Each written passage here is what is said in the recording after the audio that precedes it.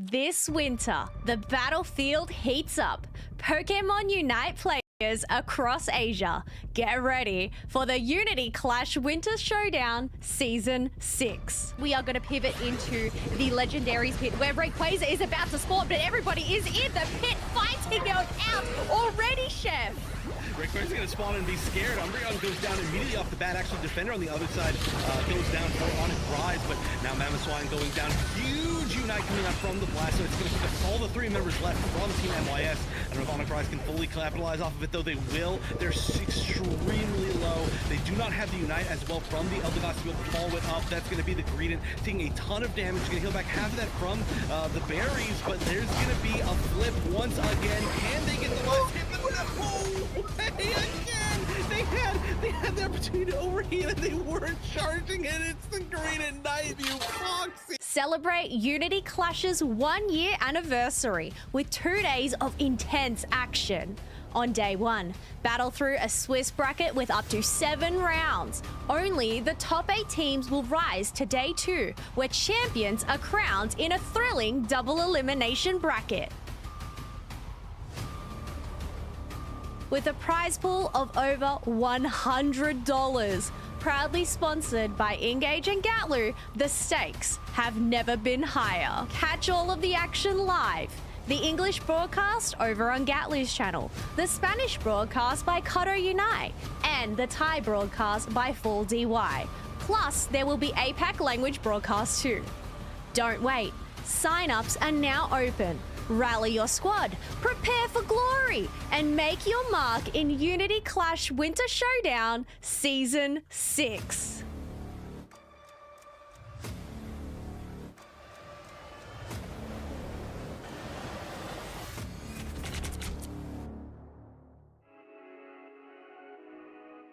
And hello everybody, welcome to the Unity Clash Winter Showdown, and we are here for Season 6. A brand new year, a brand new season. I'm Calosaurus, for those folks that do not know me, and we have Hashegi joining us today. How are you feeling today, Hashegi? I'm feeling really great, Kello. I mean, again, from what you said, this is a new year, a new season. We just got a new battle pass as well today, right, for the Sterilage. So definitely, I think today's tournament is going to be full with action pack, and I'm really excited to see what kind of plays that we're going to see today. Oh, 100%. I mean, for those folks that aren't familiar with the Unity Clash Winter Showdown and how it is going to work for these teams today, there is a $100 prize pool on the line that goes to first place, and that is, of course, sponsored by Ghatlue and Engage GG. But, Hashegi, we are going to be doing 2 days. So today, day 1, we're going to be covering the Swiss bracket rounds. What does that include? So Swiss bracket rounds, meaning that all the teams will be playing a same number of rounds. I believe that for this tournament we'll have 6 rounds in total. So all the teams will be playing six rounds. The winner will play. Each team will be playing against another team which has the same score. And then at the end of the 6 rounds, the top 8 teams will be continuing onto the double elimination bracket for tomorrow, which the prize pool obviously is going to be distributed on the playoff tomorrow on the Unity Clash Winter Season and the Season 6. Yeah, so those that haven't done Swiss, as you mentioned, the teams that will go up against each other are the winners from the first round are going to go up against the other winners from that round as well. Losers going up against losers, and then if there is, when it starts to go down the line, you'll have, the 2s and the 1s, and pretty much it's trying to find the best match for each round as they progress. And as they progress, we have the 6. It will be a really close matchup at the end. And as you mentioned, having the top 8 be defined by the end of the day, and then they'll progress on to day 2, which will include a double elimination bracket as well. So I guess in terms of double elimination, can you explain for those folks that aren't familiar with how that works? Right. So double elimination means it's on the name. get 2 times losses for you to be out of the round. So for example, let's say it's very different from a single elimination tournament where you play once, for example, against a very strong opponent, or you made a mistake in your games and everything, and then you get lost, you're out of the tournament. It doesn't. It is a bit different on a double elimination. So you'll be going onto the losers bracket, and then you'll be trying to fight again to try to get on the finals. And if, let's say, on the finals you actually win, there's going to be a reset bracket, right, where you need to basically lose 2 times in this playoff double elimination bracket for you to be out of the tournament. So it's going to be a very exciting tournament, a very exciting bracket to see. Like we can see like teams that actually met up on the top 8 met again in the finals if the heavens say so, right? So it's definitely going to be a very exciting tournament for you guys to see and also expect for tomorrow. Yeah, I think it's great that we have 2 different formats, the best of both worlds there. So we'll get to enjoy all of the action, of course, because, well, the winter tournament, the winter showdown this is what this one is called, but it is in preparation for the winter tournament to come in February. Right. And from that winter tournament that one's a big one because the winner of that actually ends up getting a spot in the ACL finals in Japan. So today, we're covering the clashes between the best of the best teams in Japan, APAC, India, and Korea. So it was open sign up to all of these teams. And funnily enough, we were actually scrolling through the teams just before we went live. And, well, where do we have the majority of teams coming from, Hashegi?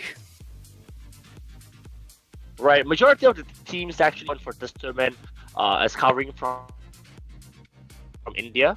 We also see teams coming from Indonesia.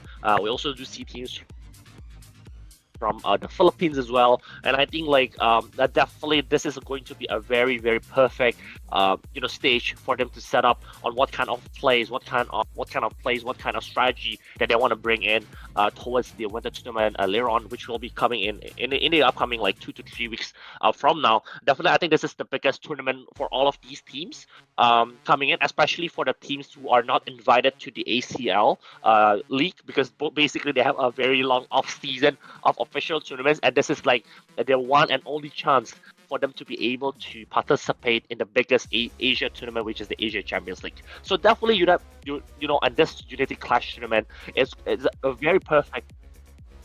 It is a very perfect setup for them to try on new strategies, especially when we know that there's a new patch coming in. We see some Pokemons get a new buffs. We see some Pokemons get the nerfs as well. So it's going to be really exciting to see on what kind of plays going to be played in this game, and it's going to be probably a benchmark as well on what we're going to see on the day 7 on ACL, on what kind of the pro teams are going to play next week.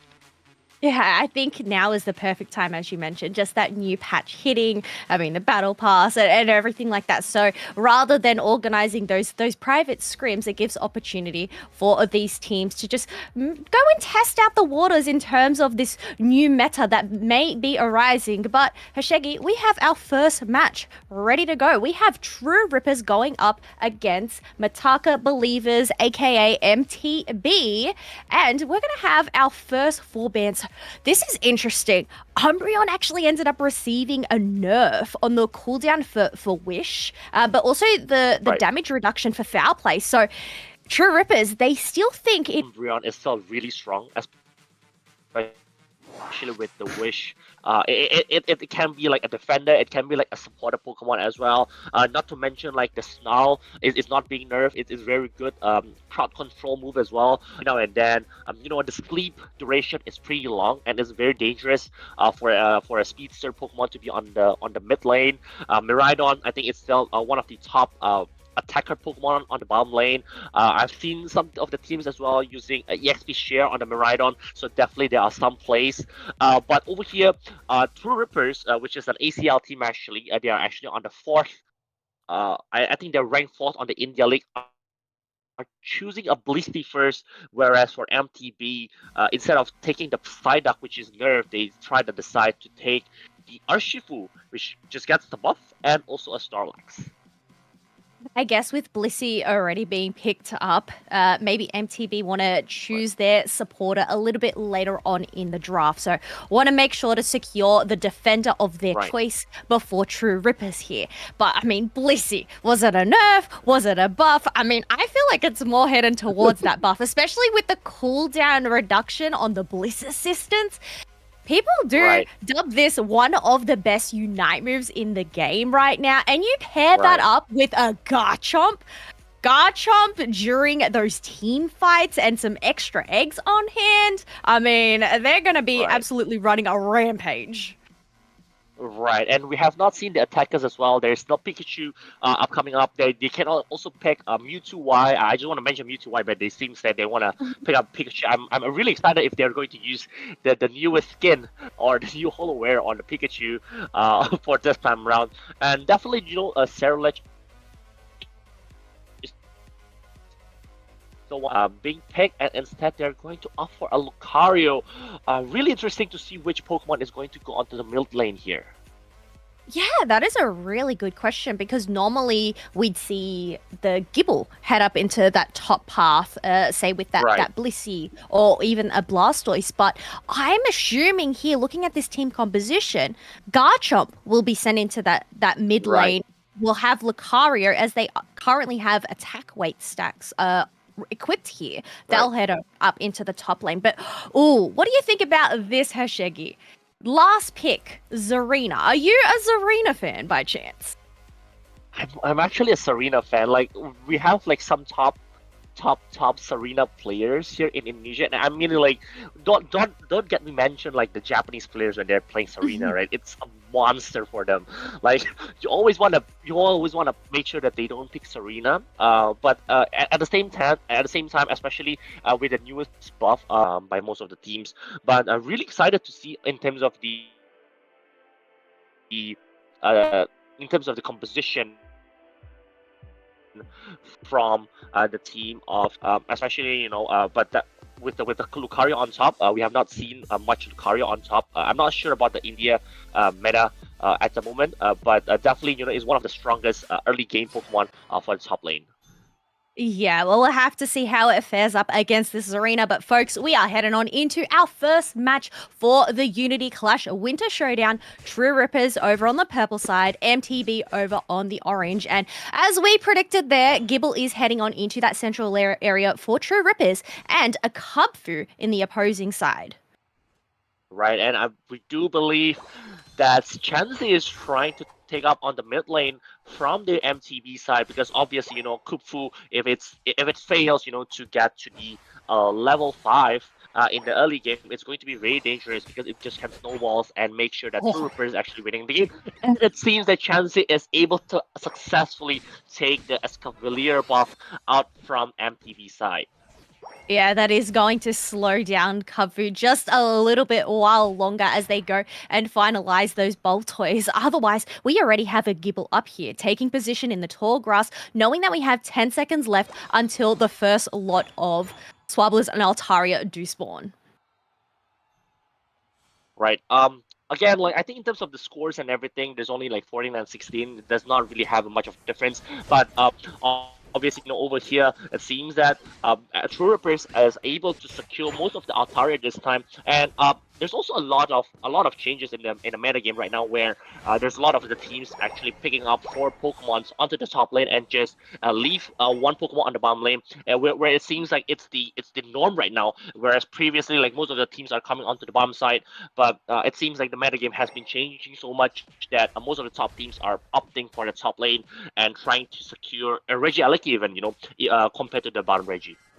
Yeah, initially dubbed the Kirby-chan's rotation, setting the 4 up into the top path. Being able to just get that advantage, as you mentioned, being able to dunk into that tier 1 goal. So that way, Regieleki, if they secure it, is going to create more pressure. Otherwise, we do have those Swablu and Altaria spawned on and in, and that is the majority of that. All of that is going to go over to MTB because of the Wicked Blow Urshifu.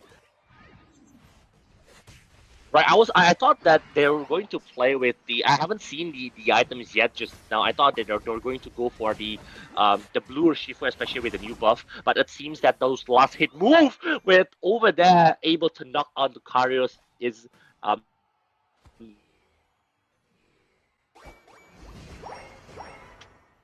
Pokemon in this game. Yeah, and look at this. We're going to have another rotation up here for the top path. True Rippers are putting pressure, going to go actually through the hyperspace hole instead of going and breaking it. But 15 seconds until both of these first objectives end up spawning. And it's going to be a 4v4 down in the bottom path. And hyperspace hole, make sure you get that reset. You want to be full HP coming into this next fight. Right, and it seems that MTV is actually having the more of the scores right now, and as well, I think in terms of the level, definitely a bit more compared to the True Rippers. And True Rippers right now is trying to secure on the bottom lane, whereas MTV, obviously, with the Hoopa, doesn't really need for Serena to be on the bottom lane as early as possible. And right now, just Serena's going down, although it's being secured by Lucario this time around. Oh, look at that. True Rippers living up to their name there as Ghatlue and Lucario were able to shred that down, lock that down for their team, but the pressure isn't going to stop. Shifu ends up getting taken down amongst the chaos, and this is going to allow Zarina and Espeon to go and get in some little dunks. However, this goal is still left on 27 points. Oh, Blastoise with the timing of the water pump to try and push back Zarina and Snorlax as they come through that goal, really putting the defense at Espeon Unite move to go and catch out some members. Lucario ends up going down, but now the pressure is on to MTB this time round. Right, that's a very, very dangerous Blastoise, I would say. Like the number of CC, the number of serve, the Hydro Pump as well, especially with the new buff in the one of the newest patch earlier on. It's actually been one of the most dangerous defender Pokemon right now in the metagame. And as we can see just now, even though they are really pushed, to the brink of their goal zone, it's able to come back just with the help of the Blastoise. Oh, Pikachu going into dangerous waters, ends up getting punished for that, sent back to the Pokemon Center. But we have Blissey. I just noticed they've actually opted for the Egg Bomb moveset this time round instead of Safeguard. Why do you think that is? I believe that in this game, right, they prefer to have the heal instead, because Blissey is one of the Pokemon that you cannot choose two different move sets at the same time, right? You cannot choose like Safeguard and Egg Bomb or Soft Boiled and Help Again, because if that's the case, then the move is not going to be very efficient. And it seems that this time around, instead of opting for the Safeguard, where there's not a lot of CC moves from the MTB side, they just decided, what, I think heal is way more important at this game. Hence, the choice of the Softball and the Egg Bomb. Maybe recognizing that the helping hand nerf was a little bit too much. So maybe we're going to see more Egg Bomb safe soft-boil the Blissies here, but once again, True Rippers locking down the second basement Reggie. It's going to be a Regirock, so providing the special defense and defense buff. Blissey on a little mission here, dunking in 2 points. The thing is, are they going to be able to escape this arena? Right, I don't think it's going to be able to escape the Serena, but this is going to be a very good move. Although the Hoopa is actually using a Unite Arm Bomb and bringing on all of the MTB side all towards the jungle of True Ripper side. This is one of the amazing plays by MTB. Oh, it is a bit risky considering we do have those jump pads available. Blissey has decided to join the party. Gets caught on out in the Espeon Unite move. A Hooper reset. The question is, are they going to return through? Yes, they do. Snorlax comes back in with the heavy slam, trying to get the stuns, protecting the team as the rest of them try to escape. Another perfectly placed hyperspace hole as Serena is at half HP. They do not want to get caught out. Lucario does end up charging in, but it looks like Serena's smart enough not to return. Yeah, I do believe Serena is right now just going to onto the bottom lane and trying to dunk that 40 points, which is super huge, especially in this late game right this time around. But Garchomp actually using the Unite move on the minute 3. I'm actually going to wonder if the Garchomp is going to have the Unite move later on. Oh, I mean, yeah. It is before that 3-minute mark, so that is safe. But otherwise, Regieleki ended up crashing into that goal, only going to be a 7-point overdunk. Nevertheless, this is a close battle, as we have just seen. It's 201 to 220 points with less than a minute to go until the final stretch. Snorlax, really low here, a bit risky, manages to dodge the Surfer Blastoise, though. I really do think the Blastoise here really plays a really huge part on the game, with the amount of the Hydro Pumps, the serves and everything. And over here, if gets a knockout, it's going to be huge, but it seems that Snorlax is able to go back and heal in the Pokemon Center back at the base. Well, 30 seconds left on the clock. You can either take the KO there or get a reset. I mean, it's, sometimes you just got to reset those cooldown timers coming into the final Right. stretch. There's still a bit of time, but one thing we do note, 2 Unite moves are missing on the side of Trippers. No guard jump, no Blissey Unite move. So whether they're going to get it within the next 10 seconds, I see the yellow dot above Blissey. Guard jumps is still missing though. Right, and it seems a 1v1 against Lucario and also Serena, trying to knock out, although there's the Soras coming in, but it seems with the Storm, Lucario is still able to heal with the softball and also the heal from the close combat, and it seems there's going to be a reset again for the Bell on the Rayquaza. Yeah, Softer Boil seems to be the good choice here coming into that team fight. Otherwise, True Ripper's poking at this Rayquaza. Are they actually looking to rip it, or is it more to just try and coach MTB out from the tall grass? All Unite moves are still on hand, looking for an isolation as 3 members of MTB are going to pivot towards the top path. True Rippers have managed to zone out. The Urshifu Hydro Typhoon comes on in, but it ends up being MTB, the Hooper in the Rings Unbound form that gets the secure and a team wipe. What can happen there? Like, how is that a team wipe over there? Like, it seems that the Urshifu was actually being pushed by the surf from the Blastoise, and then somehow when the Hydro Typhoon comes out, the Urshifu just comes in with the eject button, goes with the Wicked Blow, but the last hit was actually by the Hooper, and not long after that, I think with the tornado from the Rayquaza and everything, it's just like Team True Rippers, just everything was just being knocked out. I think that's the thing. It's a risk going and trying to do damage onto the Rayquaza because, well, it's going to go and do damage back to you. So I guess considering True Rippers were the only ones at that time in the Ray pit, Garchomp slowly getting chipped away. I mean, whether those soft boils were able to keep up, but they had to go and scramble and rescue some of their other members as well. And MTB actually ended up taking that opportunity really well, considering, well, the damage has already been done. They're just going to go and steal it away. And of all things, I mean, I always love it when there's a support that gets the secure on the objectives.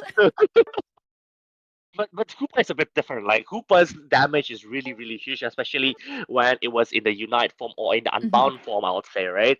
The damage is super huge, and I don't think that it's fair, to compare. It's not as great, for example, like a last hit from Blissey, for example. But obviously, whatever happens, MTV was able to make and take the first game.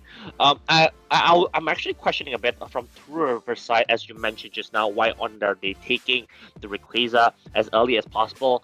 Because knowing that True River's side, they don't have a lot of Pokemon that has the last hit capability, compared to the MTB side, which obviously they have the Serena. The Serena is actually playing Storm, so it's actually one of the better last hit Pokemon out there. The Unite Unbound from the Hoopa is actually also powerful, to do the last hit, and obviously, the Wicked Blow from Urshifu.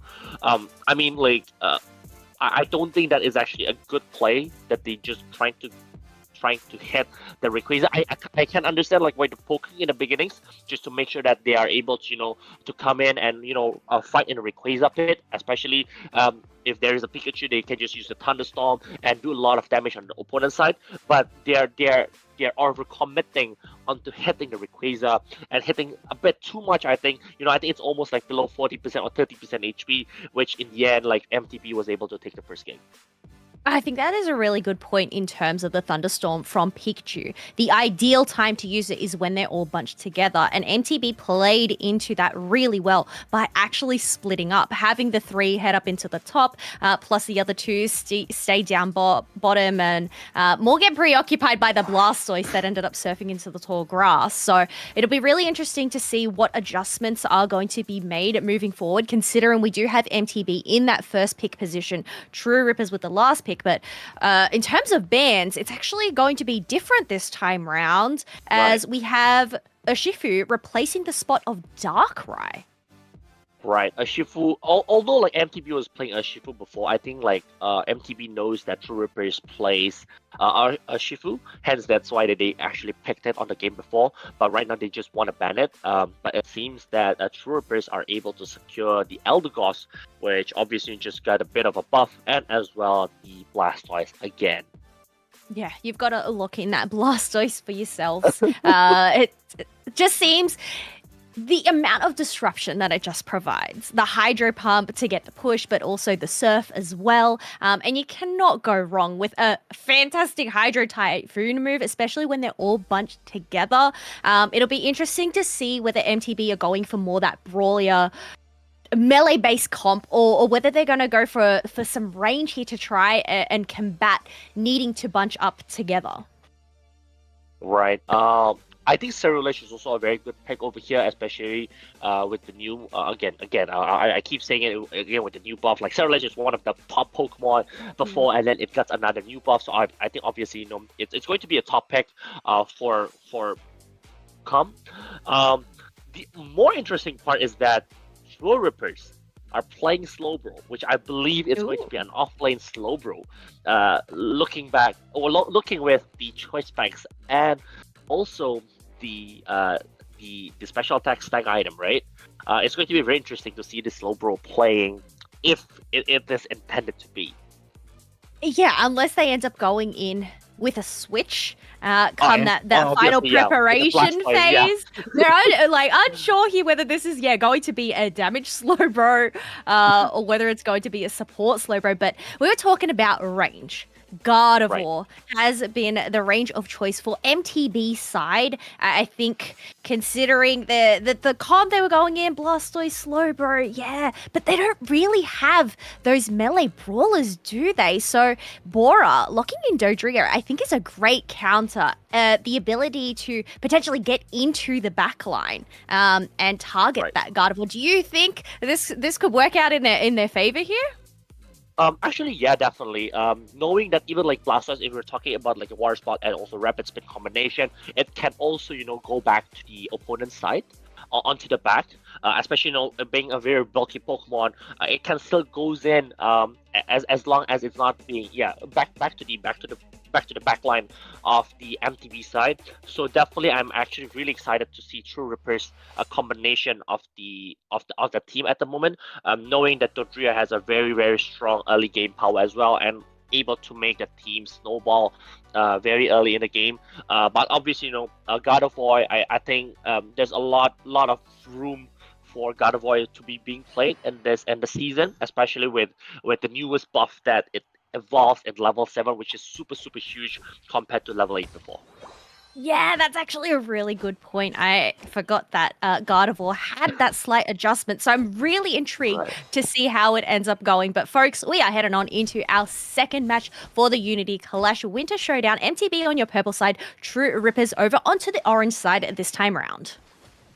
Right, and on the top side, we'll see Chansey and also an Eevee, which is going to be a Leafeon. Whereas on the bottom side, the Snorlax is one of the strongest defender in the early game, especially with the tackle, right? Like the huge amount of damage, able to pick up onto those Audinos over here, which we see is able to pick up on the Audino. And it seems that the Charcadet is actually on track to level 5 before the minute 850. Not nearly 850. I'll say like minute 8 lah. I think before minute 8 is definitely going to be a Commissary Ledge. It's an interesting adjustment because normally we'll see Leafeon take the central area up first. That way it can get that level 4. Nonetheless, it still manages to reach the level 4, but we have Dodrio making sure to keep up their passive, the speed, before they actually go and dive on in. But once again, we're seeing this rotation. 4 members are up in the top for True Ripper side. Dodrio putting the pressure onto Leafeon, however, Soft-Boiled is able to keep them sustained. And yes, I mean, the damage from the side shock as well from the Killia is actually really huge. But over here, the Tri-Attack is trying to take onto that buff from the middle lane, and it seems that Killia is going to be sent back to the Pokemon Center on the back. Although the Blissey is coming here, probably it's going to be, they're just going to be left alone. And Dodrio is actually going to take all of the buff and make sure to take up all of the advantage. But there's also a counter from the Cerulege as well from MTB side to take onto the buff from the True Ripper side. Yeah, but after all of that, Slowbro was the one that ended up locking in that blue buff. Is going to drown Snorlax as they're sleeping with a surf. So Sure. they're not going to return for a couple of seconds there. Otherwise, not sure in terms of the experience with the birds who ended up going to what. But look at this. We already have a Gardevoir online at level 7. Very unusual to see this, I must say. Right, very unusual to see this. Yeah, definitely, and also not to mention that before the minute 7:30 mark, Sarah Lich is already online with level 7. So I think this is a bit dangerous position for True Rippers, especially Dodrio has not reached level 7 yet. Eldegoss have not reached level 6 yet. It's going to be very dangerous for the minute 7 mark team fight. Oh, okay. So we're actually having the damage Blastoise this time around. So they Right. did end up doing the switch. They're the ones that have the special attack specs and the Slick Spoon. And because of that, they've opted for the Water Spout Spinstoise build. But we do have the first baseman objective spawning a True Rippers. Once again, trying to rip this down. However, in terms of their rip, it isn't as powerful as last time. Are they going to be able to get the secure? Yes, they do. Bora locking that in for True Rippers there. Yeah, definitely. I think the trio is really fast as long as there's no crowd control, there's no umbrella or anything. It's able to move around, going to disrupt to the opponent side, and obviously taking up all of the last hits with those boosted attacks from the packs of those two trio. Oh, but we do have a Reggie Alecki up here. In terms of the goals, they're still quite healthy in terms of points. MTB have 48 points, but True Rippers want to be sure to secure these Altaria and Swablu, get Pikachu a little bit closer to level 9. Gardevoir doesn't have their Unite move just yet. However, MTB were able to lock in that Altaria. So I guess in terms of the experience, Altaria is the one that you want to lock in, right? Because it's worth the value of 3 Swablus. Right, definitely. And Pikachu is actually being knocked out. I think committing a bit too much and being knocked up by the Leafeon and also with the combinations from MTB side. And it seems that MTB is going to be able to secure the Regieleki on the upper side, but there's going to be a bit of defense from True Rippers trying to make sure that the Regieleki is not going to go onto the goal zone. Oh, but there you go. The Gardevoir is going to pop out their Fairy Singularity. 2 members of True Rippers have been down, and that is going to allow the Revenant Ren to also be popped on out. MTB aren't going to give up, considering True Rippers, they don't have jump pads, so not too much of a threat. And Pikachu is quite low as they get chased down and leafed on down by the Leafeon. And then also like 70 points onto the second tier goal zone is actually really huge before the 5-minute mark. And it seems that MTB is once again, sort of like having the upper hand on this battle at the moment. Oh, but the Eldegoss managed to use their Cotton Cloud Crash to replenish the Blastoise, so he's still left standing despite being low HP. But once again, Blissey turning the wrong way ends up getting caught on out, taken down. But all that fighting up in that top path, we have our second basement Reggie already spawned it and ready to go. Uh-oh. I believe that this is going to be a knockout and able to put up some points, like 16 points on 24 points from the Dodrio, and obviously, it's going to put a bit of a stack from those attack weights on those Dodrio, and it seems that Blissey here is going to be on the wrong side, and on the first goal zone on the top side of MTB is actually being knocked out, although it seems that MTB is able to secure the Reggie Eyes on the bottom lane. I think that's the thing they've given up. They have given up a Reg Ice buff. I mean, not exactly the one that players tend to prefer, but you can't go wrong with some global experience across the board. So, but it has allowed True Rippers then to just create a little bit more map control, considering there's no tier 1s left for MTB. Right, definitely. And it seems that the bottom lane from True Ripper's side is going to be break as well with that 20 points over cap. And over here, the attack and Hydro Typhoon actually is coming in and able to knock out onto the Leafeon, which is very big. And also the Colored Cloud Crash is able to knock out on the Cerulege. And it seems that True Rippers is actually on the upper hand right now to take on the Regieleki on the top side.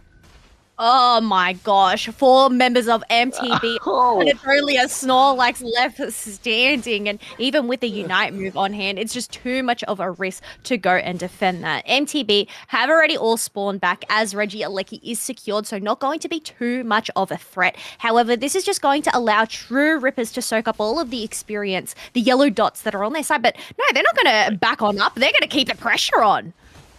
right. I think the only Pokemon that is going to be on the back lane is only going to be Blastoise because he needs to charge the Hydro Typhoon again once more, especially after using it almost on the 3-minute mark. So definitely, all of those yellow dots is going to be for Blastoise, and maybe just a bit for the Eldegoss just to recharge for the Thunderclap Crash to be online during the minute 2 mark or during the Rayquaza fight. Yeah, especially trying to hit those level 13s. As we just mentioned, that Blastoise has ticked on over. Leafeon able to dodge over the wall. Doesn't want to get taken down at this time, considering the 20 seconds left until the final stretch. But in terms of levels, Gardevoir hasn't really hit that mark, only being level 12. We have a level 14 Dodrio on the other side. Right, level 14 Dodrio, almost level 13 Sterilage. I think it's going to be, yes, level 13 Sterilage. God of War, I'm not that sure if it's going to be level 13, especially they're just trying to come in onto the Rayquaza, and True Rippers is having the map advantage right now, covering all of the Rayquaza pit and everything, and we're going to see on how this team fight is going to play out. Well, considering True Rippers are the ones that are behind in points, it's up to MTB to try and defend this. But it seems like they are all scrambling about, not still farming, trying to hit their levels. Rayquaza already at a half HP. All Unite moves are on hand, but Dodrio is going to go in for the dive onto Leafeon. Even with the Emerald 2-step, they still get taken down. You're right, and then obviously, the thunderstorm is coming in from the Pikachu, able to knock out onto the Snorlax. The Bliss assistance does comes in, but is not able to actually end being pushed back by the Blastoise, and it seems that MTB really needs to regroup themselves to be able to take onto the Rayquaza. But obviously, there's also a score point from the True Rippers. We see the True Rippers points are actually already under 289, and it seems over on his side, there's going to be taken, and the Pikachu able to take up onto the Rayquaza this time around, and it seems the game is all one square from MTV and True Rippers, and we're going to see Game 3. Kello, what do you think? Oh, securing the shields for themselves. Not a team wipe like a last round, but that does mean we are going to have ourselves a round 3. So the side of Orange coming out on top once again. I think in terms of True Rippers, they didn't fully commit to the Rayquaza at first. Right. I mean, Right. I think the thing is they did have the chance, considering Leafeon and Gardevoir were missing in action. They were trying to tick on over to get some higher levels, but True Rippers 377 to 247. I guess in terms of that final stretch, why do you think things ended up going pear-shaped for MTB? I think the team fight where True Ripper is doing well is that the Pikachu was never alone. The Pikachu was being covered by the Blastoise and also Slowbro at any time or in point. And then like the Leafeon was trying to take up the Pikachu, but not from the backside, was rather from the front side. And the Pikachu was actually playing a Volt Tackle, which obviously there's a stun involved. And when the stun is actually involved, even though like let's say you use a 2-step Emerald or anything, the power from the friends, from the rapid spin and also from the water spout from the Blastoise, and then on top of it there's also the Volt Tackle and also the Electro Ball able to take on the knockout. And with the Leafeon is actually being knocked out, it's very hard for them to be able to try to steal and kidnap any Pokemons from the True Ripper side. And from since then on, it's just like snowballing from the True Ripper side, able to control all over the maps and everything. And I do believe like there's also a bit of a slight advantage as well when the True Rippers level is a bit higher compared to the MTV, and they're able to control the Rayquaza pit a bit earlier, whereas MTV was trying to get those level like the Leafeon to level 14, needs to take up onto some Aldinos. I believe like the Gardevoir was also trying to get to the level 13, which it's already on the 2 minute mark, and it's a bit late for them to control the area on the Rayquaza map. And I just feel that that's the start on why True Rippers are able to capitalize on that moment and able to knock on onto the Leafeon, and the rest was history. Yeah, you made some incredible points there. Leafeon, because they needed to go and farm up that experience to try and match the Dodrio. Well, even with all of that time wasted, it allowed Bora to just go and isolate them out. Head on in with the triple trample, the stun, and obviously gain that advantage over them. But we are heading on into our round 3 draft. All rounders banned so far. Shifu, Blaziken, even though we haven't actually seen any Blaziken Yep. in action just yet. Mimikyu and Miraidon. Why is Blaziken getting banned here? I really do not know. Like, Blaziken is being banned here. Like, there should be no specific reason unless like they felt that MTV is going to play on it. But it seems that with the Umbreon base being open, they're picking Umbreon as the first Pokemon from True Rippers, and MTV was trying to pick up the Blastoise, which is being used by True Rippers on the first 2 games, and also the Blissey again. Like, Blissey, very hard pick against these True Rippers and also MTV. I think picking up this Blastoise is a great pick because of the versatility, right? If Right. you would prefer to run it more as that defender Blastoise, you can, but as we saw last time, it was more of that attacker. So you don't want to have Umbreon and Blastoise on the same team. So taking that option away from True Rippers, I think, is a really great call from MTB. But True Rippers, 5 seconds left to go, it doesn't have anything hovered over. So it might end up just going to their Pokemon that's favorited. Whether this is the one that they wanted, I'm not sure, but I don't know. Garchomp. Do you think Garchomp works in well with a Hooper and an Umbreon here? Definitely. I think Garchomp is one of the Pokemon, like, as long as he has enough level, it's not it has enough level, it should be able to rampage on its own. And especially, with the Hoopa coming in, with the hyperspace hole, able to move him back to the base, and then move back to the Pokemon's opponent's side. I think it's going to be a very good choice. Even though if it's in an accident or not, I still think that it's one of the better Pokemon that True Rippers can use. And it seems that a new Pokemon just pops up as well in this game right now with an Inteleon coming in.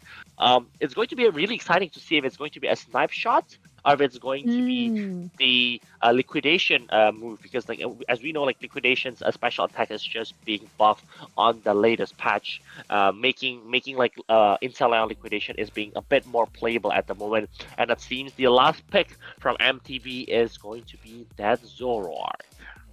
Wow. Okay, so we're seeing 2 new Pokemon picks on the side of MTB, really keeping us on our toes. But going on up against a Leafeon and Espeon, do you think this Zoroark pick is going to be viable for them? Especially looking at their build. They have attack weight, weakness policy, and a focus ban. I believe that Zoroark playing here is actually a bit difficult, especially with an Espeon, which, let's say if it's playing Store Power, it's going to be mainly targeting onto the Zoroark.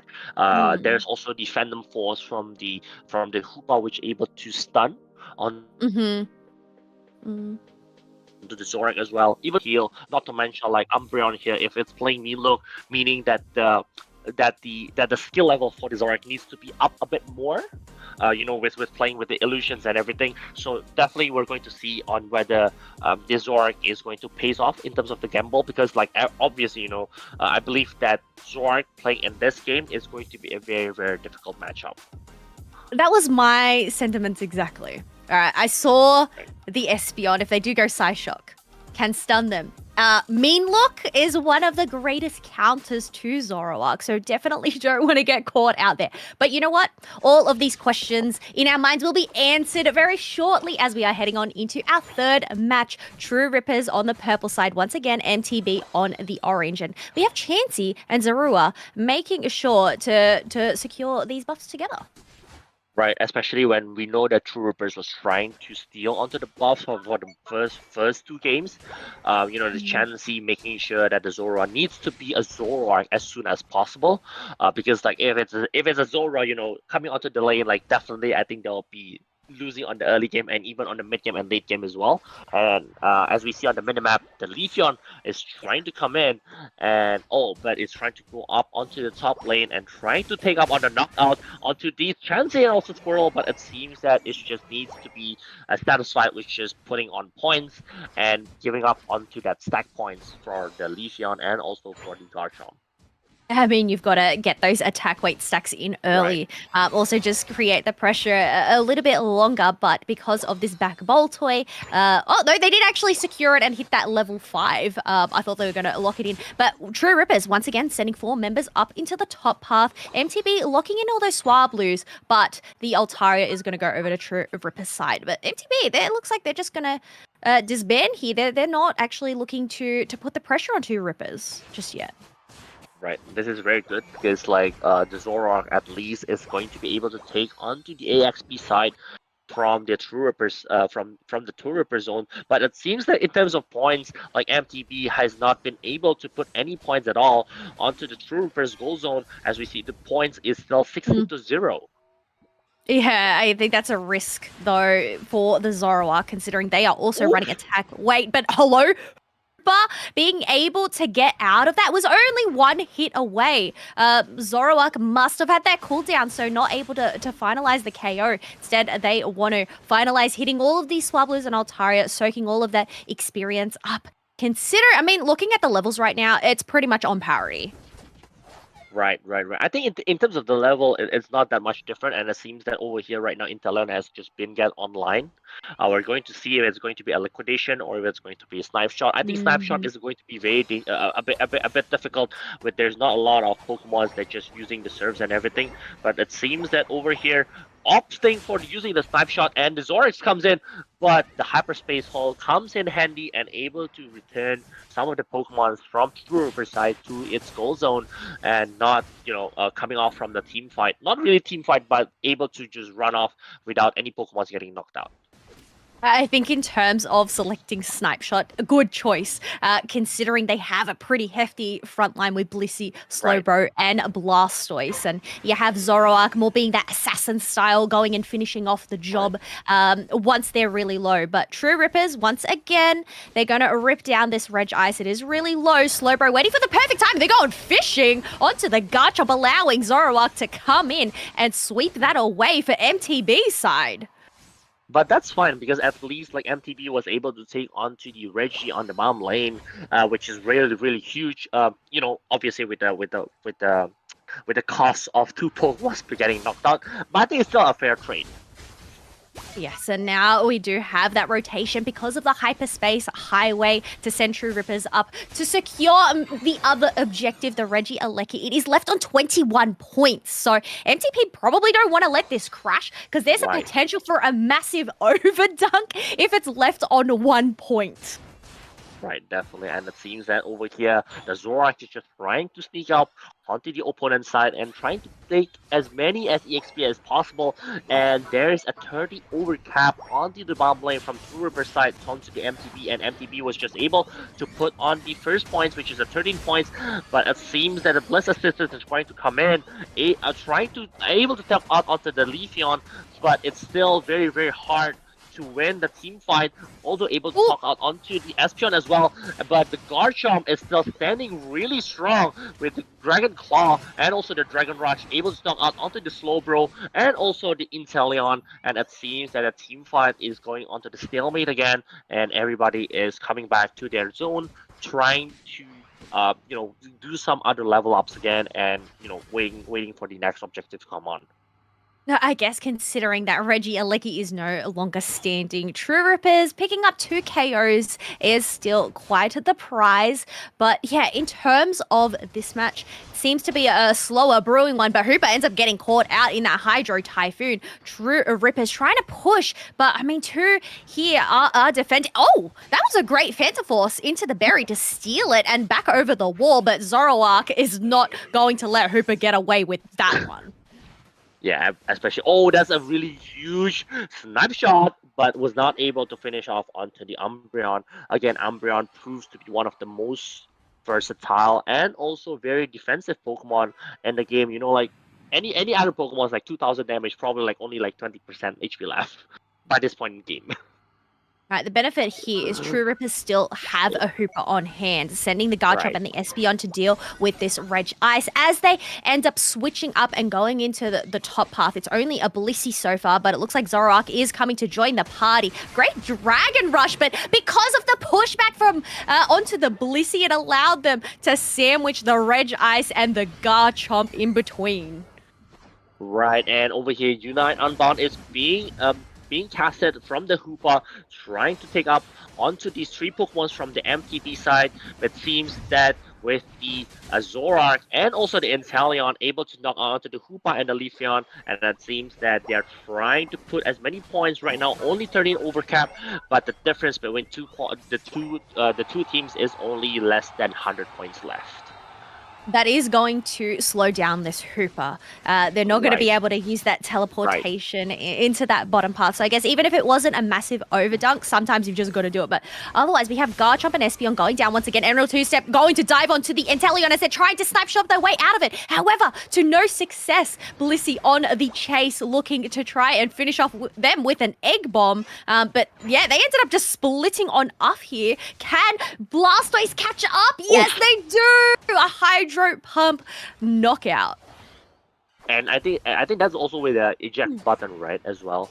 So eject button like 75 seconds left. So it means that if we're trying to team fight on the minute 2 mark, which again, like the Bliss Assistance just came out onto the minute 3 mark, it's going to be very difficult for the Blissey and the Blastoise to have Unite move during the Rayquaza fight. I don't know if it's actually a good move from MTB why they're using that Unite move very early on, and they're not able to secure onto the Regieleki on the top side as well, and we're going to see how this choice from MTB is going to play out in the next 20 seconds. I'm not sure if that was intentional, whether they just didn't actually realize the timing. Right. Yes, Bliss Assistance got a cooldown reduction, but not by a lot. And in terms of Blissey trying to farm back, its Unite move, Blissey is quite a slow shredder, so I guess that's why Blastoise went and helped them. But, I mean, we look at the yellow dots above their head. Both, okay, there we go. Blastoise just ended up getting theirs, but Blissey is still missing in action. But they're going to go in with a Hydro Typhoon, looking for a knockout. Leafeon ends up going down in the fray. A great hyperspace hole there to save that Garchomp back at full HP as Zoroark ends up dashing over the wall. They don't want to get KO just yet. Right, they're... I think the team fight is still okay. They were able trying to find some points. They're trying to take up some knockouts, able to knock out onto the Leafeon and forcing it to use a two-step Emerald as well. The Bliss Assistance now is up, so definitely like MTB is able to use the Bliss Assistance right now at the moment. But time is coming short, and MTB really needs to take up this Rayquaza right now. Yeah, they're going in for the second fight, able to isolate the Zoroark. However, with the Bliss Assistance, the Buddy Barrier to go and give them some shielding. Umbreon has been knocked out. Rings Unbound also ends up coming out, trying to get the stun on Slowbro and Blissey. Another great pushback from Garchomp. And now their healer is down. 3 for 3 on either side. Zoroark, though, and Blastoise, do they have enough shred to knock out this Rayquaza? Zoroark is down. Oh my gosh. MTB, their backs are against the wall with less than 40 seconds left to go. It's up to this Blastoise, who is the last one standing. It's resetting. Oh no! It's actually doing the regeneration on its health, and it seems that with the 20 seconds left, it seems that MTB was not able to secure onto the Rayquaza anymore. The knockout onto the Zoroark is really huge on that time, and it seems that onto the third game, it's going to be taken by True Rippers, and True Rippers is going to take this match by the score of 2-1. Yeah, I mean, even with the 34 points from the Slowbro in the end, we know that it's not enough. And I guess when you realize that time is not on your side, you have to just try and get those back caps. Rebel only had the 10 points on hand, I believe, so 20 on the T1, but even then with the Leafeon defending, they weren't going to get it through. But I've been guessing, looking at the stats here, we see Bora with the 7 KOs, Mages are receiving the MVP for that match as well with 3 KOs and 3 assists. So I think in the end, having the Hooper Unite move, holding it for that longest time, actually ended up paying off well in the end for their side. All right. Also, a very impressive amount of heal from Ashish. The Blissey Ooh. 100k heal and 90k damage taken. That's quite impressive for a Blissey, right? I still do believe like if Blissey just tried to save that Bliss assistance, they're able to, a bit more aggressive during the 2 minute 2 mark, and also I think that the last Bliss assistance was targeted for a slow brew as well, which is I Mm-hmm. don't know if it's intended or if it's questionable. It's quite questionable, instead of targeting a Zoroark, and I think Zoroark being knocked out by the Rayquaza, not really knocked out by the Rayquaza, but the Rayquaza's tornado was hitting up onto the Zoroark, and it gives a bit of a time. That split second for True Rippers to knock out the Zoroark is actually also pretty huge. I quite wonder if it's actually better for the Zoroark just to go back for a bit, whereas the Blastoise just trying to hold on, or instead like Zoroark just trying to push on and trying to do some back taps as well, especially knowing that they only have two Pokemon, so one Pokemon onto the bottom side and one Pokemon onto the top side, or two Pokemon onto the top side.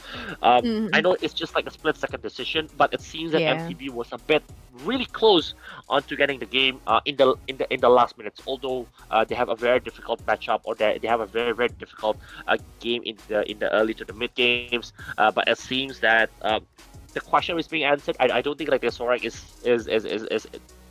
effort is actually paid off, but in a sense like it still plays quite well during the third game between True Rippers and also MTB. Yeah, I guess it's, as you mentioned, it's the split moment decisions which can really affect the results of a game. If Blissey actually ended up using their Bliss assistance on a Zoroark, maybe we would have seen something a little bit different. Yes, Zoroark was able to benefit and last a little bit longer during that team fight because of the buddy barrier, the shield, but they didn't end up gaining the attack and special attack buff that the Bliss assistance actually provides. So I guess in terms of the slow bro, well, yeah, Slowbro's attack isn't going to be as impactful, despite them lasting a little bit longer. But all in all, it is Swiss rounds. This is only the first one, so they're not knocked out. There's still 5 more rounds left to go, so a chance here for MTB to make a comeback depending on how their next rounds end up going. But once again, True Rippers, congratulations for taking that first Swiss round. But folks, well, it isn't over here for the Unity Clash Winter Showdown. We'll be back with round 2 after a short break. So we'll see you on the other side.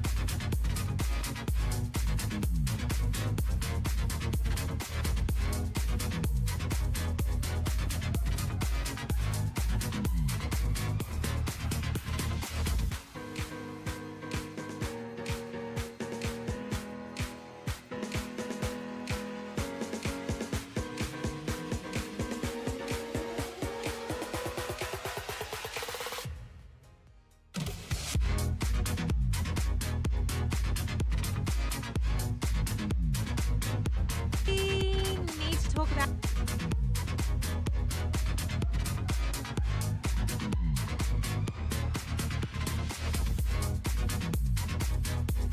all over the world. Creative, tech, charitable, even a cappella Christmas videos. Let's begin this story by jumping back just 1 minute. Here's me again. And in exactly 6 seconds, I'm going to instantaneously receive $2,000 from a group of complete strangers on the internet. And now, it may not look like much, but I've just taken part in a grand experiment by becoming the latest recipient of funding from the world's first open source brand. So how did this happen? How does this all work? And what are these giant glasses? The answer? Well, it's a story about crypto and NFTs and a huge pile of money and a community that I found myself a part of that changed how I think about all of these things. But in order for me to tell you this story, I'm going to have to go back further than 1 week. So let's go back all the way to the beginning and I'm going to tell you about nouns. This is a noun. In fact, this is noun number 1, an NFT that was generated on August the 8th, 2021. This noun is a fox noun. See, its little head is actually a fox. But it could have been many things. Nouns can have all sorts of heads, any person, place or thing. There are garlic nouns, pirate ship nouns, this void noun that gives me existential dread, and oh, look at this guy, this is a delicious donut noun. What a noun is decided entirely by code at the time that it's generated. And along with interchangeable heads, a noun can be made up of almost endless combinations of bodies, accessories, and they always sport a pair of nounsy glasses called noggles. All of this, the nouns, the noggles, every bit of artwork are all in the public domain and have no copyright. Even every bit of code that was used in building the Nouns project is free for anyone to use in any way they like, which makes Nouns the world's first open source brand. It's basically the opposite of what we're used to seeing brands do with their intellectual property. Like, imagine you wanted to put Mickey Mouse on a t-shirt and sell it. You probably couldn't, you'd probably get shut down or sued by Disney. But if you wanted to put this shark onto a t-shirt and sell it, you could totally do that. You could do whatever you want with it. You could make a shark toy, a shark sushi restaurant chain, a shark movie, and you wouldn't need to pay anyone or ask anyone to do it. So nouns are randomly generated characters and they're in the public domain, but there's a little bit more to it. The moment noun number 1 was generated, it was then put up for auction and 24 hours later was sold to a member of the public for 613 ether. Sold to you. Thank you so much, sir. Then, immediately after that auction closed, noun number 2 was born. Then, noun number 2 was auctioned off. Then, noun number 3 was born. Then, noun number 3 was auctioned off. Noun number 4 was born, and every day that passes, a new noun is born and auctioned off to the highest bidder. And this will continue indefinitely. And that's why it says on the Nouns website in big bold letters, 1 noun every day forever. So what happens with all this money from the auction? Good question. Let me explain. The moment a noun's auction settles, 100% of the money goes straight into the communal treasury. So with a noun sold every day, the treasury grows every day. Each noun owner has a say as to how this money should be spent, with 1 noun NFT equaling 1 vote. This hive mind approach to decision making makes nouns a DAO. The Nouns DAO. Ideas, or proposals, are pitched to the Nouns DAO by people from around the world, and the noun owners vote for a proposal or against a proposal. If an idea being proposed gets enough for votes, money from the Treasury is then automatically sent to the person who submitted the idea. What I find really interesting about this open call for ideas is that it's open. Truly, like anybody in the world with a good idea can be part of the Nouns experiment. There are people from all sorts of backgrounds getting in the mix. And what that means is that the ideas being pitched are truly diverse. Things like film and TV projects, nationwide cleanup efforts, extreme sports athlete sponsorships, Web3 infrastructure, rainforest conservation. They even named a species of frog, and he is cute. And so if we look at the bigger picture idea, if Nouns funds enough important and impactful, impressive ideas that people love, it could become a massive brand. Because if the Nouns brand value grows with all these cool things they do, then the value of Nouns NFTs will increase and so will the size of the treasury. Then, this even greater pool of money can be used to do even more positive and exciting things in the world, which gets Nouns even more positive attention, which further increases the NFT value, which means even more money, which means more cool stuff, and so it goes on and on and on. This idea is what the community calls the Nouns virtuous cycle. Okay, so there's a lot to take in here. Nouns is an NFT project. It's an open source brand, it's an online community and funding body. And now that you know all of that, that brings us back to here. So, you've got Nouns DAO dedicating serious money to fund ambitious proposals, like Proposal 104, which gave thousands of free glasses to kids who need them, or Proposal 51, which sponsored extreme sports athletes around the world, or Proposal 109, a full cut and sewn clothing line, or Proposal 73, creating a giant float at this year's Rose Parade. And then there's this, Proposal 23. This was a particularly special proposal because Whilst these big ideas are impressive, not every idea needs $1 million. Nouns wants to fund ideas of all sizes, even the small fries. Getting a constant deluge of tiny proposals 24/7 was not really feasible. It's too much. It's too much. So somebody came up with a solution.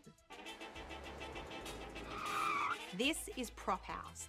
Prop House was specifically designed to provide a much easier and faster way for people to pitch ideas to Nouns and get funding. And the way it works is genius.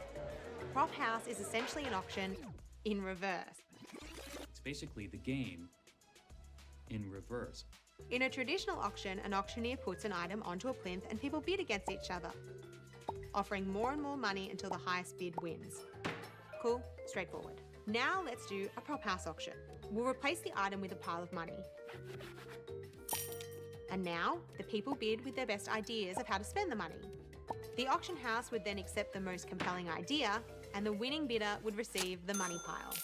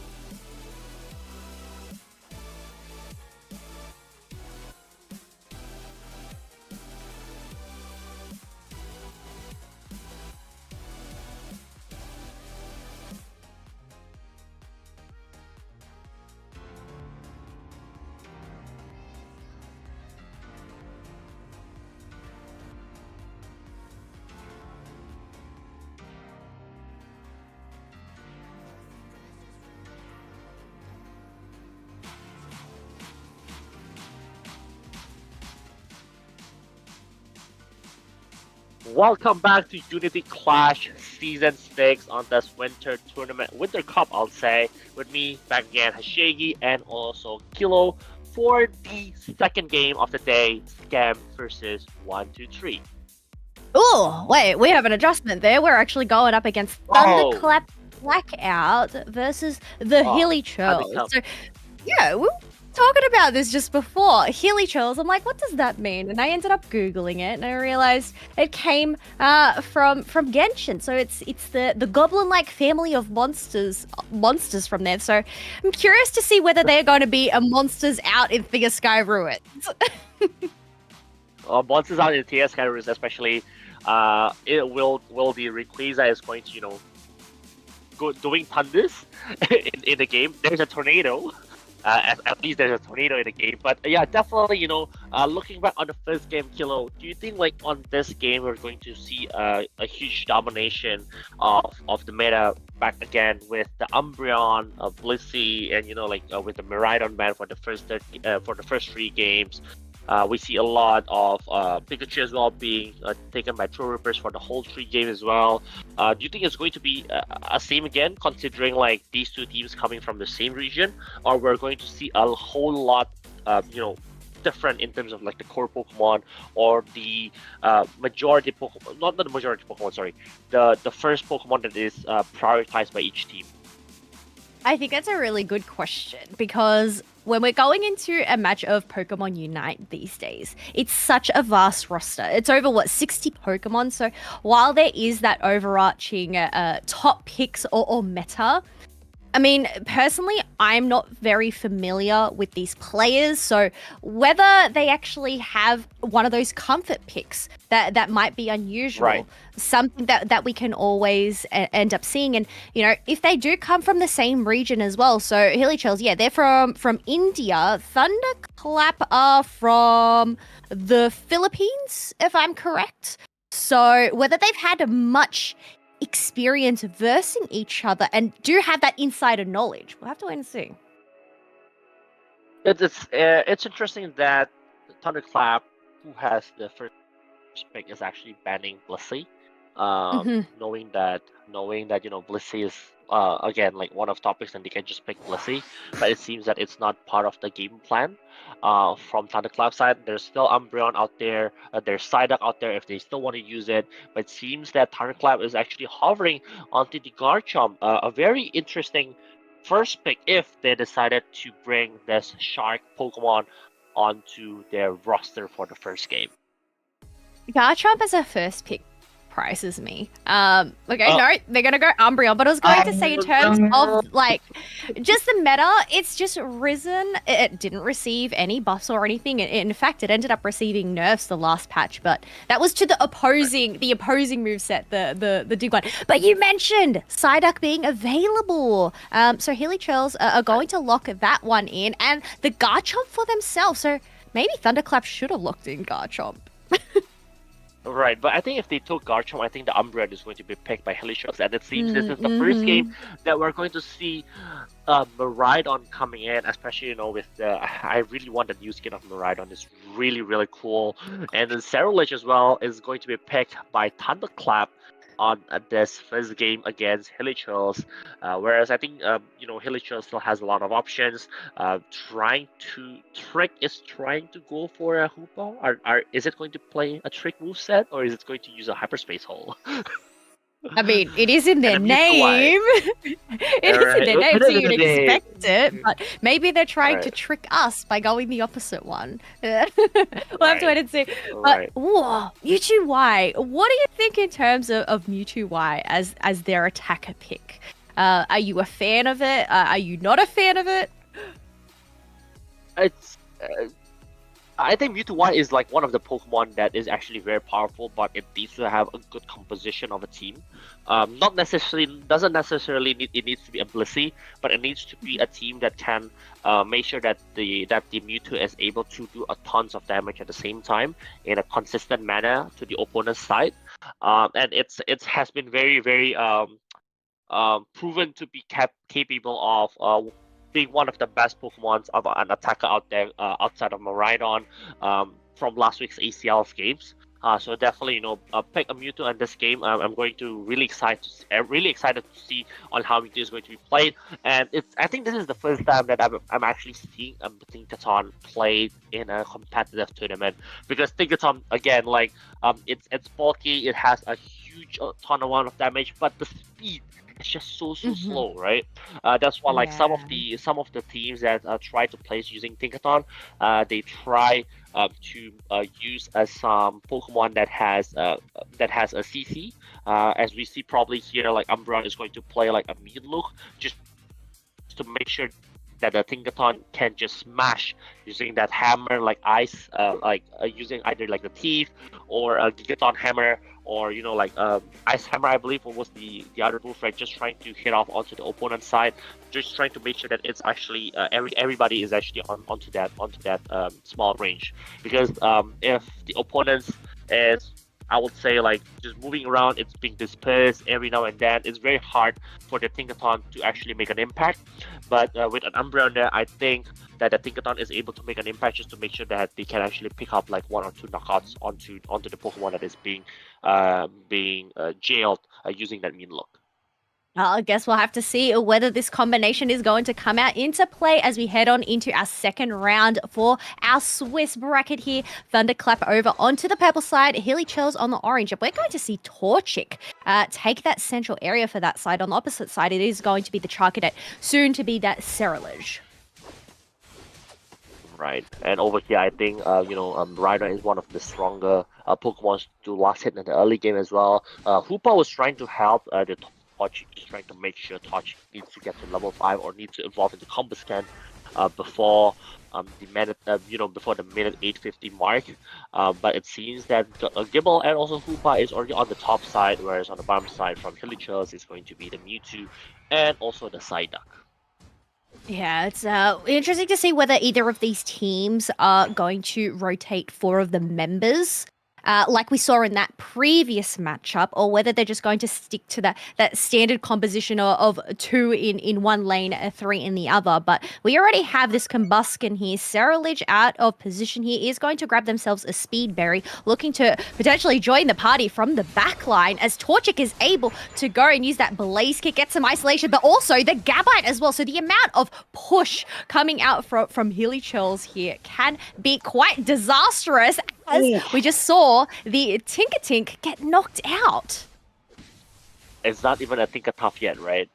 No. It's still not level 5 yet, and it seems that the Miraidon is actually playing really good at the moment, able to give off a lot of pressure to the opponent side, and I think Hillichers was playing really well with the Combuscan at the moment, and it seems that it's going to be a monstrous Blaziken in the upcoming minutes.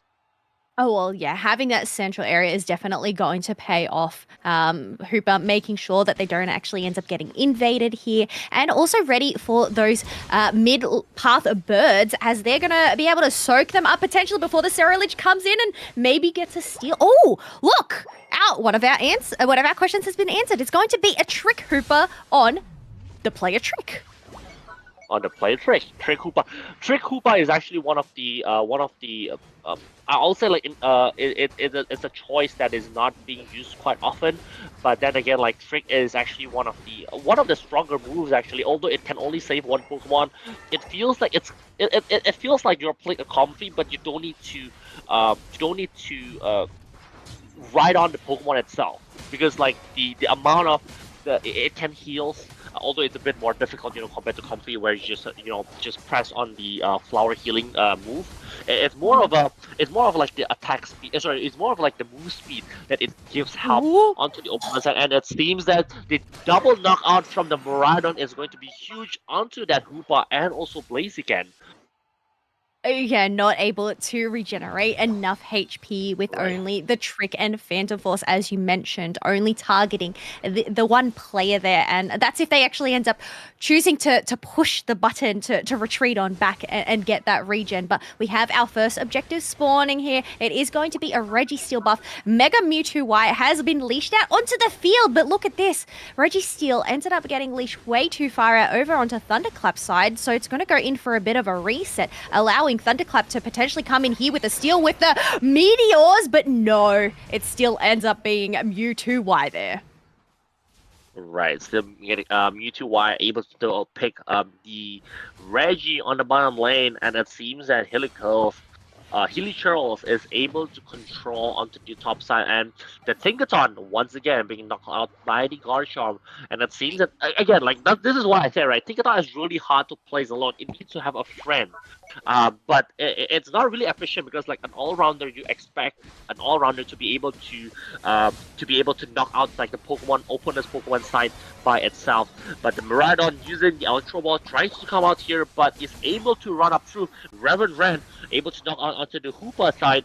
But it seems there's also a knockout onto the Cerulege, and also a team wipe from the Thunderclap, except from the Umbreon on the round side, which is battling against the Psyduck on a 1v1 matchup. A 3 KO streak. They're now at 149 points to 37, as we are 15 seconds away from the halfway mark. Garchomp going in, looking to steal this red buff, was successful at that, but whether they're going to pay the prize getting knocked out by the Cerulege, no, they end up knocking them out themselves instead. Also, I think I may have got that wrong, Hageshi, sorry. It is a space hold. Yeah, it's not Trick. I thought I saw a Trick. I thought I saw a shield, but you know what? My eyes are deceiving me.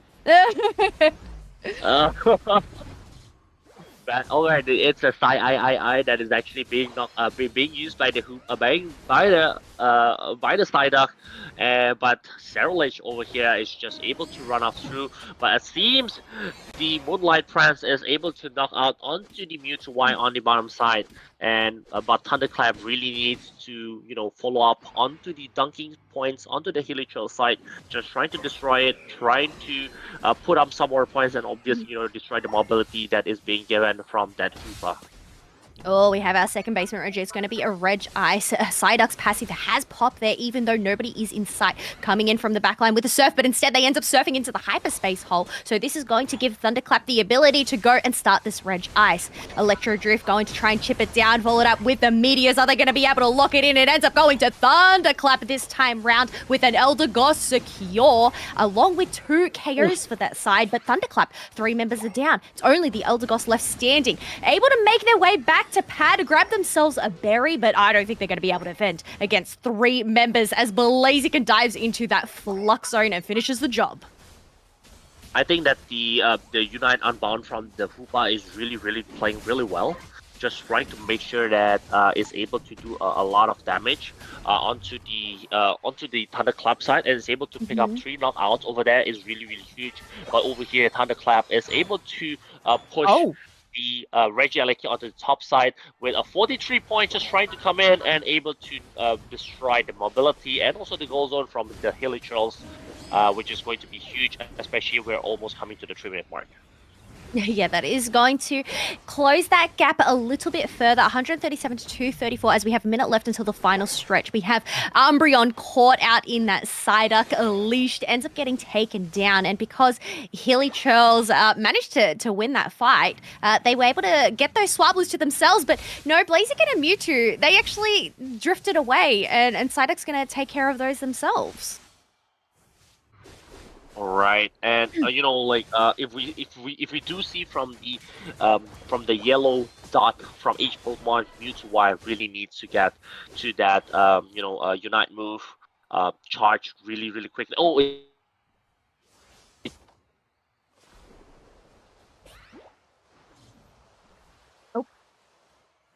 Oh, we have 15 seconds left to go until the final.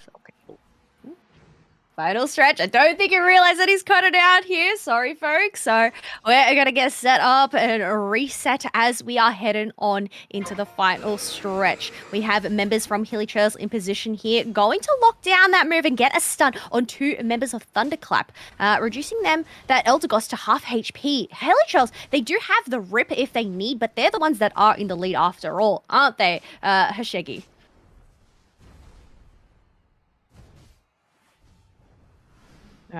Still not hearing back from Hashegi, folks, so make sure to get them reset as Hilly Trails are trying to decide what to do. Thunderclap, got to circle around the Blaziken, who ends up getting caught out. They end up Blaze kicking, not taking the hyperspace hole. Rings Unbound is going to come on out along with Psyduck's passive there to just try and create some space, but a great Revenant Wren coming out from this Cerulege to take 2 of those members down, but they end up getting traded as well and sent back to the Pokemon Center. So Thunderclap, this is going to be their chance to shred down the Rayquaza, but first they need to try and deal with this Garchomp, who dives in head first and gets punished. Mewtwo Y, a dream here. Can they get the last hit? No, it ends up being the other former EX Pokemon, Miraidon, to lock it down for Thunderclap. Shields in hand. The thing is, they need to try and get past these 3 members first. Yeah, it's almost right. I think the side strike also almost hit onto the Rayquaza, but it seems like the damage was not enough to take up onto the Rayquaza just now, and it's actually being secured by the Thunderclap side. And it seems that game 1 is going to be secured from Thunderclap, playing really well. I think the Miraidon is one of the MVPs on this game right now. I don't think that the Tinkaton was doing a lot of things on the game before. They should be able to up, and they should be be wary of the Garchomp onto the second team later on. Yeah, locking that in, getting those shields. There's not a lot for Hilly here to go and fight on back, but the Thunderclap being able to achieve the impossible there, lock in at the Rayquaza and take the lead despite being on the back foot after all. And I guess that's the thing. When it comes to the final stretch, it's focusing on getting your levels, making sure to make the right decisions and win that team fight. That way you can come and make that comeback. But we have Heather on the Tinkerton locking in the most KOs for their side, the 6 and the 3. But I mean, we're looking at these stats overall. Spooky on 97k on a Blaziken.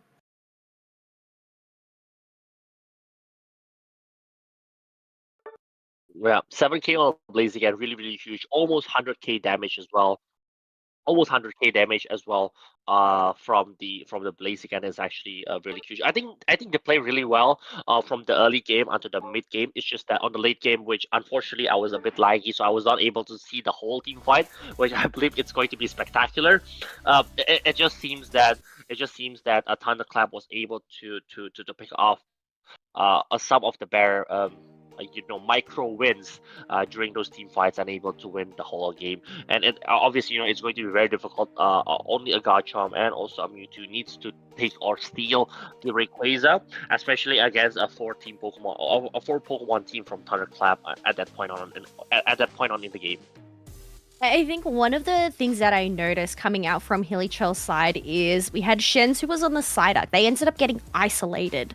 And I guess in terms of Psyduck's passive, the headache, you want to be within the proximity of your team to really capitalize on that and create some space for your allies when it does let out that big burst. But at that time that the passive ended up being procced, nobody was actually around. So I guess that's a downside with the passive.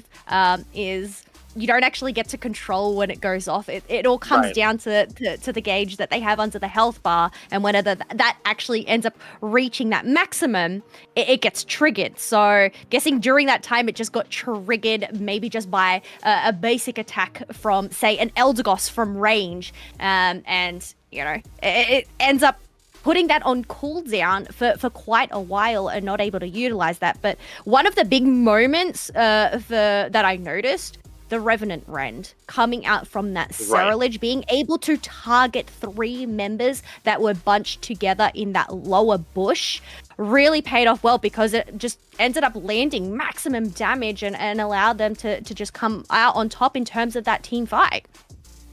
Right. Although it gets knocked out after that, but I think like the kamikaze move from that, Cerulege really plays a huge role and huge part on making like Thunderclap taking on the game 1. Oh, well, you know what? It isn't over for Hilly just yet. We did see a round 3 last round, so we'll have to see whether Hilly are able to go and do it this round. They are still going to stay in that second pick position. Thunderclap in the first pick on the orange side. Locking in the Urshifu ban once again, so whether we're going to see anything a little bit different. Oh, what? There we go. My question's answered straight away. No Hooper. They're banning themselves? Trick? What's going on? I'm not so sure. I probably did not want the opponents to play Hooper just yet. But then again, it's not like one of the top Pokemon that are actually being used by Thunderclap on the game before. But again, like we've seen a consistent Mimikyu ban since the first match, and right now, Thunderclap is trying to take the Garchomp for themselves. Yeah, well, it makes sense. Garchomp, I believe, was the first pick for the side of Hilly that time round. So that does mean they're giving up the Umbreon. So whether Hilly are actually going to prioritize this Umbreon pick for themselves, I mean, it would be too hard to pass on up. Oh, Darkrai. In terms of Darkrai, I know there's a lot of discourse around it. It received the buffs. It was really, really strong, and it received multiple nerfs. Has it been nerfed enough, or do you think it's been nerfed too much where it's not really that relevant anymore? I think we're going to see the answer after this game, Kilo.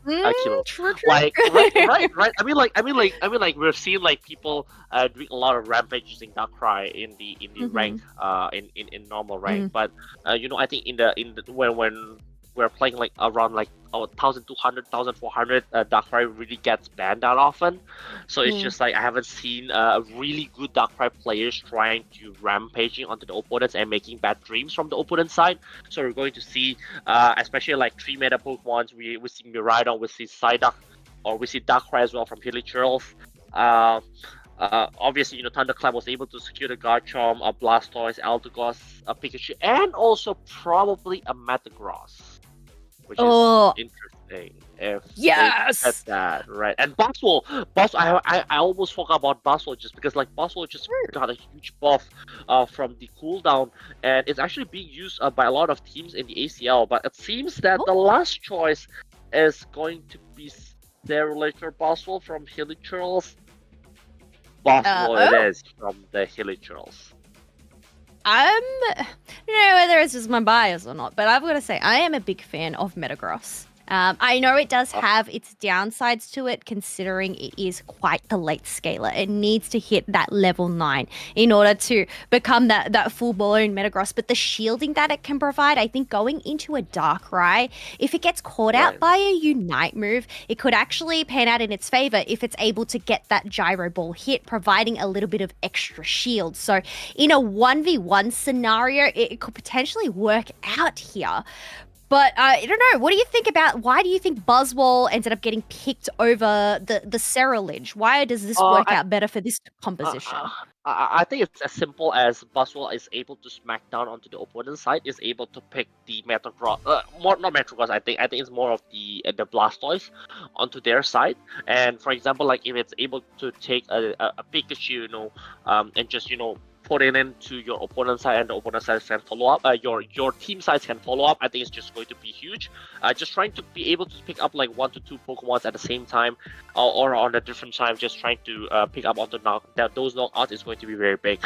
And I don't know if you noticed that this composition is actually using the composition of Fennel, where the Pikachu is actually using an EXP share. So we're going to see a Pikachu, which is an attacker, as a support or as a defender Pokemon in this game round. Yeah, and it looks like it's going to be supporting that Squirtle there down in that bottom side as we head on into our second round for our Swiss round 2. Thunderclap on the purple side once again. Healy Churls on the orange. And are we going to see a Psyduck invade here onto the Beldum? Yes. Oh my gosh. Wait, 3 members are here though, Hashegi. I think it's going to be very huge, even though with the headache and everything. Oh my gosh. We don't see that Psyduck is able to make this out alive and giving up a lot of EXPs onto the Thunderclap side. But Hilly Trails is able to have that spacing on the top lane, as we don't see probably that they're able to take most of the Pokemon or most of the Ardennes on top and also on the bottom side.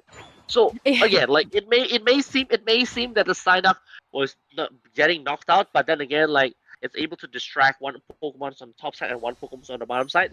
It may be good, it just may be good. And it seems that over here, Darkrai was able to make some Pokemons onto the sleeve, but with the Gyro Ball from the Metagross, it's very, very difficult for Darkrai just to continue on marching, and it seems that it's going to, make some bad film on its own. Oh, but look at this. Miraidon deciding to come up from that bottom path as the Thunderclap are looking to secure some knockout.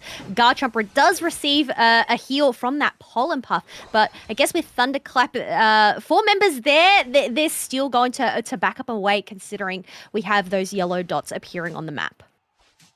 Yes, and although like in terms of the attacks and everything, I think in terms of the team fight, Thunderclaps was a bit on the advantage, but Hillichers was the team that only able to pick up like points onto the Thunderclap side, and over here, the Miraidon is using the Charge Beam move instead of the Electro Ball, able to do tons of damage.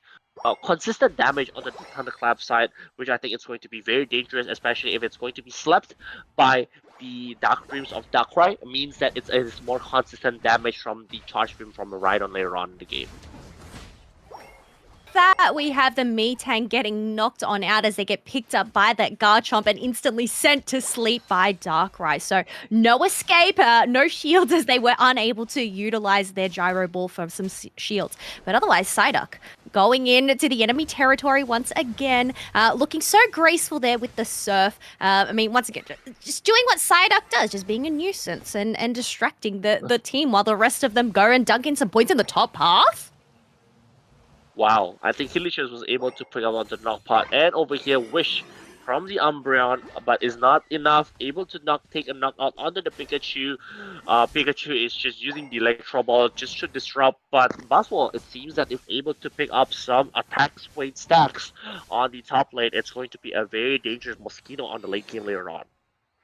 Yeah, I think that's a really good point. Buzzwole needs those attack weight stacks. So with Psyduck being able to clear that space, it's really going to benefit them. But otherwise, we have a Reg Ice already spawning. Hilly isn't going to delay. They're going to try and shred that up. But one thing is Metagross has a Unite move.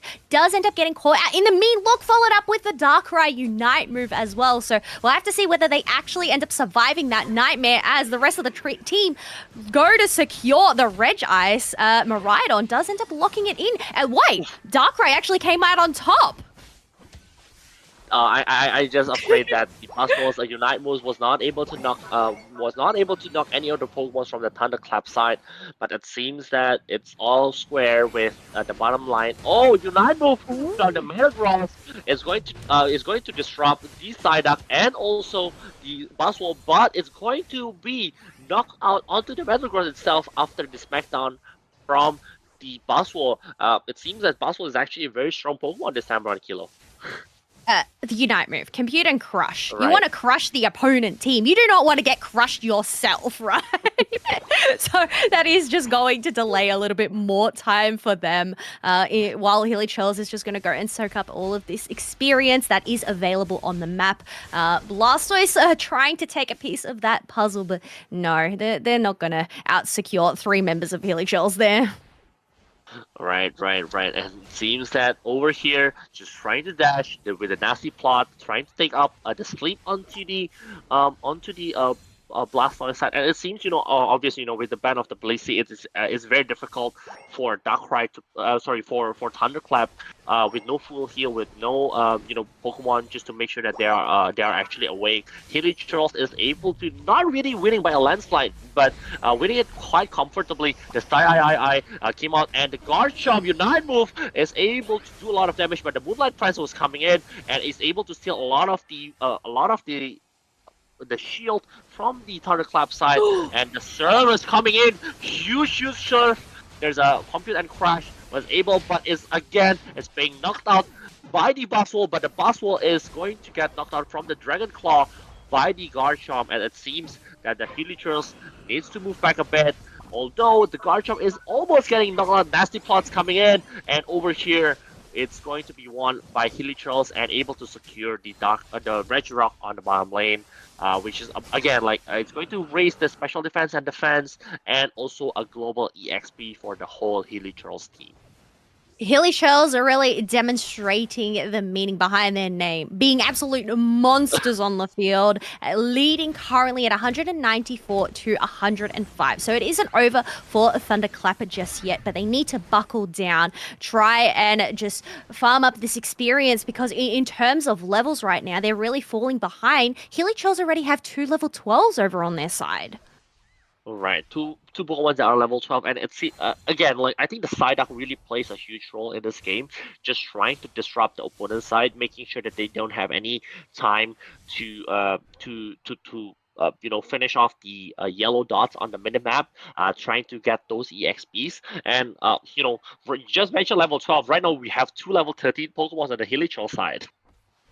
But we do have a Regieleki spawning up here. Thunderclap are going to take the opportunity to go and shred that down. So that will go and create some extra pressure for Hilly with a minute left on the clock till the final stretch. Only Metagross with that Magnerise able to make it back into that Flux Zone, as Eldegoss is going to join the party. Buzzwole unable to dive on in and get a steal. And I guess in terms of securing power, Garchomp definitely is the secure of choice. Yeah.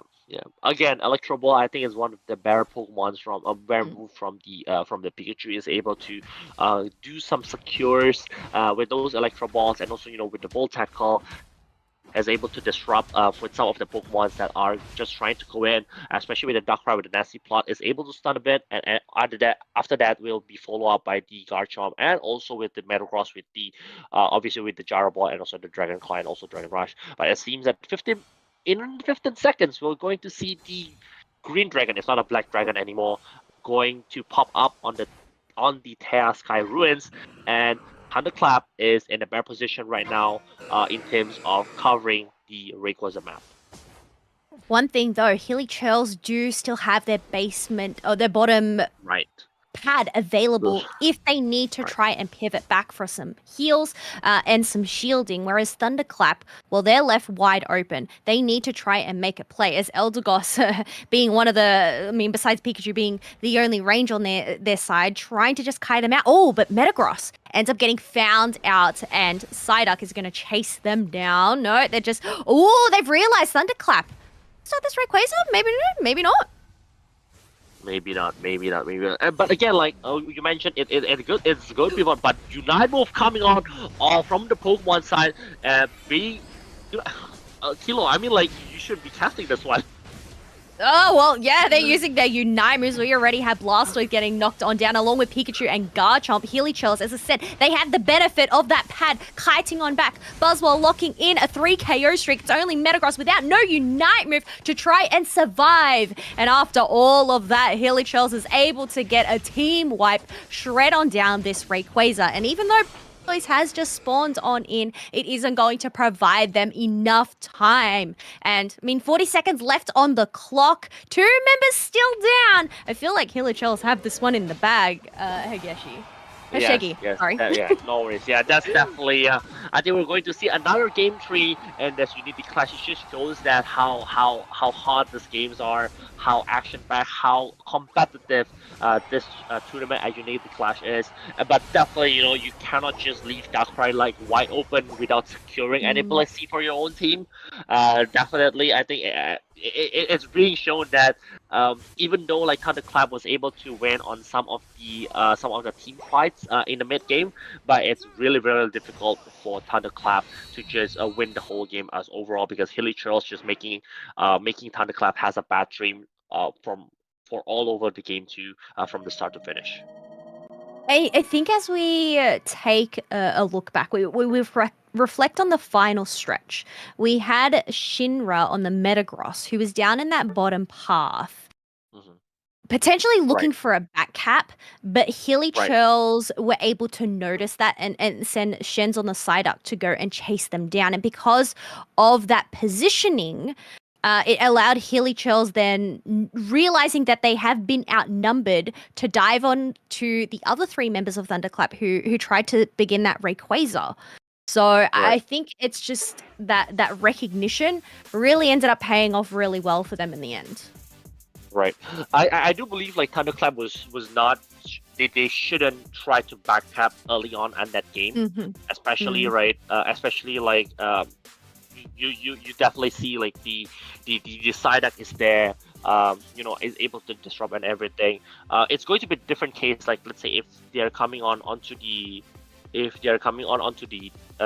team fights, and then once they are coming onto the team fight, and then they are able to pick up like 1 to 2 knockouts on the opponent side, then maybe it's a good time for somebody to do a back cap, just trying to make sure that they can win the game without needing to take onto the Rayquaza on the fight before. Yeah, it's always a risky maneuver, especially going onto the tier 1, because it is so close to that Rayquaza pit. And I think Hilly Churls, in terms of their positioning in that bottom bush as well, being aware of that, so able to just go and dive on in case. And if you think about in terms of, while I am a fan of Metagross in terms of the team fights because of the shielding, but also the barrier that it provides with its Unite move, in isolation, and especially on a pad, I mean, it isn't really going to come out on top. And I thought maybe they might have been able to win up against a Darkrai, but Animator actually still showing that Darkrai is still relevant in the meta. I see. Yep. Definitely. And it seems that this time around, Blazy and Mimikyu is getting banned again. Psyduck is being banned by Hilly. Thunderclap losing on game 2. They still opt for getting on the first pick. And again, like this time around, Darkrai is definitely wide open. Garchomp is wide open. Hilly has the option to take Darkrai once again. Well, instead of the previous the two rounds, what we've seen, Hilly Churls on the first pick side this time round as well. So switching it up, but locking in Miraidon. So last round, was that the one that that didn't end up getting banned last round, but it was banned in the earlier. Oh no, it was last round that it did get banned. Yeah, right. And Darkrai is actually being secured by Thunderclap this time round, trying to make it as a bad dream. To the opponent side or to the Hilly side, Shinzi. There's not a lot of options. Garchomp is definitely open. Buffalo is definitely still open. Blastoise is definitely still open, but decided to just secure onto that Eldegoss and also Garchomp for Hilly side. Really intrigued to see how Trick has locked in the Eldegoss pick, giving up the Hooper over to the side of Thunderclap. So, in terms of the comparison, oh wait, no, they're gonna go look in Slowbro instead. Never mind, I won't ask that question. I was gonna say, why do you think Eldegoss would have been picked over a Hooper? I mean, I can still ask the question, right? I guess it's just like not every. Okay. Like Hoopa is one of the Pokemons that definitely is very powerful, but then again, if you kind of like lose in the early game, it's going to be very difficult. Whereas Eldegoss is very strong in the early game. Garchomp is a Pokemon that is on the late game. Miraidon, I would say like it's strong in the early game, but needs a whole lot of support just to make sure that the opponent doesn't snowball. And looking at the opponent side, there's Darkrai, there's Serena, who actually plays in the who really can just do tons of damage for Thunderclap in the early game. Probably makes Hilly needs to opt for a more safe Pokemon such as Eldegoss rather than Hoopa. I think that will be like more or less the game plan that the Hilly have. But we're going to see because Metagross is once again coming up onto this game on the third game between Hilly and also Thunderclap, and also we do see a Venusaur coming out this time around instead of a Pikachu. Having a look at their build right now, they have Slick Spoon, Wise Glasses, along with the Cursed Incense. Yes, this is going to be a Solar Beam Venusaur, considering this build. Do you think a Solar Beam Venusaur fits in well with this composition? It's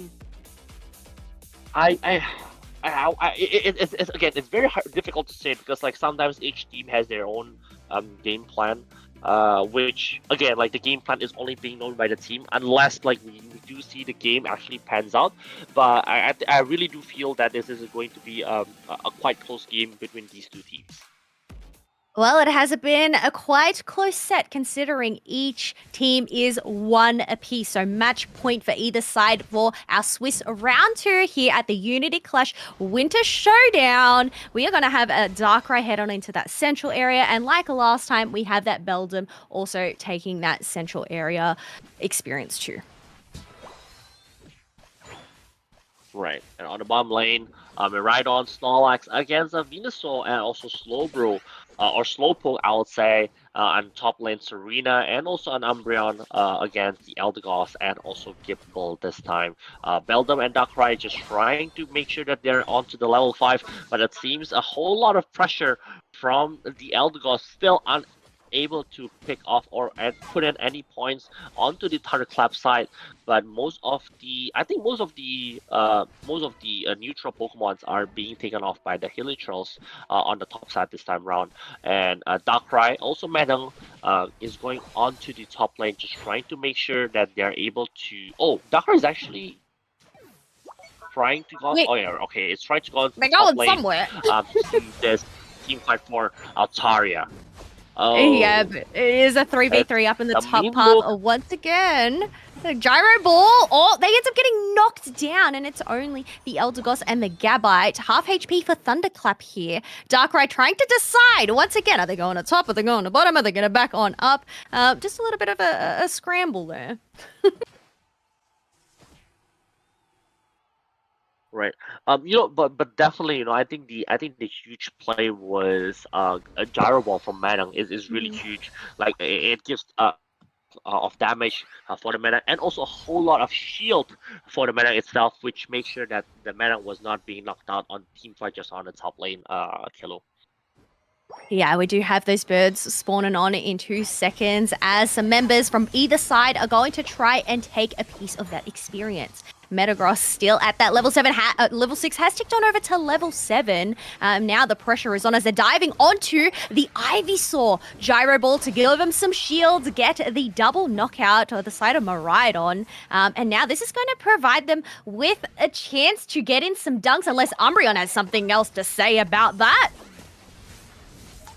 Right, definitely, and actually the Darkrai is coming in with that move of what was that move? Was it not Dark Ward, right? I think it was the ones that trying to make sure that the opponent sleep, and then trying to go out from the bottom of the lane and just doing tons of damage over there and able to knock out onto the Eldegoss. I kind of forgot what's the move of that Darkrai called.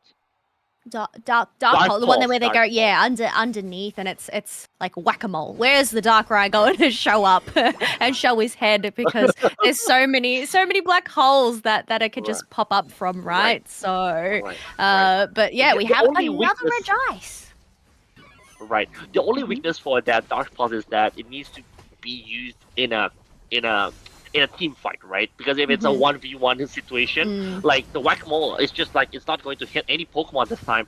But it seems once again it misses the attack onto or knockout onto the Eldegoss, and just able to running through the Solar Beam almost knocks out onto the Manang, but the Manang is still able to run it through and getting knocked out on the team fight just now.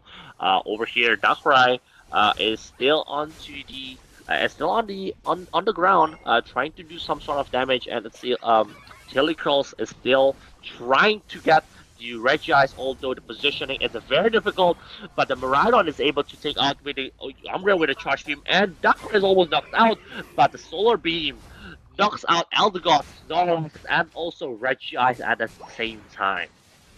You've got to give it up to the Darkrai, despite being super duper squishy. Not the normal defender we would see. They actually did a great job of zoning out, but we're going to have some Unite moves being popped on out. Umbreon with their Moonlight Prance to give him some shielding, and 2 knockouts on the side of Hilly. So Thunderclap, they do have a chance to soak up this experience, and it's only a Snorlax, so whether they're actually going to push on through, no, they're going to prioritize getting the Regieleki first.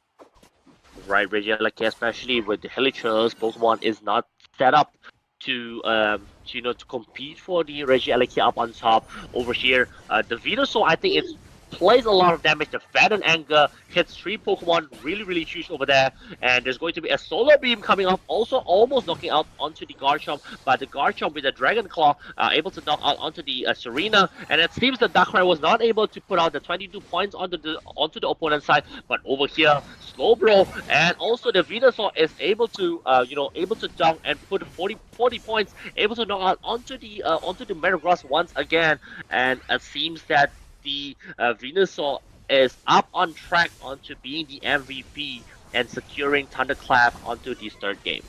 You have got to give it to that Slowbro, the Slow Beam to lock him down, just being such a great front liner. But the action isn't going to stop here as we have some more KOs. Thunderclap ends up having 3 members down, leaving this Venusaur and Slowbro to defend for themselves. And look at this. They are the ones that end up coming out on top after all of that. Absolute madness. But less than 15 seconds left to go until another basement Reggie does spawn. Right. Again, I think Hilly really needs to find a way on how to make sure that the Venusaur is getting damaged, because the way that this game seems after mid game, the Venusaur just rampaging and doing tons of damage onto the Hilly side with the Sludge Bomb and also the Solar Beam. I think it's a bit difficult for Hilly to get into the backline considering Thunderclap is doing such a good job of front zoning. Otherwise, Umbreon are able to lock that in for a Thunderclap. Eldegoss has been taken down. A beam from the sideline. T-boning the Miraidon, sending him back to the Pokemon Center. And 4 members of Hilly are down.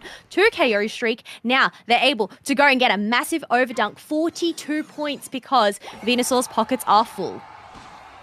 Right, Venusaur's focus are full, but over here, Garchomp is trying to secure onto the Regieleki Elikia on top, which I believe is going to be a success. Serena is getting knocked down, but it seems that with the 3-minute mark, all Pokemons are focusing onto getting up some EXPs by making sure that yellow dot onto the minimap is all gone and being converted into EXPs on either team side. Yeah, it is quite a healthy looking mini map. So many yellow dots, so much experience. But the thing is, Hilly instead of actually prioritizing that experience, they want to get rid of what happened to them last match, right? That tier 1 was available, allowing Thunderclap to pivot back. So they're learning from their own mistakes here, making sure to deplete that off the map. Right. I believe Hilly was Hilly was the one that has the bottom T1 goal zone was on, making sure that hey, you know what? I think this is why we actually won on the previous games. So make sure that they don't have the same advantage coming onto the minute 2 before the Rayquaza starts. But 7 seconds left to go as we do take positioning. It's only Zarina who is left unattended, still farming up those Indeedees. Venusaur ends up missing that Snorlax just by an inch, but Thunderclap, they are in the lead, 212 to 184.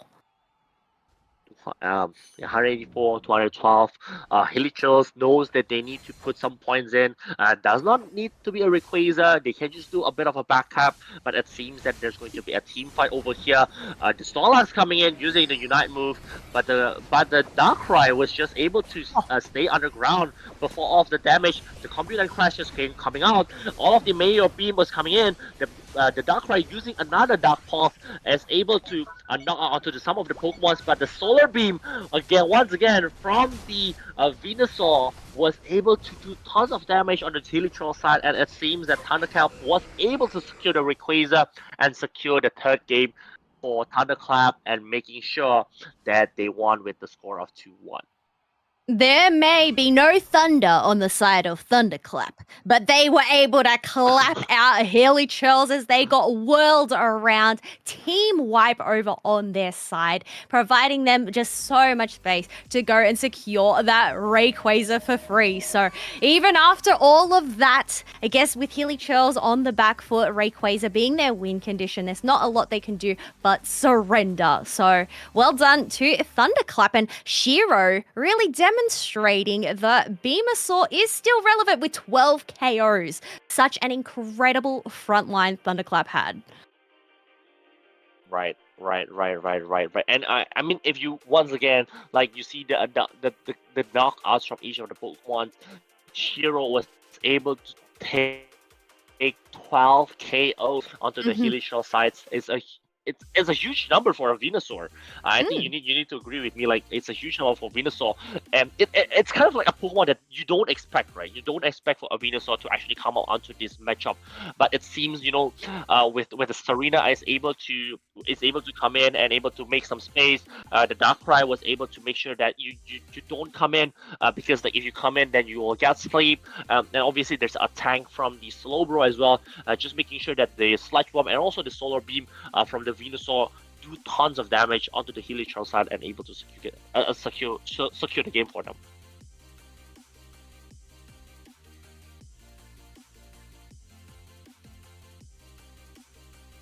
All right, I think this is for everyone who's watching. Sorry. Oh, sorry. But my Discord froze, but we're all good. I was going to say, in terms of coming on in.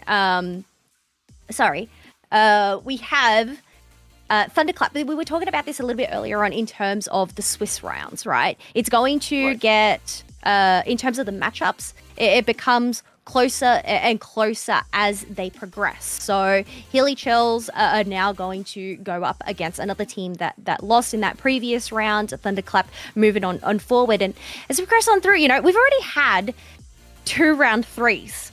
Which is, I feel like, very unusual come a Swiss round as it tries to figure itself out. So I'm wondering if we're going to end up having even more round 3s as the day progresses. Right, because usually we see 3 rounds on the later Swiss rounds, right? Where we see teams on the same level, they're playing against each other, but not really on the first 2 rounds, because usually on the first 2 rounds there's teams that are sometimes a huge difference of levels. They met up with each other and then they play again out, and then basically it's just 2-0 and another 2-0.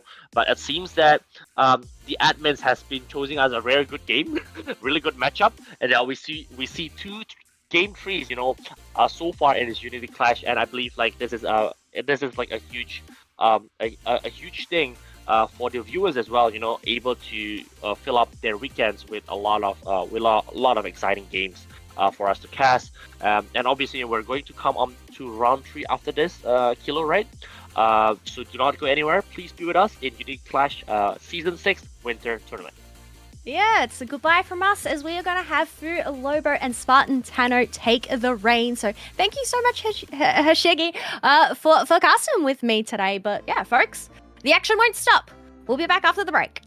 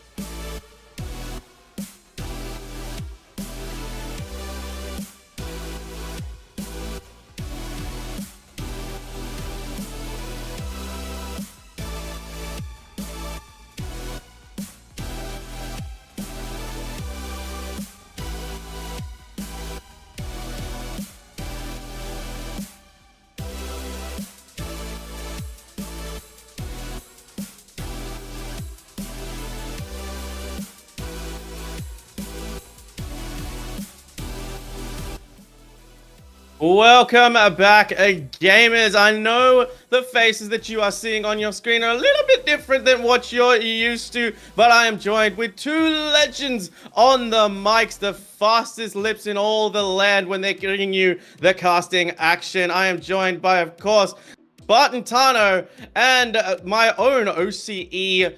Brother, we share the same region, the same time zone. It's me, Fu. Gentlemen, welcome to the Unity Clash Winter Showdown Season 6. We are spectating the Asia region. I'm very excited. Fu, I'm going to start with you. Give us your thoughts on what we're about to witness.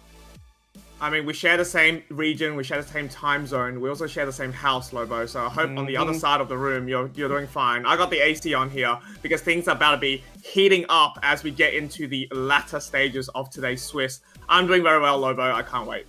Yeah, you've got the AC on, but I don't think Tano needs any kind of cooling to where he is in the cold tundras of the EU region. Tano, my boy, rocking the blue hair, which I'm a big fan of. Give me your thoughts on what we're about to witness, my friend.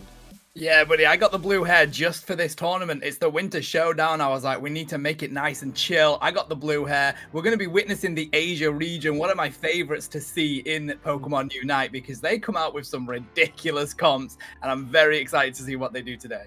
Yeah, from the EU to the OCU to the OCE, sorry, to the Asia region. I believe, guys, we are going to be spectating round number 3 of the Swiss. And we are going to be watching, I believe, Hilly versus Wobbaboos. Guys, I'm just going to bring up the team names here, and we're going to ask both of you guys about any of these players, any of these teams that you might recognize going forward. So we'll start with Hilly. We've got Animator, Ryu, Karasu, Trick, Shenzi, Kooky Spooky, and Atlantic. That is a full roster. We're going to be interesting to see who we've got on that team. Fu, I'm going to start with you because in some of the casting practices that we've actually done, we've looked at the Asia region and we actually got to spectate a few of these names. So they're quite familiar to us. Give us your thoughts, my friend. I do recognize Ryu and Shenzi, if I'm correct, in our casting practice, but I do see someone named I Like Cheese, Cookies Pookie, and I think that's fantastic. And although I'm not the biggest fan of cheese, it's good to display their enthusiasm about the food, and I hope they bring their enthusiasm about Unite as well in today's matchup that we're going to go and watch very soon. Incredible. And then for the side of Wobbaboos, we've got the Bosch Jazz, Lane Nix, Zimi Lovey, Entertainer, Tules, Ghostwasher, and Vivi Bontano. These players, I think we've seen a few of them around in some community games here and there. How excited do you see them? How excited are you to see them? Finally got it out. Participating in this tournament here. Very much excited, buddy. I know we do a lot with the Engage team that are sponsoring this tournament. Bostiaz also does a lot over there. So I'm excited to see him get the team together and come compete for the Asia region here for Unity Clash. I'm really excited to see what this team can bring. I recognize a couple of those names. Of course, Vivi Bun is also there, and I know that we've been seeing them in chat today. So I'm really excited to see what this team can bring. Boys, we have to talk about one of the most important things that comes to whenever we get into a Pokemon Unite tournament, and that is the patch drop. We have seen a bit of changes coming on around. We've got the buffs heading on, buffs on around. We've got the Aegislash buffs. We've got the Sylvia Mystical Fire buffs. We've got the Greedent nerfs. We've got the Psyduck nerfs, the Ninetales nerfs as well to the Blizzard Avalanche moveset. Guys, from the patches, what is your most outstanding, or most the thing that stands out to you the most, and what do you think is going to really affect the draft picks heading onto this, because this is only like a day or so after the new patch drops? Tano, I'll start with you this time. Yeah, well, I mean, obviously the joy of doing these tournaments is that we get to witness other regions. We were doing an EU region tournament last night, and we saw just on the back of that patch a huge amount of Aegislash was played. And I very much enjoyed that, Lobo. So I'm hoping that we see a lot more of that coming into today. I want to see so much Aegislash, and I want to see it pop off. Boo, I'm going to get your thoughts as well. But as we've been told by production, the match is ready. So I'm going to hand it over to you. I leave the audience in the capable hands of Fu and Tano. I'll see you guys after this set. Guys, I think this is going to be a banger. Have a good one. Thank you, Lobo. All right, Tana, you and me, we're going to be taking this first game between Wababoos and Hilly. I was going to say, Blissey is one of the Pokemon that got affected really nicely in the recent Unity Strike patch. But no Blissey's here, so do anticipate maybe it's been banned out. Yeah, it would not surprise me at all. It was already a very strong support, to be honest, Fu, and then they just made it even better. One thing that they didn't make better, though, is going to be this Psyduck. So they tried to go in for an invade here, but of course the Zacian, or in fact they were trying to deal with it, and the Zacian and the Snorlax have taken that out. Yeah, they've taken that out indeed. We have a Thief coming out from the Hooper to steal a Citrus Berry. I do see a little Gibble up top. So definitely we'll be waiting for this Shifu to come up for the birds coming up very soon, Tano, and get that goodbye up and running. Yeah, Shifu here against that Zacian level 5 as well. This is going to be the battle of the legendaries, buddy. We do have a nice stored power coming in from the Espeon. That's going to be huge if they can lock that down with any sort of damage onto the Shifu as well. They're trying to take down the Sword Doggo, and that enables that Gabite to get that evolution. Dive back to the pad, but Espeon was there. They did get the double KO. Now they need to retreat because Miraidon wants them quickly. Definitely a good trade on in favor of Wababoos. 2-for-1 there, and that's going to send them into a bit of a level lead heading into this early start of the game number 1. Now, note, we do have Hooper and their Hyperspace Highway available for Hillichers, so I do expect Wababoos going to be pushing very hard into these pads early on to try to break and kind of nerf the motion that these teams can rotate through. It's interesting Wababoos have decided to keep at least 2 up there just to try and prevent that Garchomp from becoming the mighty Landshark. It's really important you don't enable that thing, but they do dive into this mid farm with the Zacian, trying to steal it away from the Miraidon, but those charge beams, Fu, they're so strong, they've got so much range, it's so hard to dive onto it. They really have, and you know, we know Wababoos had that early lead, but it's actually going to be Miraidon taking down Cerulege that brings them into that level 6 territory. Level 7, Urshifu now getting a nice dunk with the Gabite as well. And yet again, a very nice place to Hooper Portal, ready for anyone that wants to go back to get the HP. We do have a few Pokemons on the side of Hillichers that are just half HP, maybe not the best amount of health to fight it out, as we have a Heavy Slam going into the Psyduck, and this little Duck needs to run away quick, but gets quickly taken down by the Espeon. Psyduck quickly becoming Pecking Duck there, unfortunately. But here's the fight on this T1 pad, of course. Miraidon doing what they do best. They take them down with a huge amount of damage. The Thunder drops onto the Snorlax. They try and get away from it, but you ain't escaping the Thunder. They seem like they want to push on in here, but Snorlax is so weak, even with the assistance of the Eldegoss. It's not going to be too much healing. The Hooper trying to distract them there as well, whilst that Rip is going on to the Lecky. Meanwhile, this basement Reggie here, through Psyduck, trying to do whatever they can to steal it away from the ultimate Rip that is Zacian. Zacian will be able to pocket the Regirock for their team, and Hillichers having this Regieleki is going to put a little bit more pressure, perhaps getting a siege onto that top pad. Regieleki still not walking in just yet. We've got a nice Dragon Rush to go through, but actually it's the Gabite that gets taken down by them. Still, it goes in, a nice 40 dunk now for Hillichers. That sends them into the lead for points. Barcelona trying to get some value from that break. Can they chase down the Miraidon? No, the Thunder is going to actually deter them. And, you know, with that one pad broken, we are going to go back and maybe farm those Indeedis on that side. Yeah, the slow that Thunder drops onto you is just too strong, and I know Cerulege may have those dive moves, but if you dive in there, you're kind of stuck in a rock between a hard place because everyone else is around you there, Fu. So I like the decision from Cerulege just to back out from trying to get that KO. I love this decision from Snorlax to stop the Psyduck getting onto the pad. They are able to, though. Not enough damage able to drop onto them, but the Livid Outrage has come to play. Garchomp taking down the Espeon. They try and go onto the Snorlax. The block is put out, but it's not going to be enough shielding. They now push onto this tier 1 pad. The Sovereign Sword comes from that Sword Doggo, but it's not gonna do enough. Revenant Ren comes to provide the assistant, though, and they've been able to drop a little bit of damage, but not too much. We're still seeing Hillichers manage to push this pad effectively. We've got 20 seconds before we even have a springboard, but with that Psychic Solaire, that's going to do enough to buy some space for Wababoos. They've managed to get some important KOs, but of course, that Cerulege is down. If anything comes up now, it's all down to what this Espeon can lock. Definitely a great unite, but Espeon will get KO'd now by Hillichers here, and I think talking about time, we've got 20 seconds before the next set of objectives will be spawning onto the map.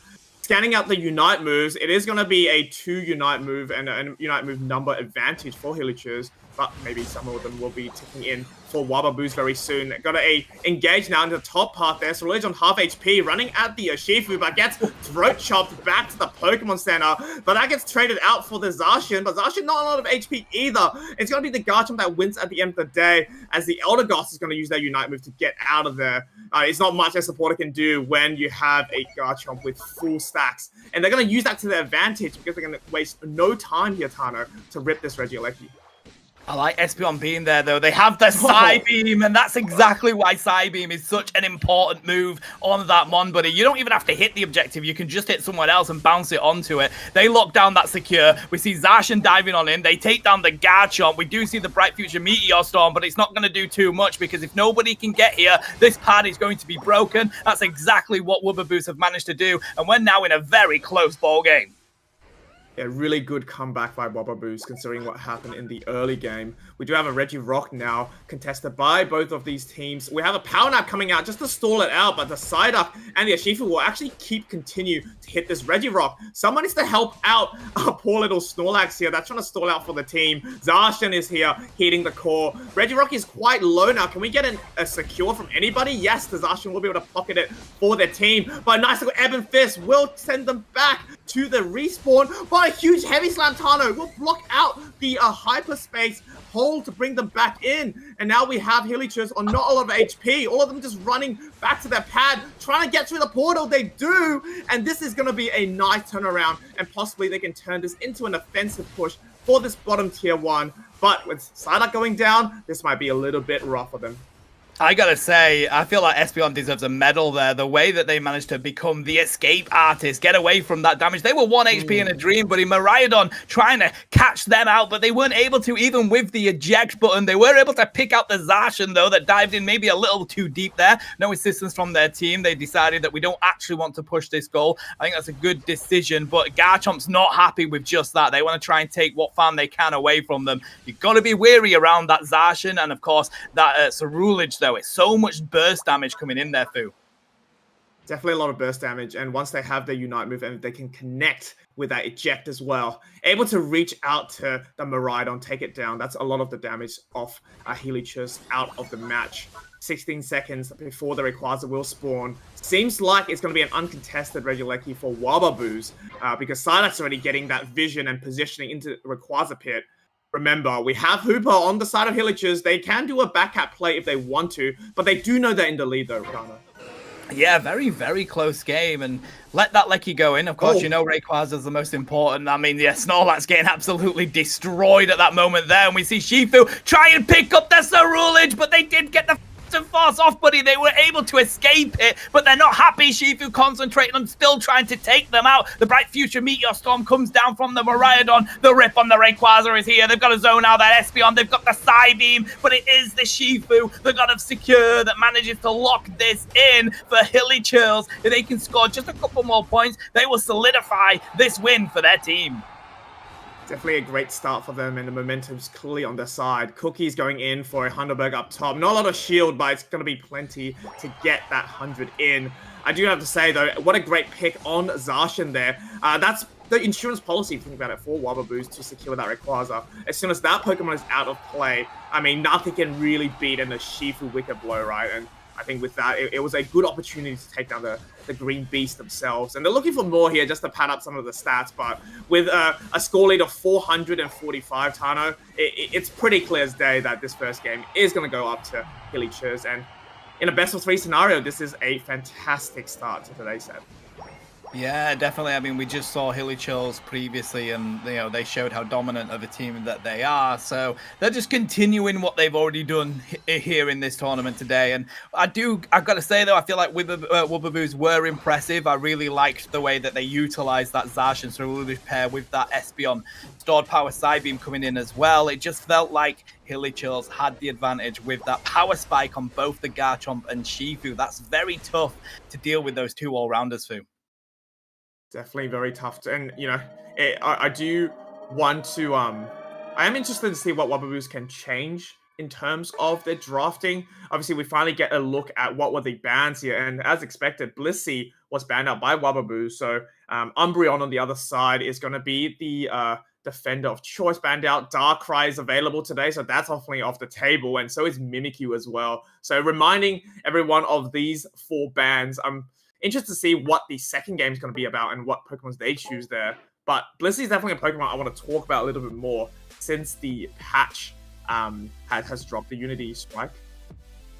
Because now that you can put an amp on that Pokemon with the cooldown reduced by 25% from the patch, that's going to give you the ability to ult every single minute, essentially. And with a Blissey Unite that's that strong, Tano, I mean, it would be unwise not to pick up this Pokemon for your team.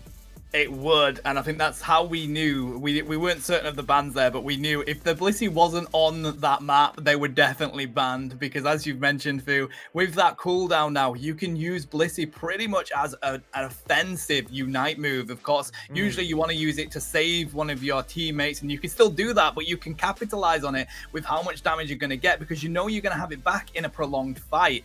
Dive in there with something like your all-rounder or a defender, pop that Blissey Unite move, and you're going to explode anyone around with the amount of damage that it drops.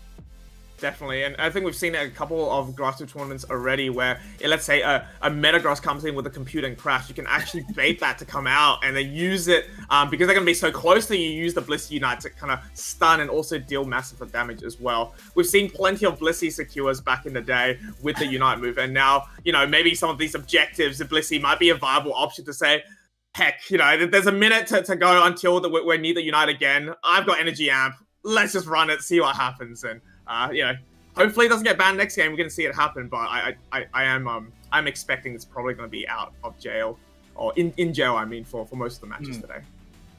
Yeah, I agree. And we've got the lovely Lobo back. Buddy, you were mentioning before we went into that game some mons in that patch that you were kind of, what were we kind of hoping to see today? You tell us what you're hoping to see today out of that patch. Oh, out of all of them, mate, I have to go with my lovely Ghost Pokemon. It is the Aegislash you mentioned before. It is a lovely Pokemon with a nice high skill cap as well. So being able to shift from attack mode into shield mode, and also using that Wide Guard to really get your resets and your cooldowns on either your Shadow Claw or your Sacred Sword. It's fun to just watch a Aegislash pop off in any kind of instance. But what I'm interested about to see is that we did get a Blastoise buff in the previous patch, but now we've got a Goodra buff as well that has come out for this as well. And so now the defenders are coming out of the patch, so it'd be interesting to see how a Goodra plays up, considering it is such a tanky Pokemon, being able to reset its health, especially in a brawler situation, considering we are in a brawl heavy environment. I feel like those two Pokemon are the Pokemon that I am interested to see. But we're heading on into game number 2, guys. Take it away. Fantastic. Well, Tano, something new here. Absol in the central area for Entertainer on the side of Wababoos. Meanwhile, a little Ralt on the side of Hilly. I was actually going to ask about the changes to Gardevoir in general. Right now, it evolves a level earlier. It might be very impactful, so we'll see this game and whether we can notice a difference coming in for this Unison Strike patch. Yeah, I think that's really important, buddy, because, I mean, even at level 5 is a pretty decent power spike on that mon, so being able to Evo earlier is huge. What is also huge, though, is they were getting very weak here. It's literally a massive brawl between this top lane, and they finally managed to take out the Cleffa, but they were going to get the Buzzwole, and they want to. We see the XP coming out there, and they want to try and take it down, but they do manage to get away. Absol's coming, though, and this is going to be interesting. One swipe, and that's goodbye to that Boltung. And there's another one going down now for Hillicher. So what a great timing for Entertainer to rock up into the top path. And Curlier looks at the state of that path and says, I don't think I'm turning up there. You can have all the birds. I'm going to go head up into the bottom path there and support my Darkrai and side up, because this is where the action truly is. If I want to get that power spike, like you said early on, we're going to push onto this tier 1, the Eevee. Not evolved yet. It's going to be susceptible to the sleep coming out from the Darkrai. Gets taken down by the Psyduck, and Mewtwo has to quickly just fend away in their own Flux Zone. Meanwhile, up top, still a Clefairy, looking for more there, but Buzzwole hitting out level 6 is massive for their team.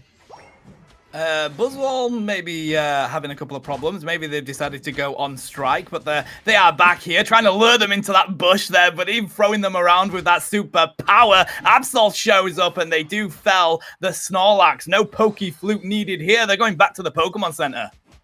back to the Pokemon Center, and somehow the Buzzwole lived the entire ordeal. So that's another Pokemon that was buffed in the recent patches, and I'm keen to see how that plays out in our competitive meta as well. Still an Eevee on the side of Wobbuboos. That Pokemon needs to try to get at least one farm, just capture something to evolve, because evolutions, right, they come online so early, so if you're behind, this is quite detrimental for your team.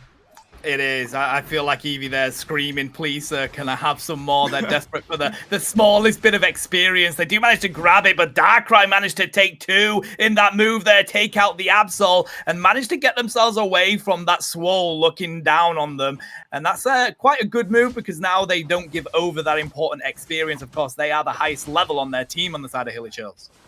I was going to say, all is not lost, even though the Eevee took a little bit of time to come online, because they have a level 8 Buzzwole as well as a level 9 Absol, having their Unite moves as well. Then come to get our first little skirmish. The Midnight Slash will pop immediately, and Umbreon's going to take down the Darkrai for them, so one of the heavy hitters on the side of Hilly is not going to be available. Snorlax goes down as well, and even though we have a Shadow Gardevoir, they're not going to be standing much chance against Entertainer, entertaining us all with a Chaos Trick of 3. Leaves this Regice uncontested, and, you know, to add insult to injury, Tano, what's happening on the top path? We also have Regieleki on the side of Wobbuboos.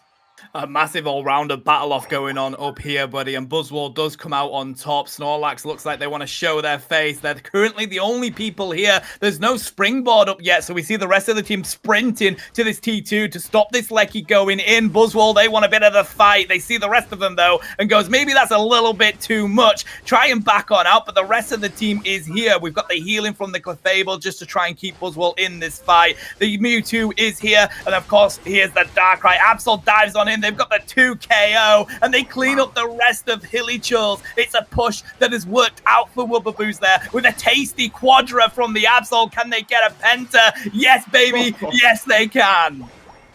Mom, get the camera, because we've just had Entertainer pop the Penta in this game, and it's going to be Mewtwo Y that actually goes down to the worst nightmare of Darkrai, so at least some sort of experience will be back on the side of Helichers, but Absol's making a very good decision to get out of this fight. This doesn't look good for Wobbuboos anymore, and with that Sai-Yi, it might be a terrible time for Wobbuboos. They drop another person back to the Pokemon Center. And now, you know, although we have a level 12 Absol, we can slowly see the levels coming out for Helichers. They have a nice little Psyburn, though, that goes through, but a lot of the iframes from the scoring will prevent that damage from going through. But they might have stayed a little bit too long here, Tano, as the Absol's back to play.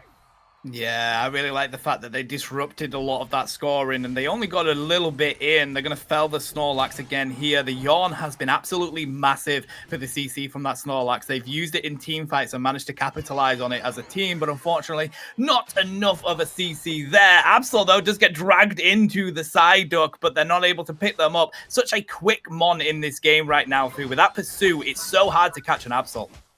It really is, and as soon as you turn your back, you know, you're just going to be susceptible to so much damage from its crits as well. They do have a counter to it, though, because if we can get the Absol somewhat at half HP, I do expect something like a Darkrai Unite will be able to shut that Pokemon down, and you only need 1 or 2 KOs to get your levels back. We have the Ultra Soul Slam onto the Metagross. That's going to be all-rounder that wins that engagement, but nice little Moonlight France to jump over and clear off the map of Helichers. We'll see Wobbuboos pushing further into the tier 2 pad. They're trying to score before it goes in. They don't, but that whole entire top path now, Tano, exposed for the rest of that match. And with a third Regieleki looming, this is not good news for Helichers. It isn't. That third Alecki could be the win condition for Wobbuboos. Now, of course, they do have their T1s up, and it's only 287 to 51 right now, Fu. So if Hilly Chills have a huge Rayquaza fight, manage to win it with enough of their mons up, they're going to be able to score 200, 300 points very quickly and very easily. But it's all going to come down to what you can do at that fight. Clefable does fall here with the Gyro Ball coming in. There's the Infinite Cyber, and you're pairing that with a Midnight Slash, and you're wiping out the entirety of Hilly Chills there. We do see the Shed Ninja Doll coming out of the Gardevoir to keep them around, but it ain't going to do enough, buddy. The entirety of Hilly Chills were completely deleted in that fight. Completely deleted indeed, and I just failed to see how uniting the Absol there on Darkrai gave them any sort of comeback experience compared to targeting the Absol. But like you said, it's very hard, right? Pursuit gives the Absol so much mobility and might be hard to land something like your worst nightmare onto this Pokemon, but they have to do it if they want to answer to what Wobbuffet has brought to the table. 20 seconds until this third Regieleki. I expect everyone Hillichers to try to fight this fight out, maybe try to delay it, but it's tough, right? Tall mountain to climb. 30 seconds, they need to delay this fight. And if they're going to use their Unite moves, then they won't have it for Raid.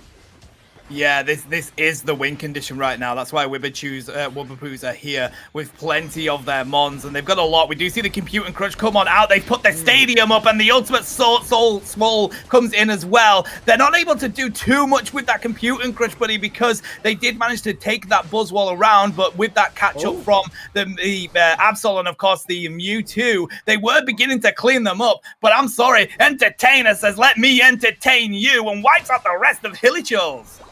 And because it is an Absol, they have a chance to actually rip this Regieleki in good time. So Hillichers have wasted everything to try to delay this fight, but somehow we still have a walking, looming Regieleki up in that top half. And now it's up to Wubbapoos, right? They can rip this Rayquaza. They're so ahead in points. However, maybe they know they don't have any Unite moves now on the side of Hilly. It's a good time to fight. But as I say this, Metagross gets a first KO on the Absol, on the Buzzwole rather, and a missed Fairy Singularity might mean that Hillichers has a look at this, but Absol goes down for probably one of the first times today, and that might be a mistake for them to cost them the second game. We have a Clefable going to the worst nightmare. Gardevoir is now wasting no time to rip this Rayquaza.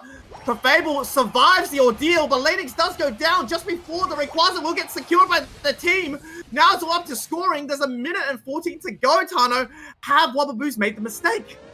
I think they have. There's Hundo Burgers that are going to rain on down now, buddy. That's going to be 331. They're very close to this score, and if they get that Hundo Burger in the home base from the Psyduck, that's going to be enough to give them the lead, and they've still got shields here, Fu. We do see the ultimate Psy coming out, but it doesn't matter. Even with the Compute and Crush, the stadium going up, they're just going to distract Wubbapoos while they continue to score points. Look at the Snorlax trying to run down slyly to this home pad. We've got 2 on that T2 as well. Another 90 rating on in. Wubbapoos, they had all the advantage, and they've just received the defeat from the jaws of victory. Hillichurls have managed to pull it on back.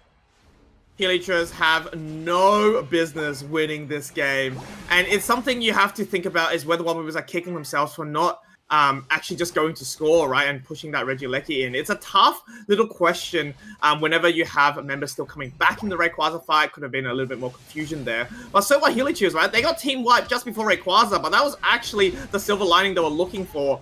More damage coming out of Hillichers, going to pad up their stats. But at the end of the day, we have a 2-0 wipe for the side of Hillichers, even though they were dominated for the better part of 9 minutes. Yeah, that's the closest 2-0 game that I've witnessed here, Fu. I feel like Wubbapoos are not going to be happy with that. They played so well, and I've got to say, it was a difficult situation for them to be in. It was all them all the way, but concentrating on that Lecky, if they'd managed to get some the important KOs and push that in, it did go into the home base, and we saw the Umbreon just trying to rotate and see if they could score rather than being in the fight at the Rayquaza, and it may have been the downfall, unfortunately, of that team. The damage numbers absolutely huge in that one. Such a close game. Look at the scoring here, Fu. It was all Wubbapoos all the way until that Green Dragon and that lock-in from a fantastic team fight from Hillichurls. It's like they say, when there's a raid, there's a way, and that's exactly what happened, I think. But big shout out, though, to Entertainer's Absol. I think that definitely is a Pokemon that they can play very, very well. It wasn't banned out the first game, but I do note that in the second game, Blissey was yet again the other Pokemon that has been continuously stopped from picking from these other teams. Regardless, though, I think Hillichers got incredibly lucky there, and sometimes it's these things, right? These games that really can push forward, and now the set is over. They've won this Swiss round, and it could be the difference between whether you qualify for day 2 or not, isn't it? Yeah, no, 100%, mate. And yeah, it's definitely advantage Hilly Charles. They definitely got gifted a few things coming into the final stretch there. Unfortunately, Wubbaboos, they just weren't able to lock in at the important time. But, you know, they've managed to win 2-0 of Hilly Charles, so fair play to them. Very strong team. We've just witnessed them before this set as well. So really impressive. I believe what we're going to do is get prepared for some sort of analysis coming in from none other than the ultimate Lobo. And I'm excited for that, buddy, because I felt like that game was great. And what is really interesting is that I feel like we're getting a lot of Absol players this season that are really showcasing what that Mon can do. Obviously, I come from the EU region, and, you know, the Utah is one of the best Absols that I see play in that Mon. It gets banned so often because of how good they are. Entertainer was very impressive on that Mon in that game. I think just the speedsters could come back competitively because of both the Blissey buff and also even the you know, the Blastoise buff to its Unite move, because you can provide so much body barrier, right? Especially if you have one of your carry players going in. You can stun maybe, let's say, 3 or 4 members for your team, a nice little Midnight Slash to combo it. It might be the end of a team fight, and when you have a Quasar, such an important objective, right? Such an important 2 minutes of the match, something like a Team White can really set you up, and as we've just seen before, it can really win you that game as well. So as we get set up, everyone, for Mr. Lobo to come in for the analysis, I was told that I have to address him when he is analysis, or the for our broadcast. So once Mr. Lobo will come in, we can get talking to some of the important points that happened in that game. But just as a set in total, Tano, you can clearly tell Wubbaboos really brought it to Hilly Charles in that second game, right? For the first game, it just felt like Hilly Charles was way more in control, right? For the entirety of the 10 minutes. But the second game, I mean, it was really like Wubbaboos' world, and everyone was kind of living in it. And then their bubble was unfortunately popped at the end, right? But not before Entertainer got, what, a Penta KO, a Quadra for another mod, and then another 4 KOs on top. I mean, watch that player go, but just sometimes things still happen not in your favor, right? And fortunately, that's what happened.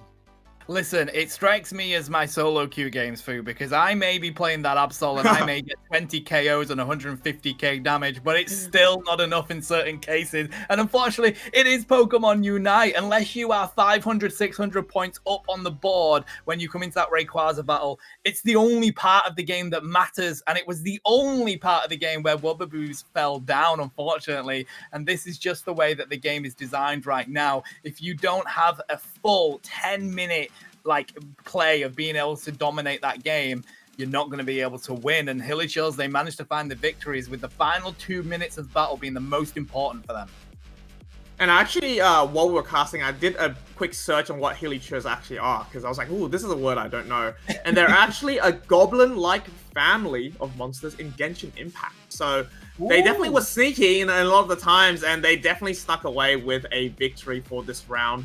And speaking of the Swiss rounds, Tano, while we get set up the analysis bit, let's give everyone an update of how the other teams went that have finished their sets. So from what I can tell, there was a match between 6 Upper Moon and Pak Sujud, if I'm pronouncing it correctly. And 6 Upper Moon actually won that set. Meanwhile, we have Fly against QRS. We actually watched quite a bit of QRS back in the day, and they've gone down to Team of Fly. And last but not least, Alpha Q have won against Blazing Kens in their set as well. So we've got 4 out of maybe the 9 sets going on finished. So still a lot of progress to go, ladies and gentlemen. We're going to be bringing you more action very soon. But we have the analysis set up. Mr. Lobo, tell us, what was the key moments during those 2 games? Look, before we get any further, I did completely deny anything of asking me to be referred to as a Mr. Lobo. That is just a bit of banter between the boys. But Tano is my witness here. I had to put that on record. But again, what a match. I have to say, with Entertainer doing an absolutely fantastic job on the Absol. Are you not entertained, my boys? And again, great pushes here. Absol obviously taking the central area. Nice pushes. Buzzwole, so strong inside after that recent patch. Being able to really just stay in the fights a lot longer when it's supported by a supporter as well. So, you know, really causing a menace, slamming everybody down. One of the key things that I was noticing when I was watching this match is the importance of Unite moves. I say it like it's something that you can obviously miss, like it's a thing, but it's very obvious how important a Unite move was.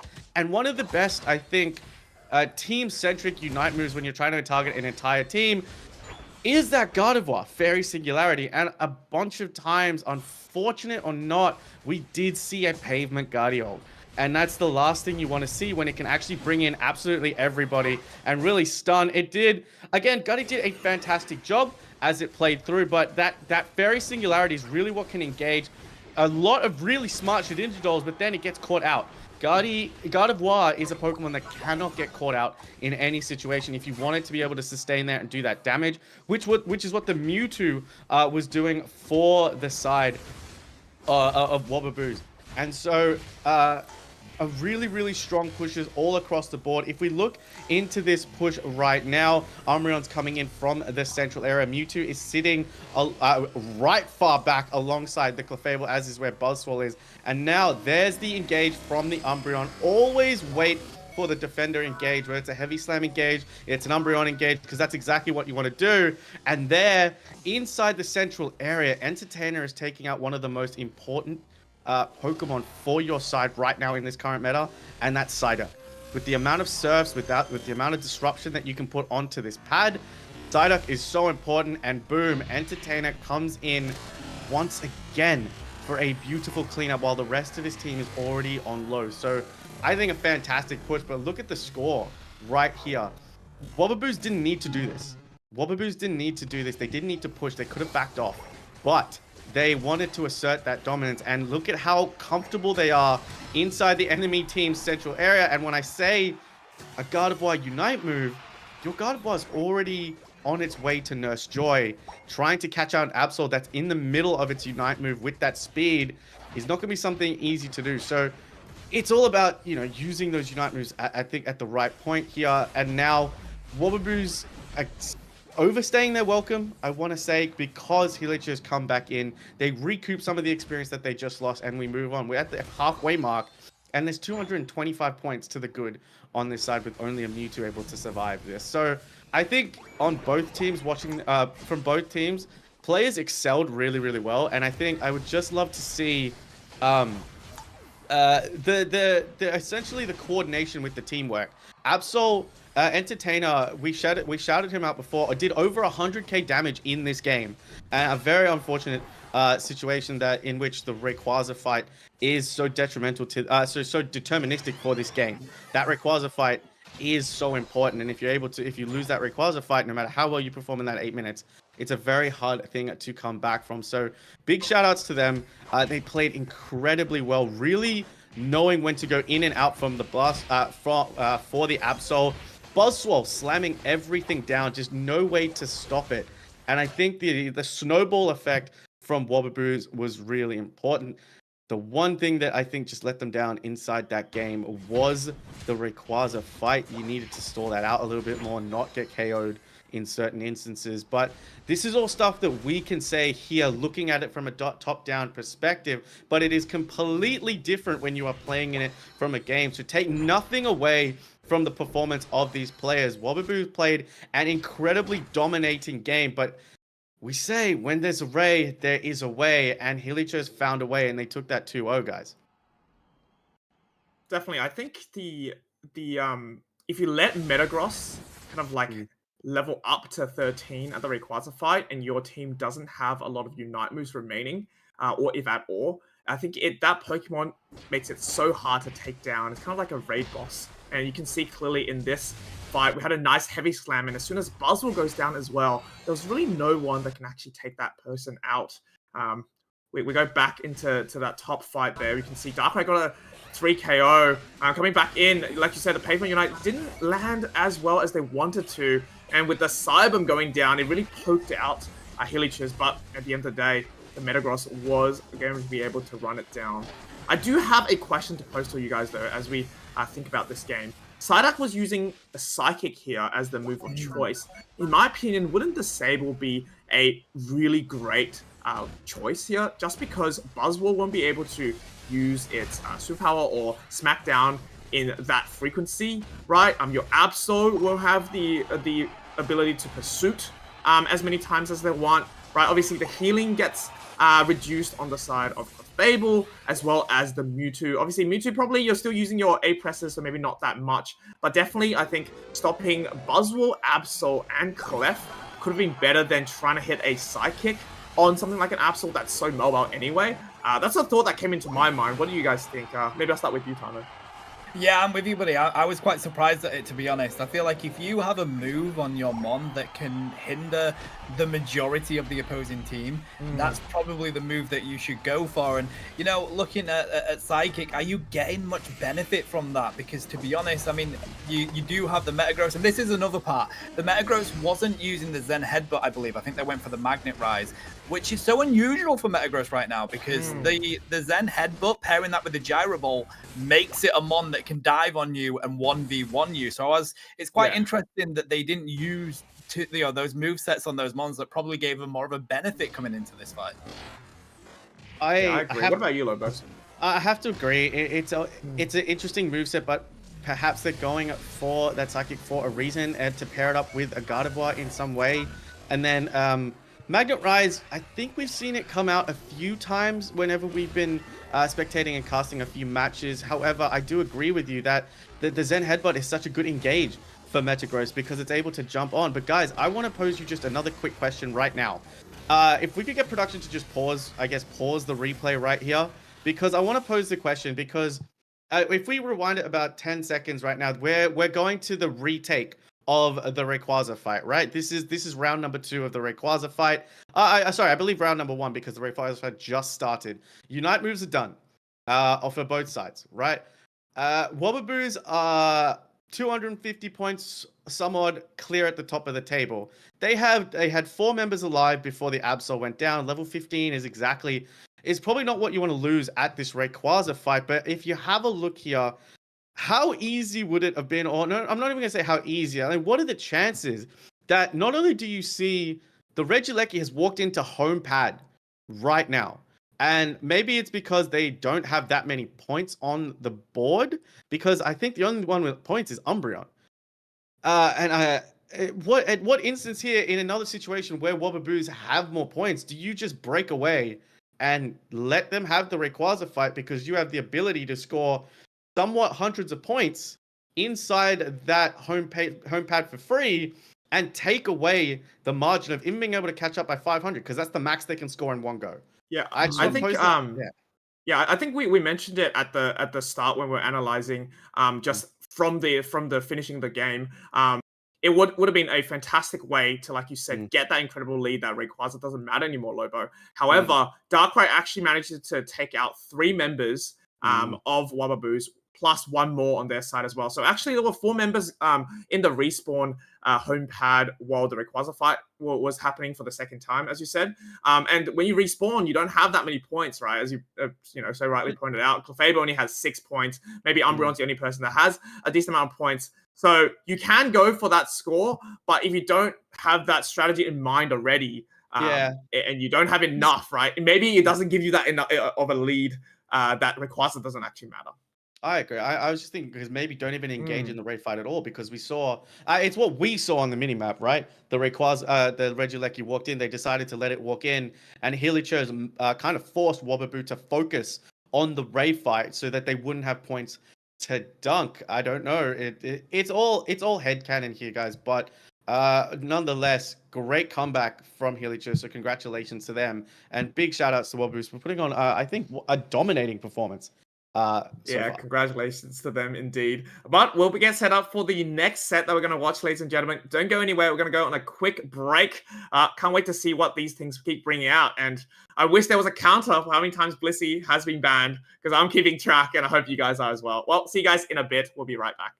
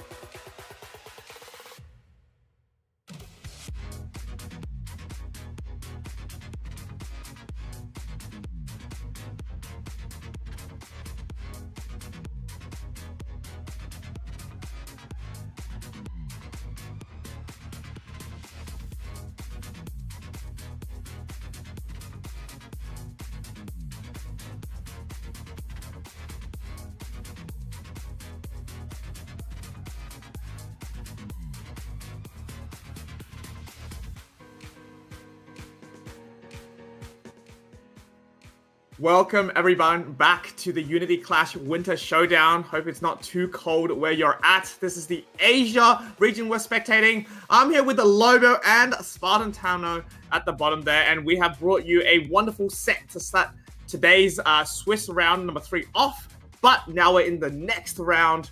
3 more to go, and these teams are fighting it out to get a place for tomorrow. We're going to be watching the next set very, very soon. It's going to be between True Rippers and Team Fly. I think Lobo and Tana, we've both watched True Rippers before in the Asia League, I think, from Engage. Haven't seen Fly before, though. Do you guys recognize anyone on that team?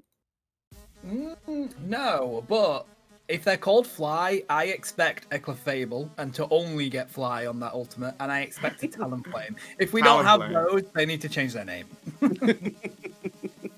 I agree with you. I mean, how many times do we see Team Talon play Talonflame as well? So I really do hope we get to see them. But just to, I guess, refresh you guys, we've got Mike Tam, Roe67, Small Stromoy, Beginners X, and Raziel coming up on a Team Fly. So I'm actually interested to see what they are going to bring us, because you guys, we do this. We do the grassroots regional. It's always great to see new teams, new players come to the forefront and show what they got. I agree, and just to remind everyone of the format of today's event, because it is going to be Swiss rounds. Oh, before I keep yapping, I'm going to hand it over to Tano and Lobo as they bring you guys this first game. Exciting, isn't it, buddy? But yeah, so both of these teams, they are currently sat in this Swiss format with a 2-1 record. So they both lost just the one game. So this game's really going to decide who is going to be the 3-1 or the 2-2. It's going to be a good decider here, Lobo. But looks like the bans are going to be the Shifu from the get-go, which is really interesting. We've been seeing quite a bit of it. It may have had the buff onto its Blue Bear moveset, but we still see a lot of that Red Bear. It's such a good secure. We talk about the gods of secure right now. It's Blaziken and the Urshifu currently at the forefront of the secure game inside the current meta. We've got Miraidon and Umbreon being banned off. Quite classic Pokemon to ban straight away. I'm curious. There's going to be no ban for the 4th one coming up. Not sure if that's just a little bit of a misclick, bit of nerves seeking in, or they just didn't want to ban anything. But we got True Rippers on your purple side. We got Team Fly on your orange side. And Bora! Oh, Bora, how I adore you, sir. He's going to pick up that Mimikyu. I actually like that pick because, like, Mimikyu is still a very strong mon, and it's one of those mons where you can snowball with it. In return, Fly are going to lock in the Cerulege as a first pick. That's rather interesting. I feel like the Cerulege usually gets picked later on now with the recent changes that it had, but it does mean the Blissey is let loose, and that has been the dominant mon, at least in our regions, in this game since the patch. So I'm excited to see what they can do in this game with that Blissey. Azula picking up that Blissey. The face of that Blissey just screams like she's going to challenge someone to an Agate Kai. If you get that reference, you get that reference. Noxie's going to pick up Hooper, and Aizen's going to pick up the Blastoise this time round. Blastoise, I love the fact that we're seeing this Pokemon back in the meta, Tano. Oh, me too, buddy. I mean, I call Blastoise Big Boy 2 cannons because it's so scary coming up against it with the Hydro Typhoon that it can drop with the Unite move and the Hydro Pump. It's just so much CC for days. Another mon that is CC for days is the Snorlax, the Heavy Slam, the Yawn, the Block, the Power Nap. It's such a strong CC mon. But we're also seeing a Pikachu here, Lobo. We haven't seen Pikachu playing in these tournaments for a little while. No, we have not. Even in our OC region, we had a Pikachu entering the central area of all things and doing great things. And then we know how powerful the electric rat can be. Shmoy gonna pick up the Mewtwo Y, another Pokemon with that Side Strike combination. The Infinite Cyberm, such a good Unite move, granting vision and trying to hit anybody it can on the map. Magnus, what a name to go alongside the absolute chonky Garchomp that we've seen him pick. Oh, we've got a Machamp. Oh my god, John Cena is coming to play in this game. I'm so hyped for this, buddy. I am a firm firm believer in a Machamp jungle in the meta right now. I'm excited to see what they do throw in that jungle, because you would suspect it's going to be one of the all-rounders. Of course, Cerulege gets a very quick power spike as soon as they get that evolution, but the Machamp is still pretty decent in that lane, and they are stacking. They could also throw the Mewtwo Y into the jungle if they wanted to, Lobo, but I feel like with those two heavy all-rounders, I think that's probably where they're going to go. I'm going to play devil's advocate and say Azul is going to head on into that central area, really show the power of the egg. But in all seriousness, Mike Tam or 67 probably most likely candidate for that central area. Mewtwo doesn't need an evolution, but, you know, it could, it benefits from being in lane with an EXP share as well. Bora is my most likely pick on the Mimikyu to take the central area for True Rippers, but watch out for Kale. I have a feeling that Pikachu standing behind a Garchomp and a Blastoise is going to be a big problem to deal with. But now the question for you, Tano, I don't really get to ask you that many Mimikyu questions. Trick Room, Shadow Sneak, or Player Shadow Claw? See, I am a firm believer in Shadow Sneak, Shadow Claw anyway. That I am genuinely a firm believer in that moveset. It's so annoying as a Mimikyu as a Mimikyu player and to come up against, and it does so much for that Mon. But I know we've been seeing a lot of Trick Room, and it's actually been used really smartly in the meta at the moment, buddy. So I hope we actually do see that, because it's a lot of fun to witness.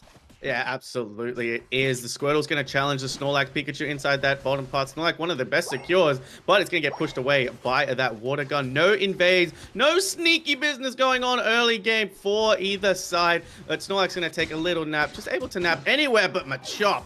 In danger early, 9:25. We already got a KO, and Blissey has to retreat very quickly. Yeah, luckily the Machops managed to score some points, so they've managed to get at least one stack, but, you know, you do lose that KO. Gibble's going to get themselves a tasty stack in return, so maybe not quite worth it just yet. And as we head into this top lane, we do have the Cerulege here, level 5. Can they pick up the Hooper? Yes, they do, but here comes the Mimikyu. This is going to be the battle of the top lane right now, buddy.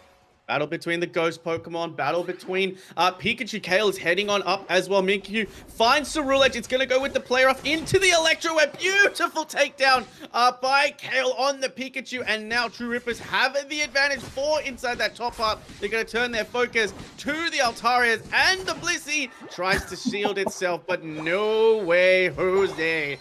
And True Rippers are going to take a nice early point lead with 60 to 4. Wow, okay, Bish Bash Bosh sticking true to their names. They are ripping down anyone they come across true to their name, buddy. That pairing of the Gabite, the Mimikyu, and the Pikachu is absolutely massive. You get that play rough onto it, and then you throw the Electro Ball. It's so much damage. No one's managed to survive just yet. And to be fair, they already have a Gabite. We're at 8-10 right now, and that Garchomp is feeling pretty tasty at level 6, nearly hitting level 7. And Machoke is there to try and cause some damage. Beautiful to take it away from the Hooper portal. Pikachu's there with the Volt Tackle. The Electro Ball hits, but the Snorlax is going to go with the heavy slam. The rest of True Rippers is here to come and help defend. Mimikyu is going to get a quick KO, but Snorlax out in no man's land. Mimikyu's hunting. You cannot run away from the Shadow Sneak. And now True Rippers are on form, and they are rolling. Oh, wow. Okay. This feels like a bit of domination in these team fights. But looking at that score, buddy, they've actually managed to get an advantage in the bottom lane, it seems, from Fly. So we're keeping a close eye on what's happening in the top lane, but it seems like bottom is at least being a lot more balanced for Fly. We see that Mewtwo Y being at level 7 right now. So they've managed to do some things, which is really important for them. Wartortle managing to get away on 1 HP there. Pikachu dives on in. They've got the Volt Tackle, but they're not able to get away from their future sight that is Mewtwo. Why? Gotta get rid of this bottom pad because that hyperspace highway by Hooper is a problem. Hooper goes in there. Wartortle does a beautiful 100 pump to go on back, and Fly have responded in kind. Mimikyu took the portal back home to see Nurse Joy. Player up onto the Snorlax, but the side strike is gone on, and Mimikyu could get isolated here and does go down. Hooper has to return through the portal. Fights all over the place, Tana, as now the Reggie Ice is getting some attention. Oh, Pikachu trying to see what they could sneak in, but John Cena comes and says, you can't see this basement, Reggie. Back to the Pokemon Center for you we go. Garchomp managing to take the Lecky, at least for True Rippers. Of course, we don't have a springboard, but Snorlax is prepared. They're ready to dive onto it, and Garchomp makes the right decision to just get away from that battle. That Hooper Portal might be just a little bit late, but it does not matter. The Trickster God decides to come back through, Tano. Garchomp goes the opposite direction, and now John Cena's in a problem. They can see him. Volt Tackle's going to go on Infinite Cyber's going to come out as well. Machamp is going to pop into Unite Move. Gates down the Mimikyu into the Bliss Assistance. One goes down, two goes down. Garchomp points out the Limit Outrage, and Machamp silences everybody. John Cena, can you see me now?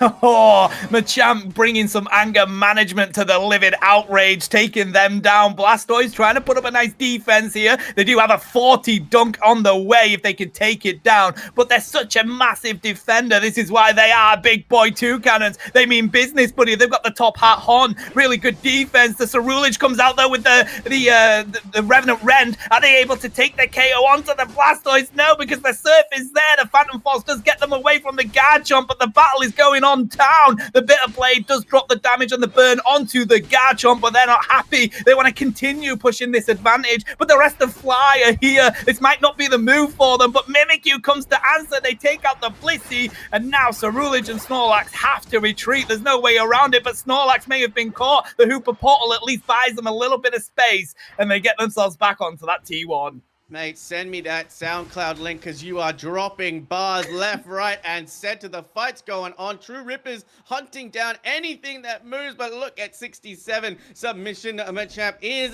there, and it is not scared. Heavy Slap onto the Pikachu, called by the Bitter Blade. The Thunderstorm's going to come out to try and defend. The Hooper Portal's going to come out as well. Blaster is going to push back the Ceruledge. Infinite Cyber into the Hydro Pump, into the Volt Tackle. Electro Ball, Limit Outrage is going to come out. True Rippers to form have ripped Team Fly to shreds, and now they're going to go get some well-deserved dunks.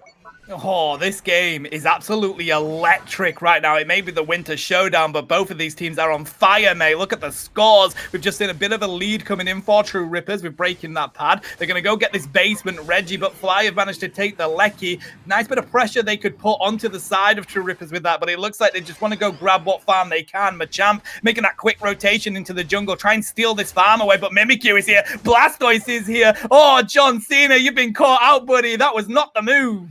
This is why we always stand Shadow Sneak has such good movement to provide for Mimikyu, and enabling to play rough into the Machamp means John Cena has to go back to Nurse Joy and say, look, can you see me now? I need an appointment. 3.5 minutes on the clock. We've constantly got another engagement going on. Play rough goes on to the Snorlax, decides to go pop with Play With Me into the Power Nap. Ceruledge is there. Could we see a Bitter Blade? We are seeing a Bliss Assistance come and on to the target of the Ceruledge. There goes the Revenant Rend. It comes on out. Blastoise has nowhere to go. Thunderstorms crashing onto Thea Sky Ruins. They're trying to get back to the Hooper Portal for a reset. Blissey on HP and Dreams. Safeguard managed to get out. Garchomp is ripping down the Ceruledge. It has to run away into the Volt Tackle. Beautiful teamwork. And I think finally we're going to get a respite as these teams decide to disengage.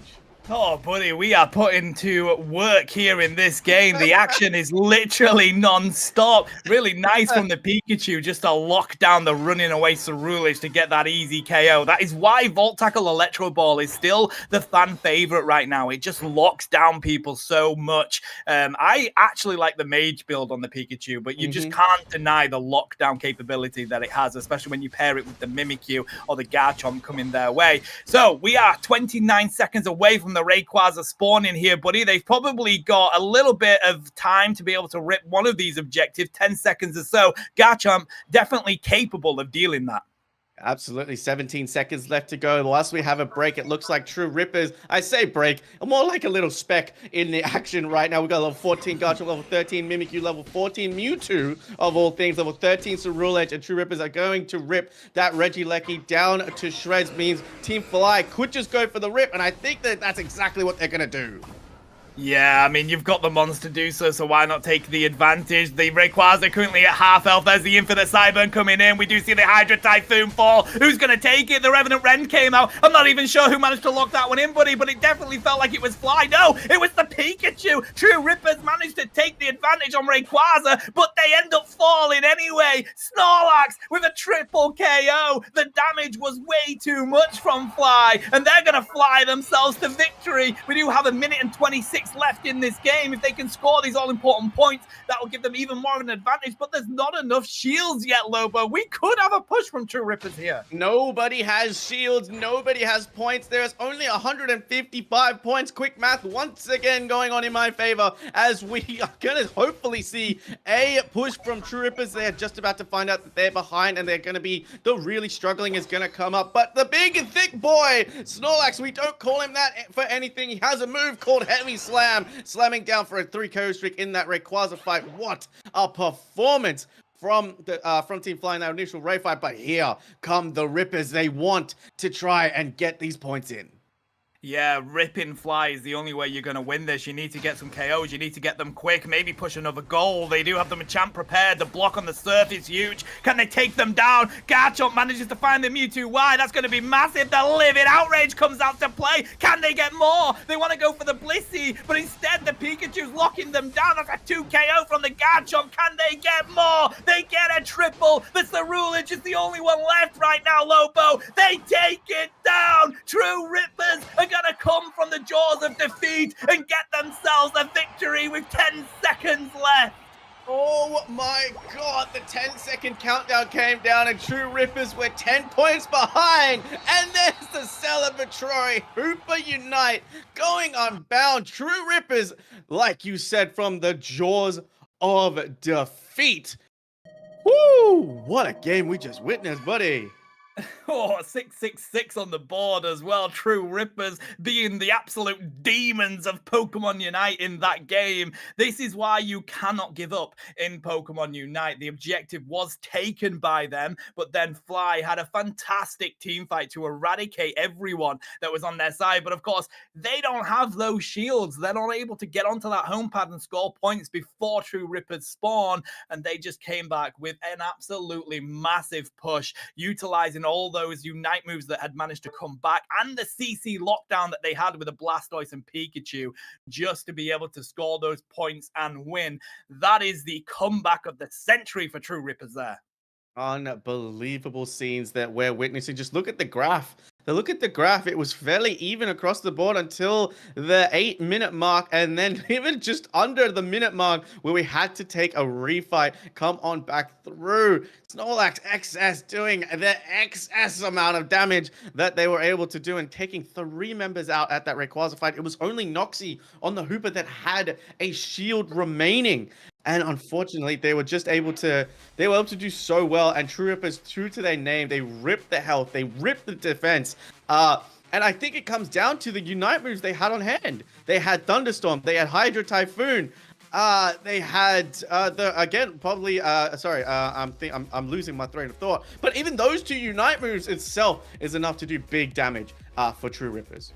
Yeah, you're absolutely right, buddy. And of course, the Garchomp being there as well. It's just all those Unite moves do a huge amount of damage, and the Hydro Typhoon with the CC, it worked for them so well. It's so difficult in that position to go back and push and take that goal, because of course you kind of have to make a decision. Do we send someone to the top goal? Do we send someone to the home pad? They knew that the entirety of Fly were up and ready to defend. The only way that you can win that is by all pushing the same pad and using all of your Unite moves to get those KOs. It was absolutely massive for that team. But going into this next game, I don't think Fly are going to be very happy, because they felt like that was going to be theirs. Wasn't it? Absolutely. Wasn't it Fly that also weren't able to ban out one Pokemon on their side as well? That may have been a bit of a hindrance, because maybe we saw a Blastoise, maybe we saw a Garchomp, maybe we saw a Mimikyu banned. All these Pokemon are very prominent in the ban scene, but hopefully this time round, instead, we get to see what they were expecting to ban this time around. Fly on your purple side, True Rippers on your orange side. Oh, exciting. Okay, let's see what the bans are going to be. Of course, we saw that Shifu get yeeted out of the game very quickly, but it looks like they're going to rotate onto the Rulage here. They felt like the Revenant Rend was doing a bit too much coming into it. Yeah, and Umbreon's going to join it on the ban jail as well. No love for the Umbreon this time around, but also Shifu, like you mentioned, yeeted off the stage. They don't want the Secure Bear in there as well. But I want to see if the other God of Secure decides to make a name for itself in Blaziken, as Mimikyu is going to enter the ban jail. That was a great performance from Mimikyu in that last game. It was, and it's definitely a mon that is understandable to get banned, because as we mentioned, the other moveset that doesn't get used too much has been coming out to play recently, buddy, with that the Trick Room, and it's been working for them. Of course, they used the Play Rough in that, and you paired that with the Pikachu. It was absolutely huge.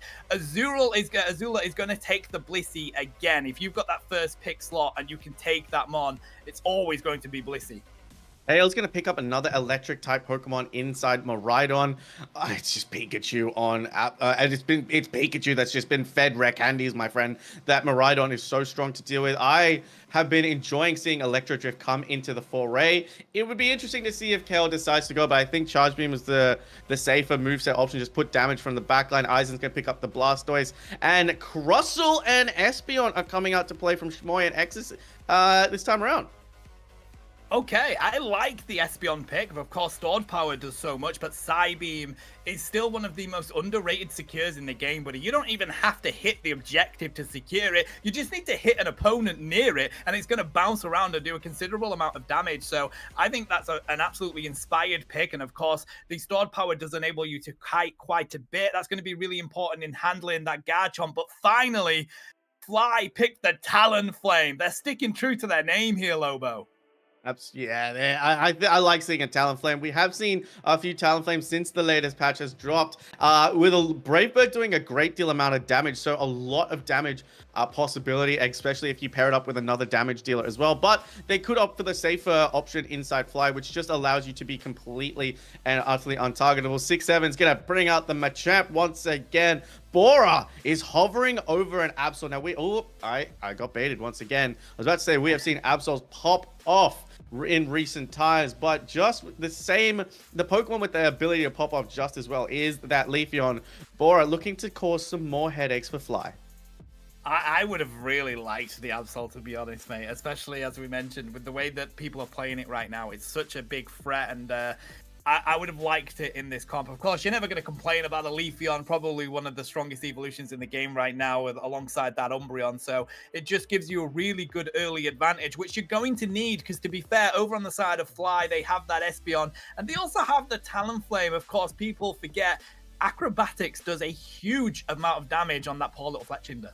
I agree with you. I really am curious to see if Shmoy is going to actually go with the stored powered moveset. We have seen it being used to great effect, but for me, I'm a bigger fan. I stand the Psyshock moveset because it's able to do such amount of damage, and it's able to provide a stun. You pair that with Psybeam that bounces in inside, bounces around more opponents. I don't know. I think, but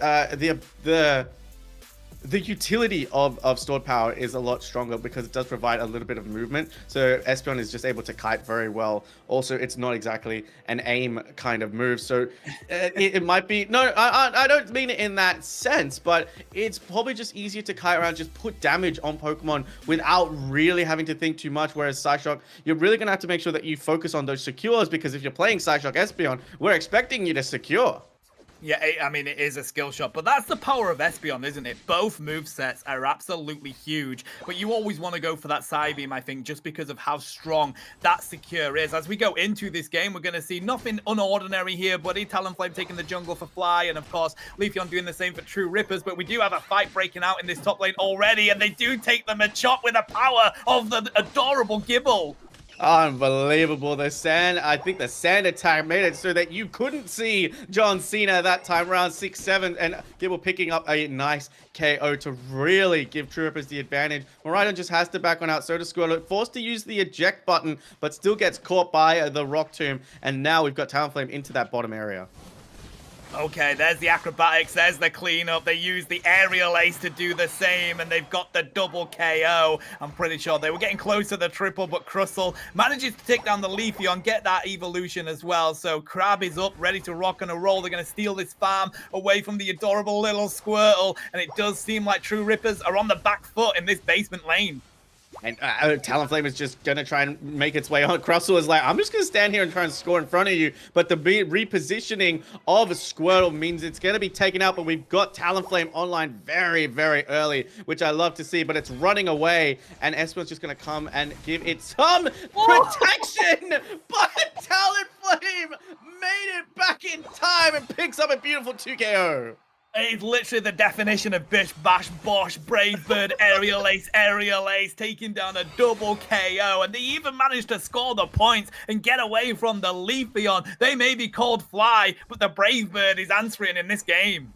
Unbelievable scenes that we're seeing. Eldegoss is going to be stopped, has to pop out the eject, but Machamp's going to go in. And we are seeing an electro chip right on come out. Tano and Talonflame is just a menace. Wow, Talonflame is playing angry. In fact, the entirety of Team Fly are playing angry in this game, buddy. They're not happy with how True Rippers managed to bring that comeback in the first set of this game, and they're not letting it happen again. They're trying to dominate any lane they get an advantage in, and it's all powered by this Talonflame. It chunked half of Gabite's health. Just put that into perspective. It chunked half. If Gabite didn't Dragon Rush away, Talonflame was about to have more food to feed on. But now, there's a Leafeon here that Talonflame's definitely going to go after. Oh, yes, they are. If they can lock that down, and they do, the Emerald 2-step comes in, but it's not able to finish the damage with the backup moves because Talonflame cleans it up. They do go for the Gabite. Again, they're pushed out of the way with the Dragon Rush, but there goes the Flame Sweep. The Livid Outrage does save the Garchomp, but John Cena is still around to play. They've got the close combat, and they pick up the Eldegoss into the path of that bird, and with those talons they managed to take down the KO. These scores may be close, buddy, but when we see these team fights, it seems to be Fly winning every single one. There is no way that you are supposed to eject into a submission when you are 1 HP, and Kale Electro drifts in. True Rippers need to show some aggression on their own end, and they are doing that inside the bottom part, top part. Reggie Lecky has walked in. Look at these scores, 154 to 133, and we just crossed the 7-minute mark. I feel like Fly was so dominant on taking out the team that they didn't do the quick maths there, buddy. They scored the 38 even. They could have got the 30 in. But this is it. When you are dominating the way that you are, you kind of miss those points. But they do miss that dive. Talonflame went on in, but they were surrounded and got KO'd. We see the Bright Future Meteor Storm coming down from the Miraidon, trying to pick up the Blissey, not able to. So they make the important decision to retreat away from that fight. True Rippers is going to head to that top side, but Submission Machamp is there, but is surrounded by a Garchomp, Eldegoss, and Leafeon. That is not where John Cena wants to be. I apologize, 6-7. That is not where they want to be. Facing down an angry dragon and a very, very sharp leaf. But Talonflame is here to help out, and he's going to get the KOs and force True Rippers back to KO streak, and Garchomp now in a problem. Oh, the barrage blow coming in with the Brave Bird. Talonflame getting another triple KO. The Bliss Assistants keeping them around for the entirety of that fight. Oh my god, Fly right now, they are dominating each lane. The score is so close, buddy, but when we watch these fights going on, you wouldn't believe it. The Hydra Typhoon, they're doing quite a bit of CC. Can they pick up the Crustle? They do push them away, but of course, it's such a strong crab right now, and the Absol is the Espeon is there with the stored power, the Psychic Solaire, just to try and keep the Leafeon away, but they're going to come back and try and see if they can pick up the Crustle. The Rebel Rouser came out to keep them around, though. We got 10 seconds on this basement, Reggie, and we've got Machamp rotating down, and Talonflame, oh boy, they're on the way.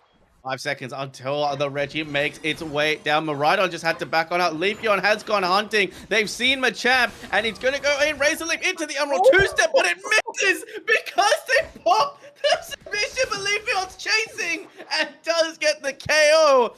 This is personal, Tano. That felt personal. It did, it really did. You want to get that Machamp out of the fight, and the submission, unfortunately, isn't enough for an aerial ace on it. They're going to get a nice score here, though, a Fly. Of course, that's going to be a 34 over cap. Very happy with that in a T1. Gives themselves a little bit more of a lead, but this game is ridiculously close on that scoreboard. That Lecky's been taken by the Garchomp. We may be able to see it all coming down to the wire at this Rayquaza fight. Another tense Rayquaza fight. What, oh my god, are we going to witness? But Talonflame getting a beautiful KO on Miraidon with no HP to its name. Their scores coming down to the bottom, but Talonflame is here into the Hydro Typhoon, and they finally get the break in the base. Psychic Solaire is going to drop onto the Garchomp, holding it place. Livid Outrage is going to come out in turn. Talonflame is moving and schmoving, but Espeon is there. Talonflame's still alive through all of that. Espeon picking up a double KO, and I think right there is why they went with that stored power moveset. Buddy, this set is absolutely fascinating. These two teams are so strong, and I'm loving it. Even in this game, we're seeing it go like a pendulum. True Rippers managing to get some really important KOs, but then Fly come back and do the same. Look how close the score still is. There's 4 points between these teams, and there has been for the majority of it. Garchomp has been a redeeming feature for True Rippers. They're there on level 13. Talonflame has hit 14. Espeon themselves, they get a level 4 Evo, buddy. They've hit level 13 at the 3-minute mark. 3 minutes has gone on the clock, which means no Unite move should be used after this point. But between these two teams, I cannot imagine why. I can't even spectate that they might just use their Unite moves. They just might see each other in a bush and they might fight it out. Talonflame looking for possibly that level 15, heading on into this Rayquaza fight. Let's look. All the Unite moves are on deck for the side of Team Fly. True Rippers have got all Unite moves on deck. 30 seconds, Tana. Green Dragon is about to spawn. Could these teams pop off early? I think they could. Yeah, I think maybe don't use your Unite moves just yet. They really were going to be able to lock in the Crustle and Blissey there, but of course Talonflame comes back as the savior for Fly yet again in these team fights. Buddy, I think we're going to be testing our words per minute here. We've got 10 Unite moves on the board with Rayquaza about to spawn in 5 seconds. Fly make the decision to back on up and get back into this pit. Leafeon trying to get themselves around for the retreat here, trying to get that flank on. They do have the Emerald 2 step, but they do get spotted. John Cena dives into it, but the Blastoise throws them away with the hydro pumps. And yet again, these teams are just being very weary of where each other are. Would you imagine if they counted our words per minute in games like this? Both teams just seizing each other out, waiting to go in. Who's going to blink first? Garchomp is there too. Rip it, but it gets caught with the Rock Tomb, but safely ejects with the Dragon hole, sorry. And now Garchomp, the scoop, managing to get out, gets caught by the Rock Tomb again. Crostle doing a fantastic job. Neither team has decided to go and engage yet, and they're just putting damage on each other. And now I think it's about to pop off, Tano. Yeah, there's the Electric Drift coming in from the Miraidon. They pay that with a Bright Future Storm, but the Flame Sweep was there. The Livid Outrage in the middle of it as well, but they weren't able to pick up the Espeon. They're 1 HP in a dream, buddy. The Blastoise getting so weak, but of course the Dragon Rush comes back in, and you pair that with a Surf. You slam the Talonflame and the Crustle into the wall. You get a triple KO as a Garchomp, and now you're going to rip the Rayquaza. They do have the Espeon there. They've got the Side Beam that could lock that in, but then the close combat comes in from John Cena, but it isn't enough. They pick up 1 KO, but Garchomp is so weak that Rayquaza finishes it off for the Espeon. That's a double KO for the Espeon that's not even touched at the back of that pit right now. They're still dropping the damage on this Rayquaza, but Miraidon has to be weary. The Espeon is there. The Bliss is providing the healing, but they may have been paired up too much now. They're going to be able to take them out. It's just the Blissey. Crustle comes back into the Rayquaza pit. Who's going to lock in the KO? I think it was Talonflame, Lobo. It was the Brave Bird. Talonflame proving why they have been huge in this game. Manages to get the Rayquaza. We've got 10 seconds left. They're going to be able to take the win. This game is over. Oh my god. We saw the Electro Drift lining it up. Crustle missed the X is a stun. Talonflame from screen left. Not exit, but enter screen left and secure the Rayquaza. Team Fly putting on one of the most exciting matches I have seen. And Mike Tam, Talonflame take about 17 KOs. What a game we just witnessed. And that's only 1-1 now, Tano. We've got another one on the deck. Buddy, this has been my most exciting set that I've casted in a while. Both of these teams have been insane. Mike Tam, 107k on a Brave Bird Talonflame coming into this comp. Both of these teams, I mean, that action, we were non-stop with how much these teams were both fighting during that. And then that Rayquaza battle was absolutely insane. Just like the first game where True Rippers managed to secure the Rayquaza and come back for that comeback win. Out of nowhere, Talonflame with the Brave Bird locks it in for Fly.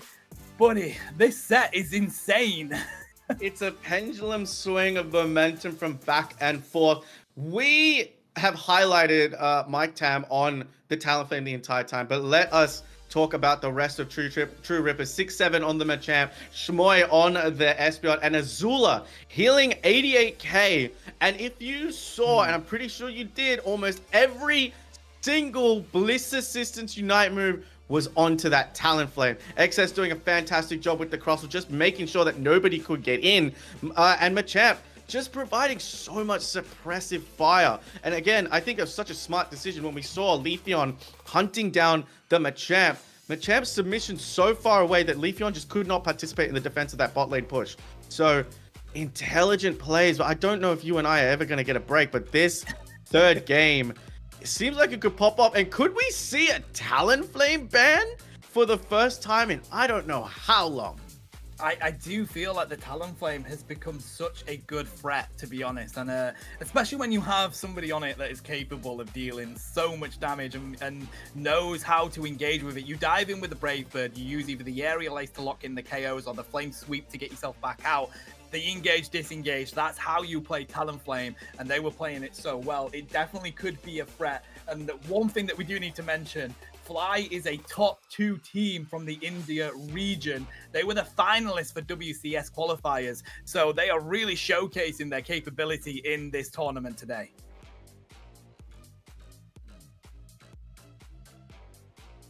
Have I lost you?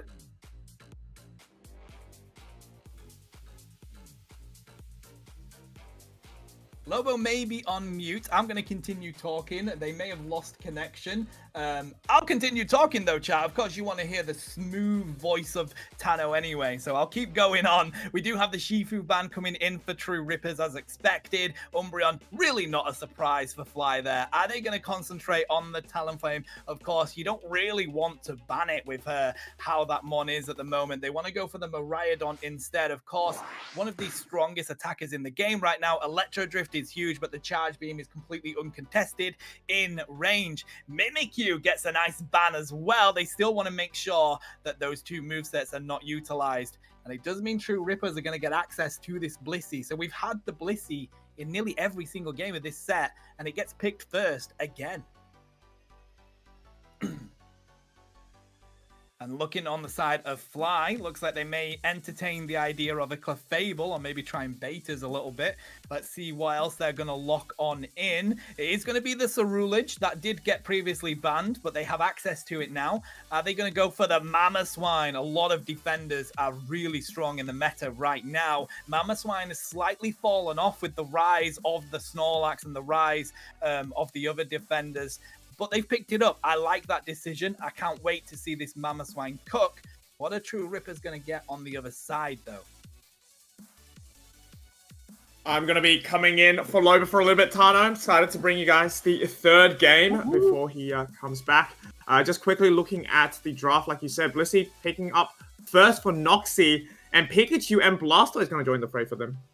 Pikachu being used in this set has been really interesting, buddy. Of course, they use the Volt Tackle Electro Ball. I really like the Mage build of it, but it works so well when you're thinking, are they going to go Talonflame again? They have. Mike Tam, of course, if it ain't broke, don't fix it, has gone for that Talonflame. But really interestingly, Azula's also gone for the Comfy.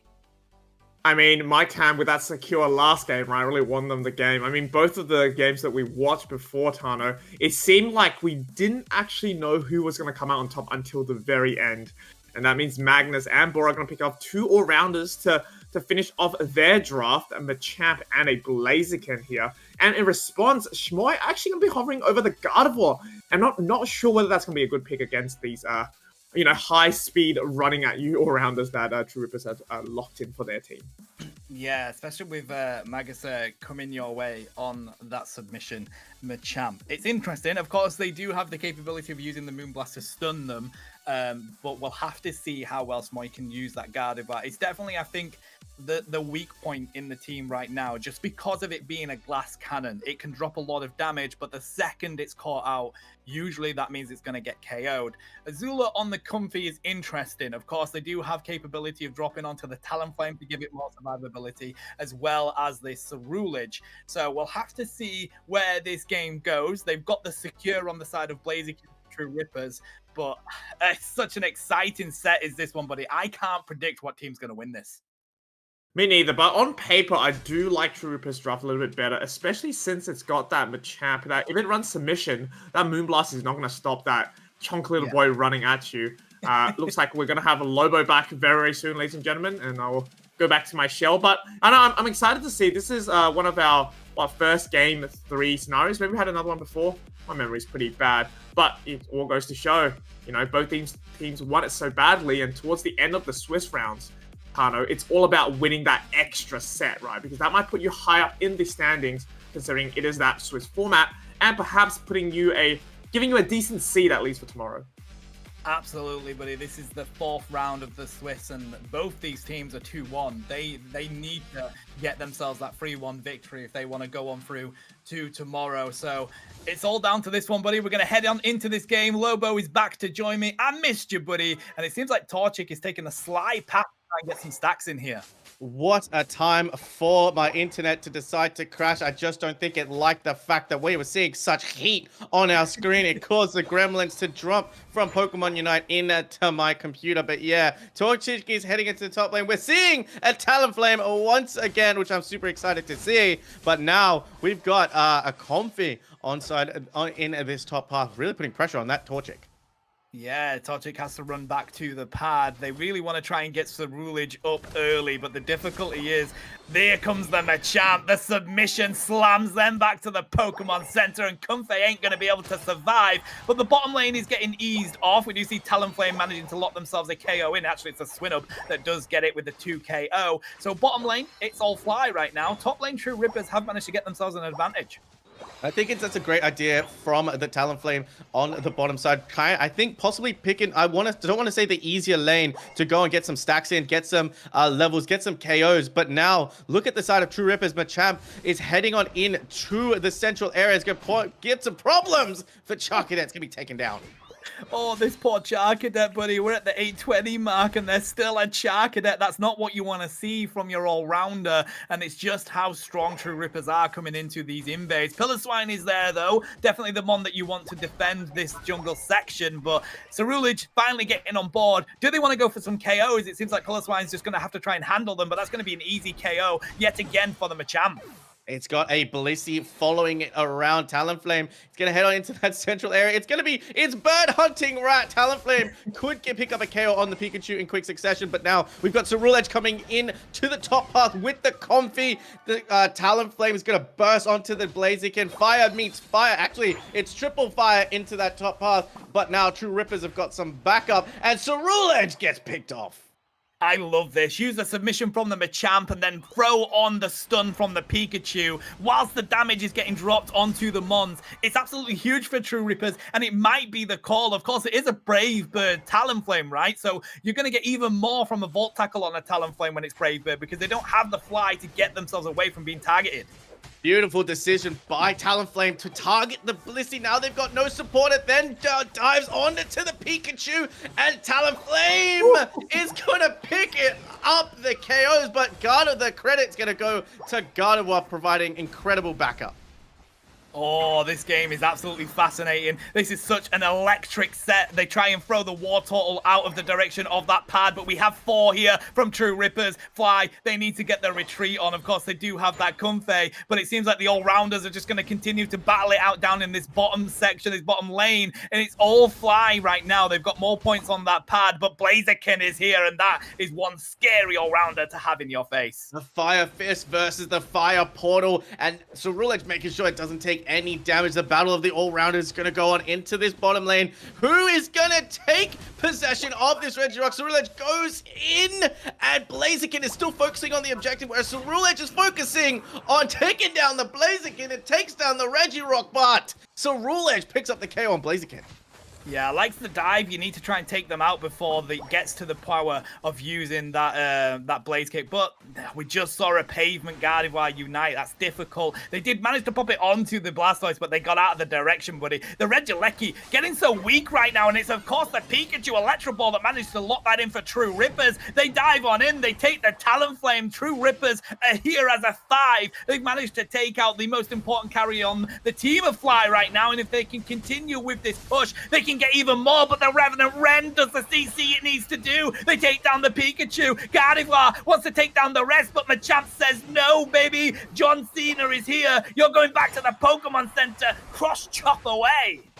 And now it has no choice. Oh, Comfy got a assistance from Talonflame out of nowhere. Pops the Unite move. Now Talonflame's gonna make its hasty retreat out of that danger zone. Just want to point out, Blasty did a fantastic job. Talonflame was trying to Brave Bird in to try and steal that Regieleki away, but the Hydro Pump and then the Boosteds providing 2 stuns to stop Talonflame from using any moves. So smart play.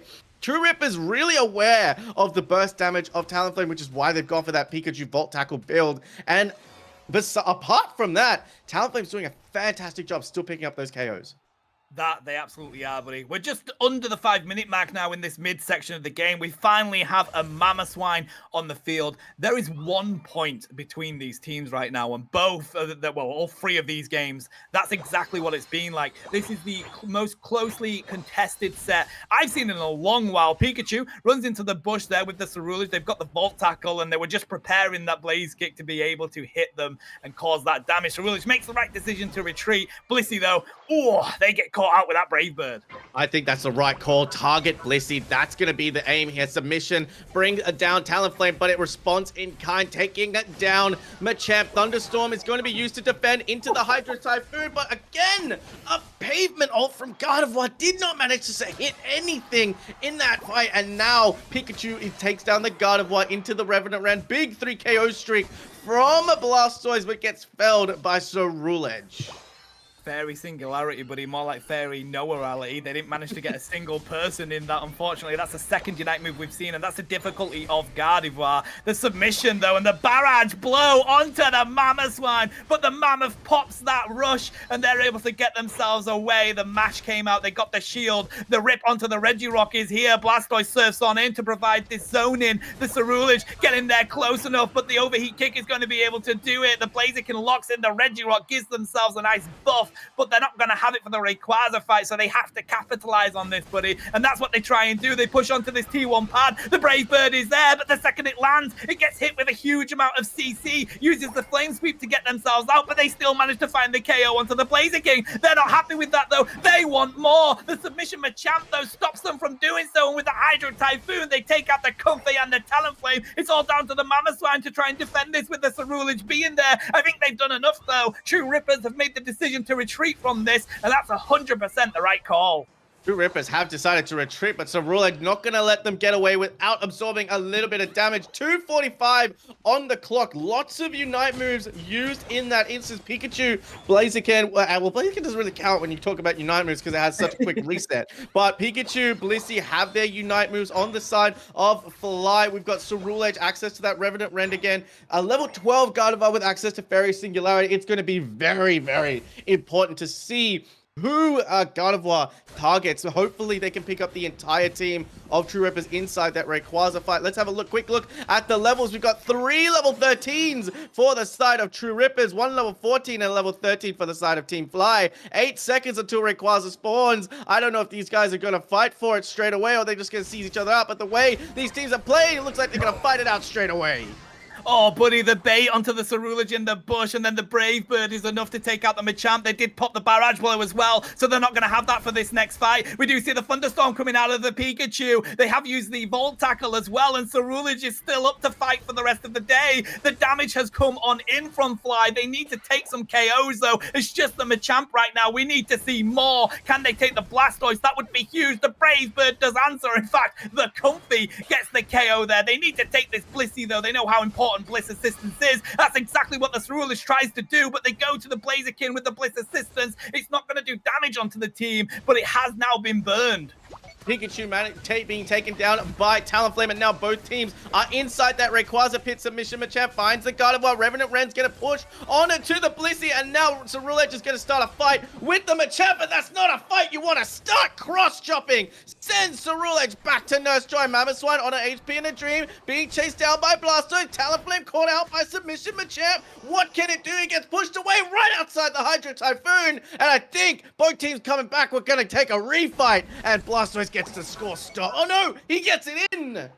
That's a 28 dunk there. 230 on the board for True Rippers right now. This one is going to come down to the wire, buddy. Machamp sprints to that top goal. They know a back cap could come their way. Of course, if they can get a Hundo Burger in, Fly will get the win. They do dive in with a Brave Bird, but the Thunderstorm is back. They do have the Comfey, but is it going to be able to keep the Talonflame around? No, it's not. Blissey manages to take out the Talonflame. The rip on the Rayquaza is the decision that Fly have gone for now. It's the only way they can win this game. We've got 15 seconds left here. The Gardevoir is getting chased down by the Pikachu, and the Blissey with that Electro Ball, they take it out. I think True Rippers are going to rip this one. Yes, they are. True Rippers are going to take the win. This set is done. True Rippers win it 2-1. Oh my good golly, Arceus.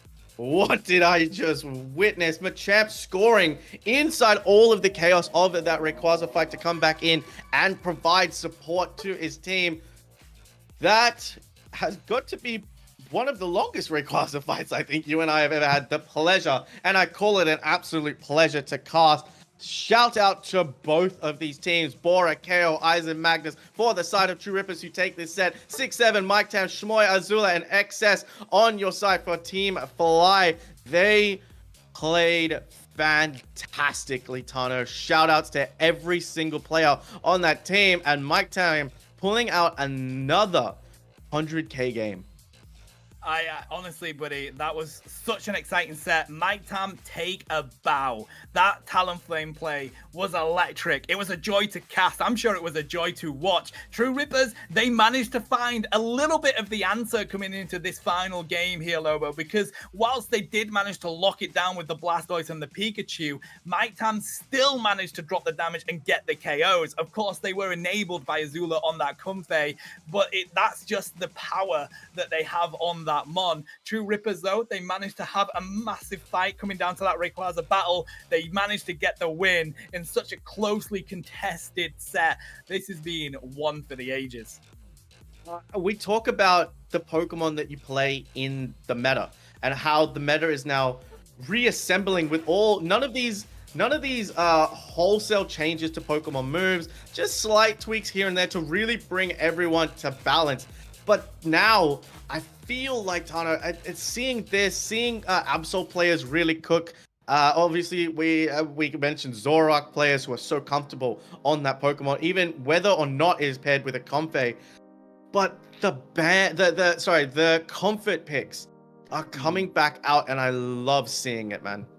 I love the fact that we're seeing more speedsters here, Lobo, to be honest. Coming into this UCS season, I want to see more. We usually only see the odd one or two, Leafeon being a permanent stay, Zoroark coming out when we have a Comfey to pair it with. We did see a little bit of Zeraora, to be honest, in the most recent season, but I want to see Talonflame. I want to see Absol. I really want to see Gengar, to be honest. You can see it all around me, to be honest. But yeah, I like seeing these speedsters coming out to play, especially in a meta that is so heavily controlled by these all-rounders and defenders. It's just exciting play, chat. But what we're going to do is we're going to take a quick break before we head into the next game. That one, I really need a break after that one. So grab yourself a drink, grab yourself a snack. We'll be back with you very shortly.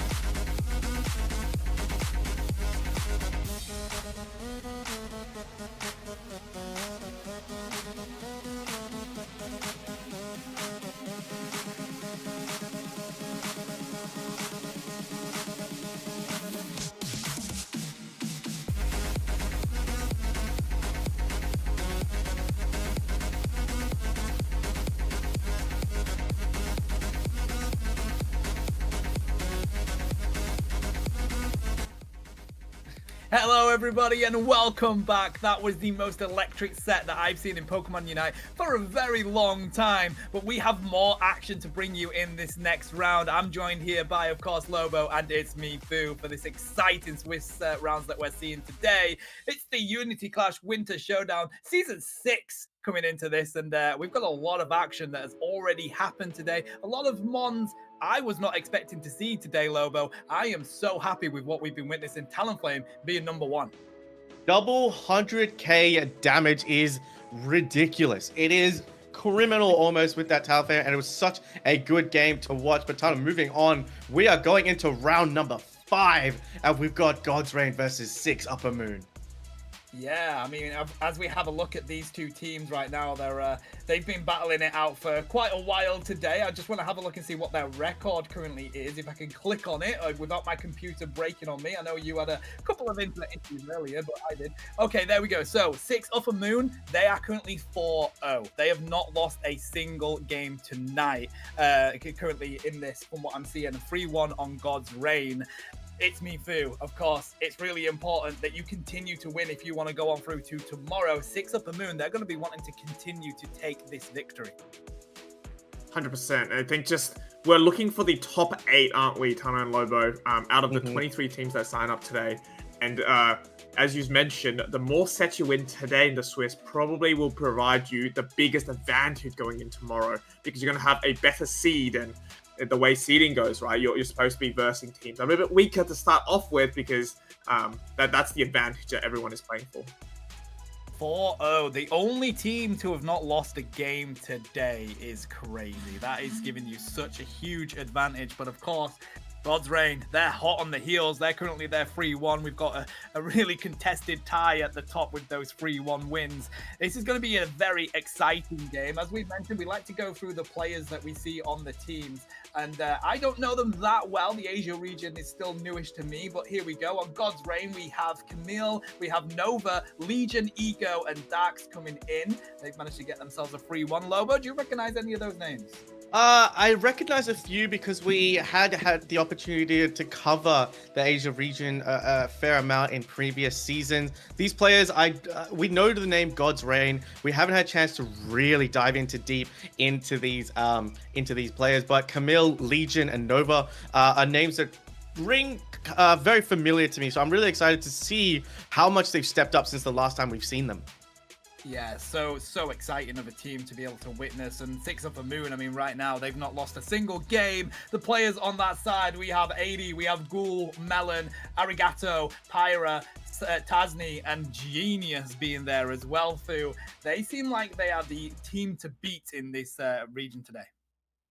Definitely, and I think they probably will have the pressure as well. But definitely, if you are, the only team that hasn't lost a set today, you got to have a bit of confidence at the same time going into this next set. They know that they've definitely locked in a place for tomorrow, right? Most likely. However, it's all about sending a message in day 1, proving to everybody that they're the team yet again to beat in day number 2, and probably the favorite so far to take out the entire tournament. But as we've seen today, time and time again, sometimes it's about the Rayquaza, right? You can prepare all you want for the 8 minutes, but in the last 2 minutes, whether it's a Talonflame steal or it's a Penta, but then leads the other team wiping in reverse, who knows what's going to happen. But what I do know is that it's going to be a great show against these two teams. And it's getting a little bit chilly now here because I've accidentally turned my AC on too low, but I'm sure casting this game will warm me right up. Oh, it absolutely will, buddy. And the thing is, when you haven't lost a game, as you mentioned, you get that confidence. But in Pokemon Unite, overconfidence happens so often in teams. They push too deep or they stay too long. Will that come into play here with 6 Upper Moon, or will they be able to keep their mental strategy under wraps and be able to keep that strength coming into this game? That's what we're going to have to wait and find out. I believe the teams are just about ready to rock and a roll. Fan here, though, you obviously see a lot of fans, but Blissey being the main one that we've seen. Although the last set, Lobo, it was in every single game. It was being used to great effect again, and I think we discussed it behind the scenes, Tano, when Talonflame was that Blissey was taken away from the Talonflame, the big burst damage combined with the Bliss assistance was, I think, one of the main reasons that we saw Fly put up such a dominating performance in game number 2. But again, it also showed what can be done without a Blissey as well. So it gives a picture-perfect example as to why that Pokemon is being banned up so many times. All right, Here we go, Lobo. I'll hand it over to you and Fu and Lobo. Have fun with this one. Oh, I bet Thank we you. will. Ooh, I apologize, Fu. We have got Marco's Gaming versus God Reigns. I think that's 6 Upper Moon, as I think we have been told by Shivam. Yes, that is correct. They're gaming from the ACL India, and we've got Psyduck and Mimikyu banned off straight away, Fu.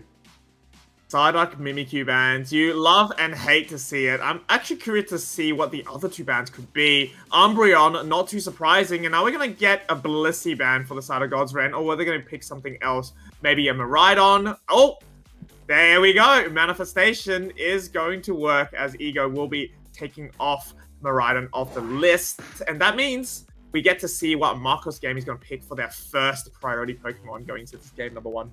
Boo's got that crystal ball out, predicting the future, really calling that Miraidon, but that means Blissey is available. Artie hovering over a Zoroark. Now, we saw how much damage a Zoroark can do on a very competent player, so I'm really excited to see anytime a Zoroark is chosen, but again, I've been baited. I've been baited as Artie takes over with the Blissey pick.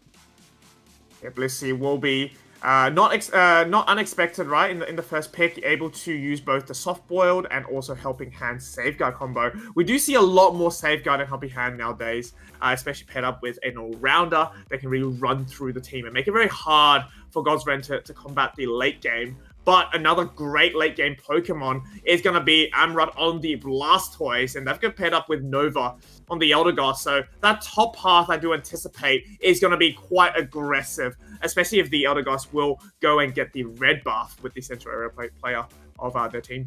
Speaking of aggressive, Sani has decided to pick up the Garchomp, the rip potential on this Pokemon, and even the strong early game that we're seeing, especially when it's supported by a almost a pressing Pokemon, but even a Blissey inside that top path. But Ghoul is going to pick up possibly going to be the Urshifu, one of the gods of secures that tournament. I like to mention the other being Blaziken, but Dash and Ego picking up Mamoswine and Sylveon respectively.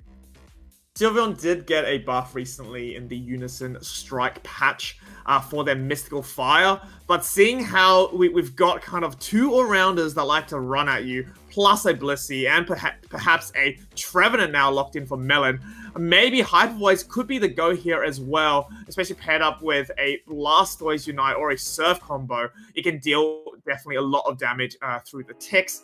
Mamoswine has worked very brilliantly for a lot of the teams in the Asia region. And, if you can get an access to an Ice Fang onto Tasni or even Gold when they're not using Wicked Blow, it does set up a great isolation for Camille to come in with the Icicle Spear.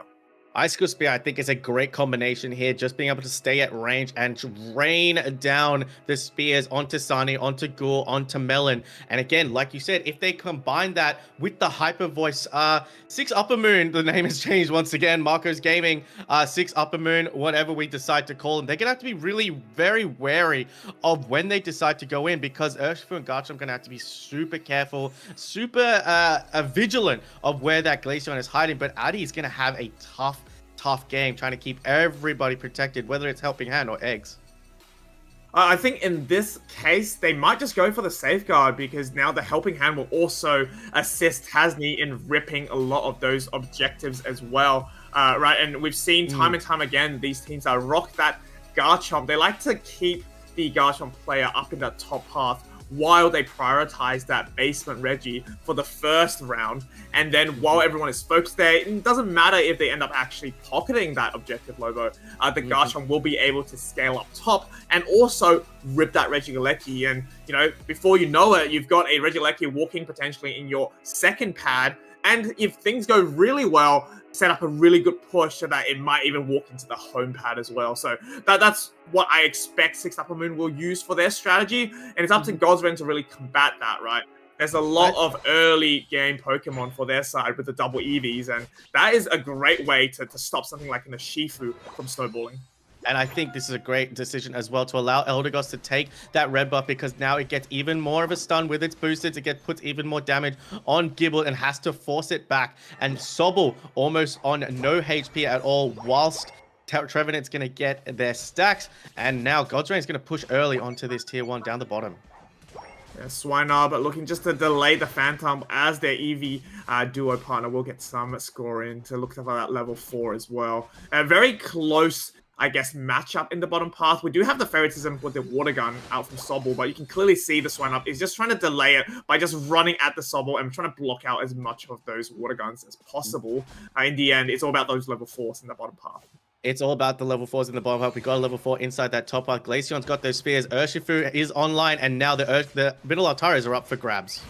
The Wicked Blow will be charged and soaks up a lot of those Swablues. They're still up to fight for these Altaria, and looks like the Spears will be able to pick it up and sends that Glossifer into that evolution, and it forces the eject actually coming out of Ghoul.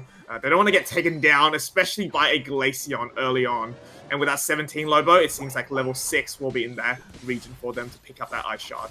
They've got access to that Ice Shard, and now that's just going to be big damage, but both evolutions secured by 6 Upper Moon, Gabite, Blissey online, Eldegoss just scouting, but there is a Squirtle to also provide a little bit of assistance. 13 seconds until those middle Altarias spawn. We're looking at the Sylveon. I'm very curious, and yes, Fu, it is that Hyper Voice moveset, which means Inteleon, Trevenant have to be very careful, but let's go into that central path and see what Glaceon's cooking. I think they're just going to get it all for themselves. Especially the range and the width of that improved Hyper Voice, right? As I say this, Gabite gets a chemistry, got 2 up top out of nowhere, and here comes the cavalry as well from both of these teams, and the eject of the Glaceon just to run away from this Shifu and Gabite. Safeguard chooses the Gabite as the target, and it can't even seem to dash out of the range of Hyper Voice as well. Sometimes I feel like the new change, it makes Hyper Voice take up the entire screen, Lobo, but, you know, it's definitely something to watch out for 6 Upper Moon. When it takes the entire lane, where are you supposed to go? Altaria is about to spawn, both teams securing, but I think Hyper Voice and Hornleech into Woodhammer are going to take most of that. Eldegoss going down with all that. And don't forget, Hyper Voice will increase the damage coming out those spears as well. Nice little glacial stage is going to be set, and the spears are just raining down, Lobo. The weather forecast is looking for hail as we get a 30, possibly even more, as these teams are doing the optimal amount of mats possible. And there goes the 30. I think it's like a 26 overdunk or something like that. And what a brilliant way to begin your game number 1 in this matchup. We thought it was going to heat it up, but it seems like they're cooling it down even more with the Glacial Stage. But Registeel is here, and Godsrain are not going to let Marcos Gaming have this for free. Wow, what a wonderful way to jump across with your Earthquake to pick up the Inteleon and shut them down. There are 2 secure potentials on the side of Marcos Gaming, but it seems like gods are reigning now for their team as they're just countering everything Marcos Gaming is throwing at them. There's that Regieleki problem at the top path as well, Lobo. So, like I said, that strategy is clear as day for Godsrain. Godsrain are just making themselves known. Icicle Spear is going to crash on to the Trevenant. They're going to try and get a score, but Trevenant says nah with the Woodhammer. But Urshifu is here to try and push Godsrain back.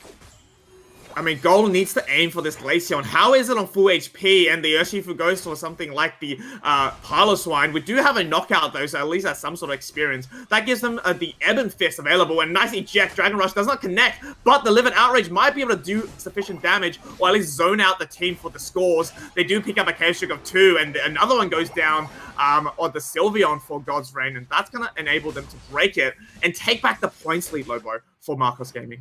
3 KOs all going to the side of Marcos Gaming. Glacial Stage was used to try and avoid the Livid Outrage. Unfortunately, you cannot stop an angry dragon. But now Marcos Gaming going to do what a lot of strong teams do. Head on into that central area and try and stop Godsrain from getting any kind of momentum. But Inteleon and Trevenant are going to exit stage left. But Glaceon is going to make sure they pay some kind of price for entering their territory.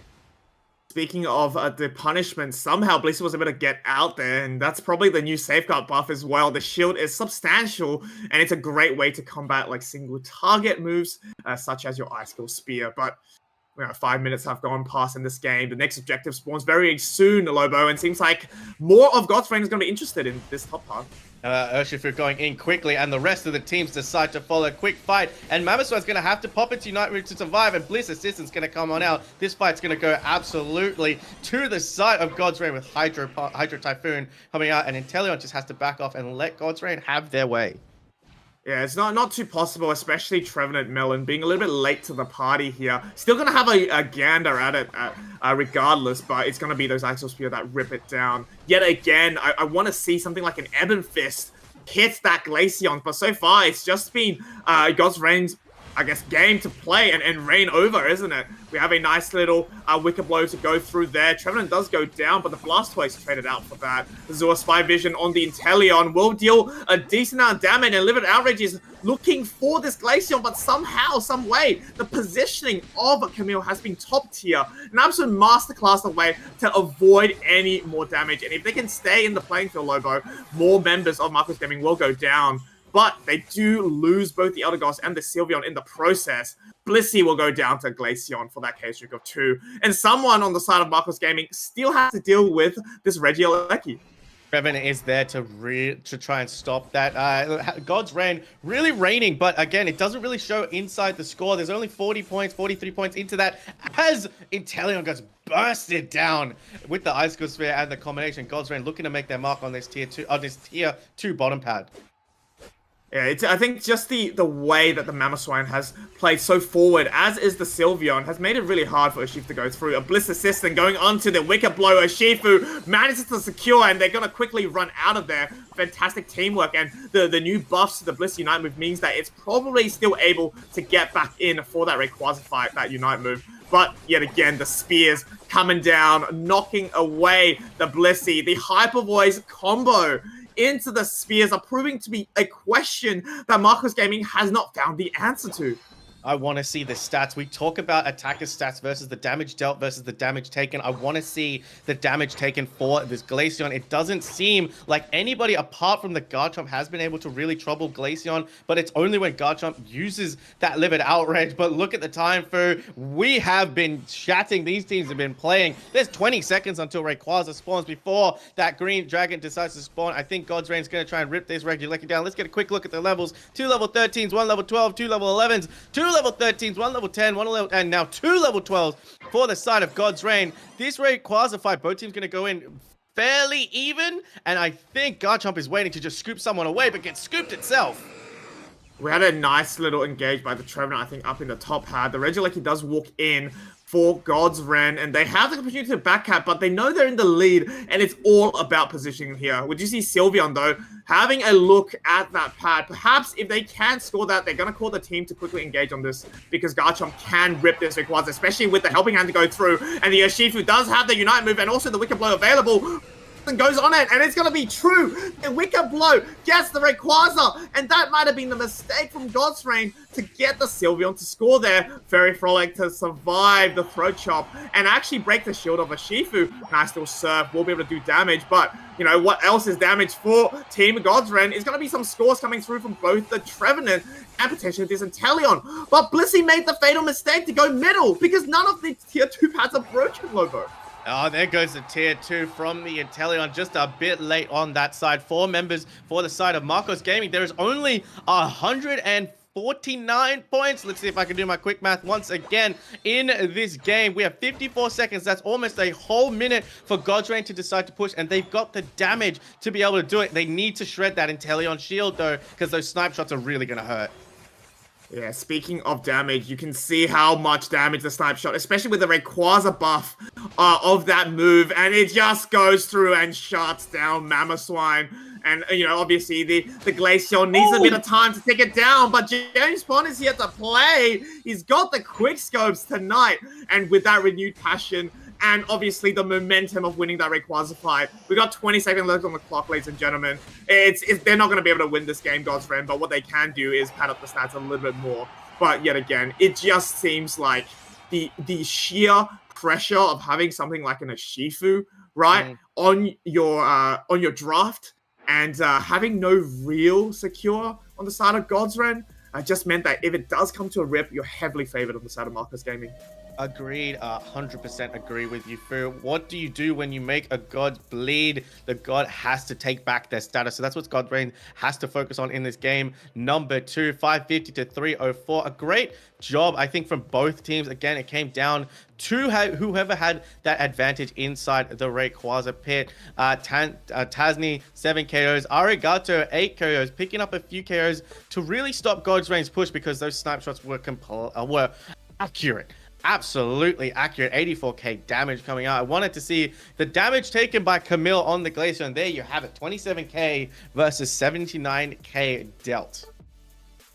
I think, we talk about how it was very difficult for Marcus Gaming to get to the backline and take down this Glaceon. But at the same time, Inteleon was also positioned really well that they only took 28k themselves as well, Lobo. So this is just attacker against attacker and really demonstrates how to perfectly play a Pokemon in that role, because the last thing you want to do is consistently give XP to the enemy team, and these teams only taking in, under 30Ks is quite remarkable, but they dish out double or triple the amount that they've taken in, proving to be what an asset, right, to both these teams. One of the big questions I got to ask you right now is, do we see the Blissey ban?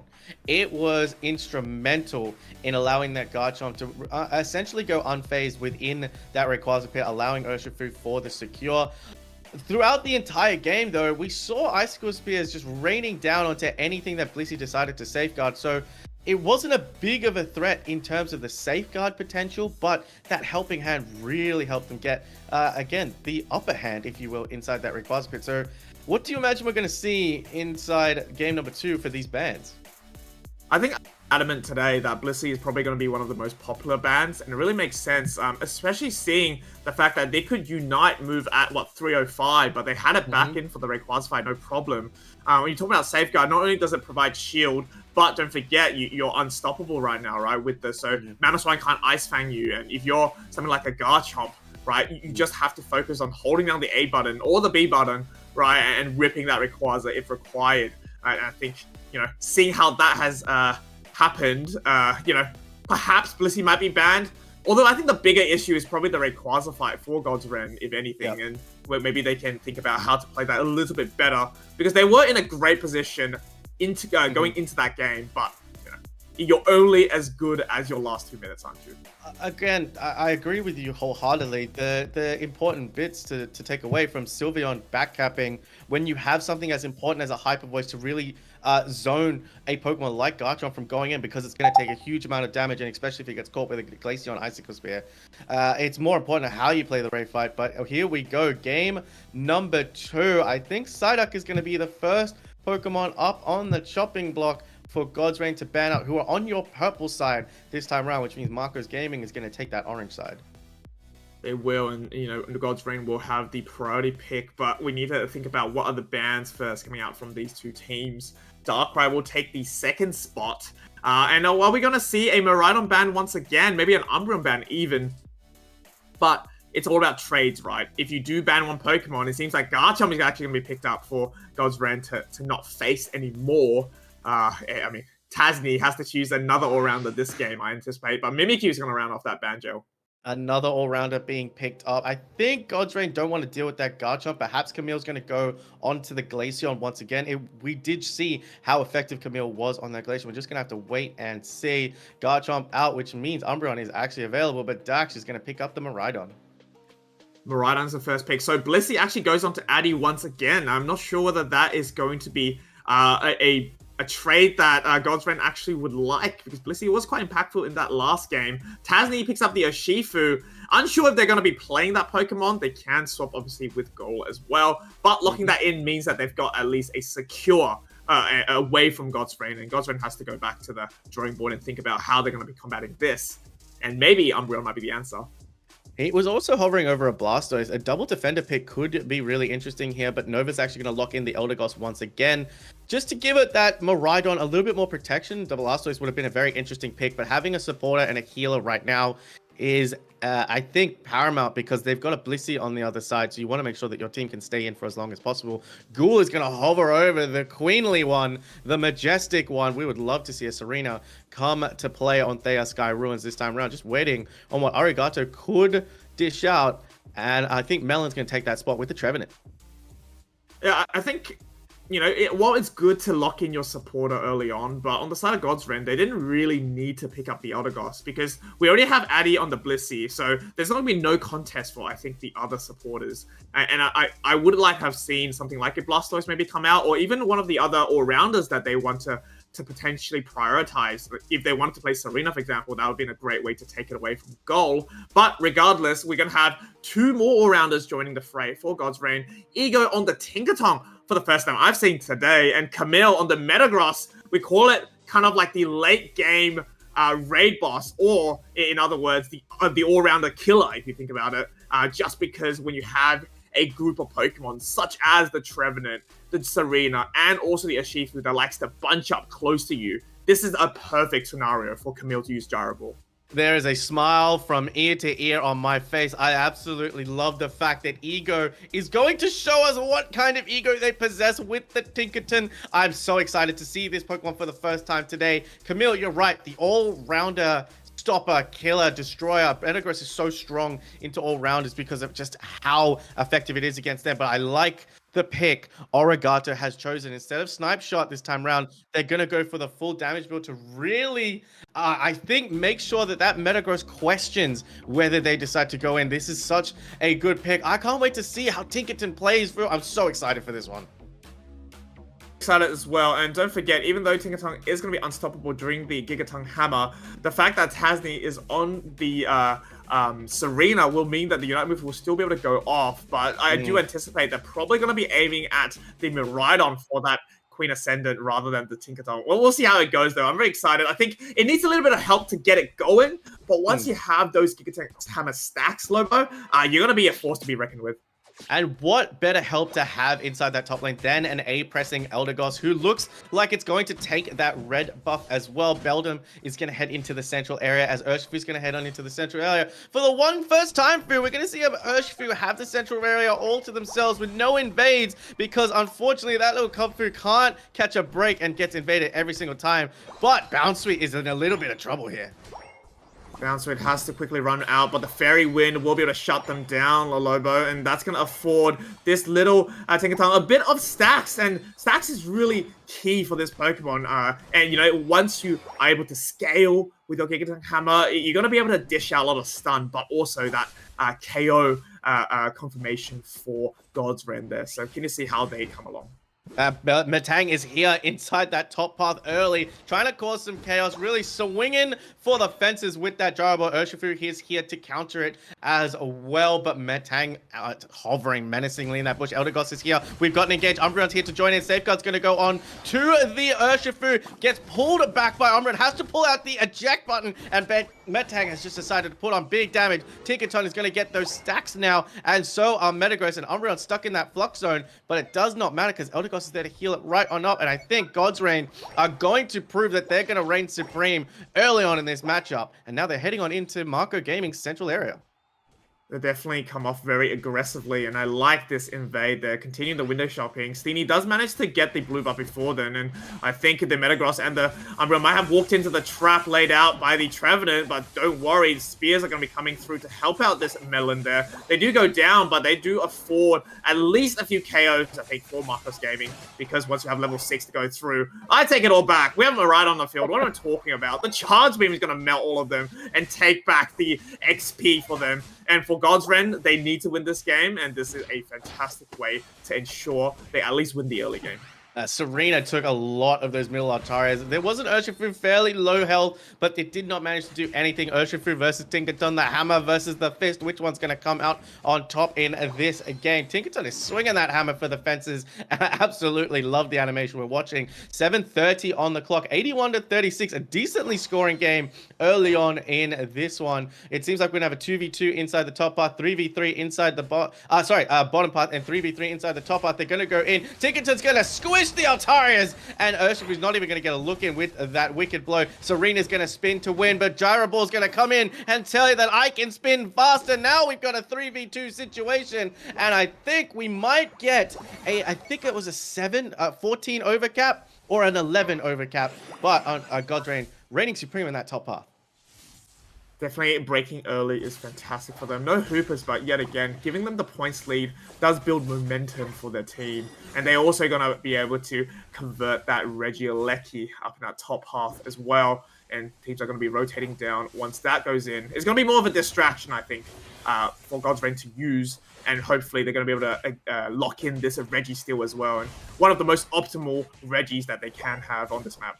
You don't want to get distracted when there is a Reggie as important as a Reggie still on the map. Beldam is just going to rip this one down with the help of Tinkerton. Trevenant doesn't know whether to go in or to defend because Maridon is just putting so much damage onto that charge beam, and that's a nice secure from God's Reign. But look at Serena's gone window shopping of her own. She needs some new boots so that she can do some triple axel kicking. And now I think God's Reign is looking to push on to this bottom pad. Horn needs to get out of the CC to go through, but Blissey goes down first, and I think Marcos Gaming might be running out of gas to defend this pad. Nice little eject through there as I think the hammer will land down. Kaboom goes Marcos Gaming, and so does Melon, the last member to fall for their team. And as you rightly so pointed out, Serena still looking for that Unite move, just ticked over. Not able to actually participate in that fight, but you do expect for the next 5v5, they're going to be able to help out a little bit more. You couldn't have timed that kaboom or anything as Tinkerton brought that hammer down. Urshifu's going to jump on to Metagross. I don't know if that's the best idea with Eldegoss here. There is, oh my god, the Unite move into the Wicked Blow. Smacks down the Urshifu. Tinkerton's going to drop the hammer. Serena's still alive. The Blissey Self-Guard is going to help them. Maridon caught between a wall, and the opposing team has to pop its eject to get out of a sticky situation. But Marco's game is going to apply the pressure. Maridon pushed back, and now it's just going to have the spears applied along with the Queenly Ascendant. A little bit overkill if I do say so myself. But Marcus Gaming is pushing onto this back. Compute and Crash is going to go up. Beyblade Arena is in effect. Bliss Assistance is on to the Serena. She's going to walk her way out. The Glacial stage was set once again. And Glaceon's going to rain down with spears. But Metagross unable to catch the retreating Glaceon, and Marcus Gaming are just going to push back to the safety of their own pad. It's really crazy how much shield you can get from Gyro Ball if you hit multiple opponents, and I think that is just the benefit of that Pokemon and the advantage of staying sustained in those ladder fights, especially when you get your enhanced Gyro Ball in the latter stages of this game. But we got to focus on the two objectives now spawning up in the top and bottom path there. But seems like Marcos Gaming is looking for a pick before they start it. We got Wicked Blow landing on the Eldegoss and actually takes them out, Lobo. And this is an opportunity, right? They have the numbers advantage in the bottom. That bottom tier is on 1, which means if Marcos Gaming decide to take this Regieleki, they could just push on and do a nice big overdunk. 40 points between each member. Urshifu's going to secure that with a Wicked Blow. Maridon's going to provide a little bit of zoning. I think Marcos Gaming just going to leave it there. They're not going to push on too bad, just make the... Oh, but I think the Queen has some other ideas in mind. Behind, Queenly Ascendant goes on to Maridon. A fight pops off just as quickly. Midnight Prance comes out from Umbreon. The spears are raining down from Glaceon. Serena is spinning to win, but Compute and Crash, the arena comes up, and Serena goes in and says, I'll challenge you in your own arena, Phantom Forest. On to the entire team, onto the pad, and Marcos Gaming gains the momentum. And with 3.5 minutes on the clock, they finally get the points lead in this game.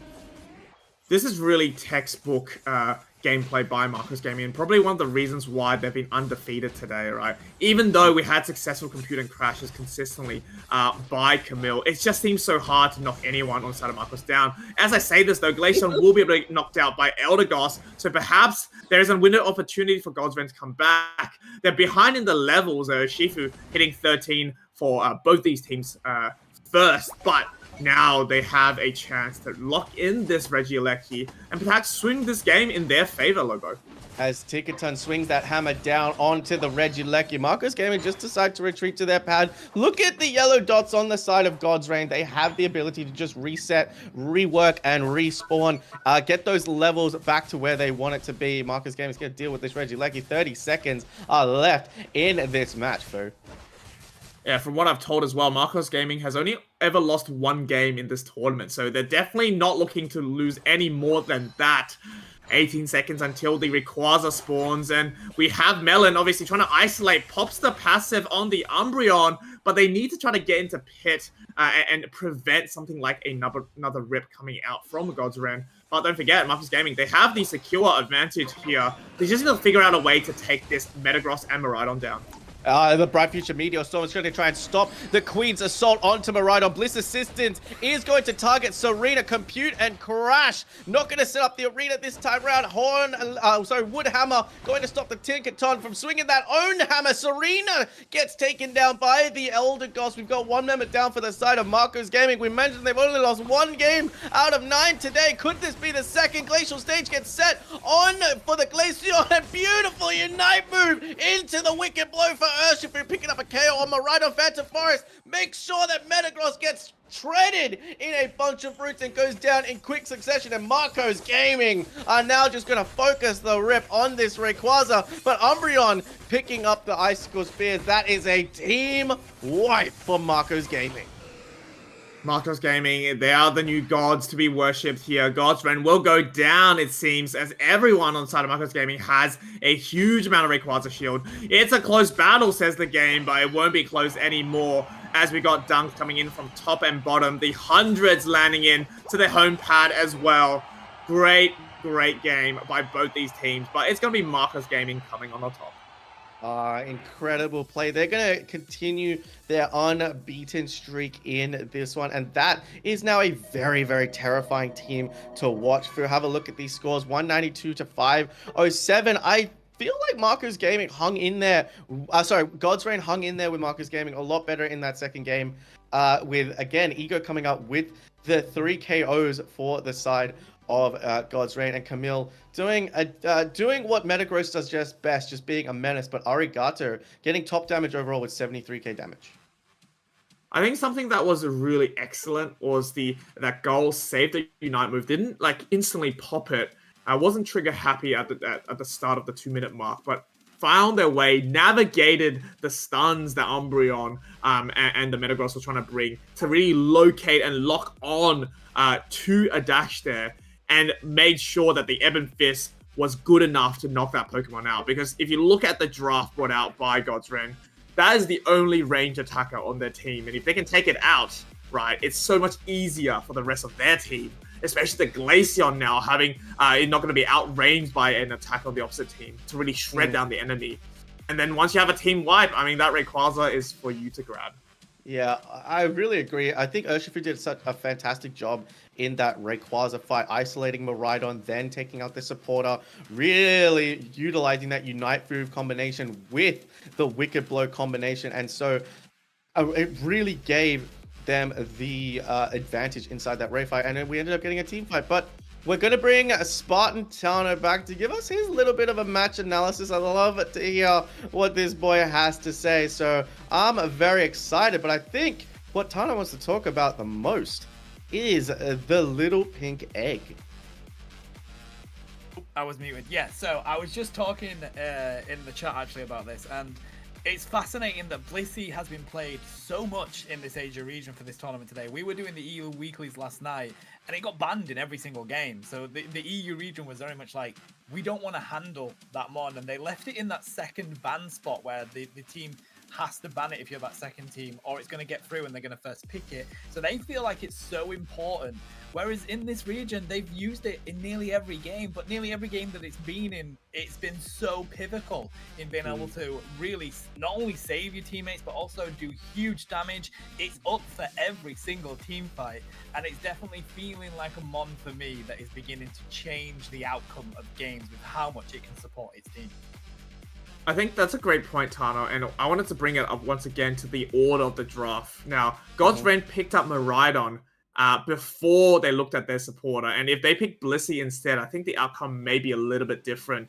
Even if they're going to be giving Umbreon, let's say, to the enemy team, I think Blissey, Tinkaton, Blissey, Metagross, could you imagine a great compute and crash into the Bliss Assistant? I think works a little bit better than an Elder Gods coming to crash down to save that Metagross. And I think with the safeguard going on to Serena or Urshifu, or even getting the Glaceon out, it just meant it was so much harder for God's Reign to really lock down one of the players of Marcus Gaming to take down. And there's a reason why this team, right, has now had a completely undefeated run in today's sets.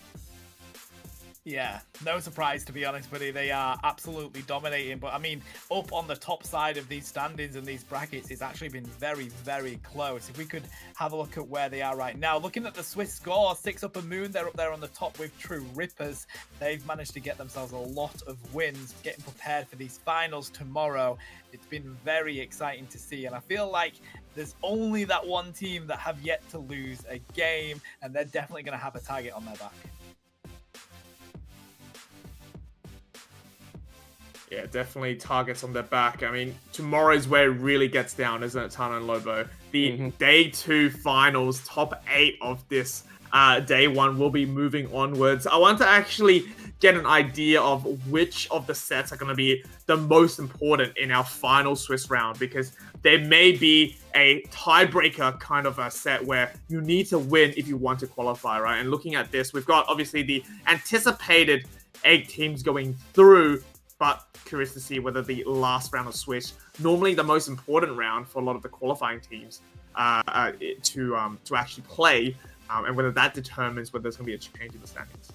Guys, I really got to ask you, just watching these games that we've got, based on the 8 teams that are going on through, Tano and I got to call an incredible set involving Team Fly. We've seen just stat-wise and in that performance-wise with 6 Upper Moon putting on just an incredible performance. Who are your teams to watch going in? Do you guys have any picks yet of who you're going to be either throwing your support behind, or who has shown you enough so far that you think that they're going to go the whole way? Me personally, buddy, I am going to be keeping a close eye on Fly.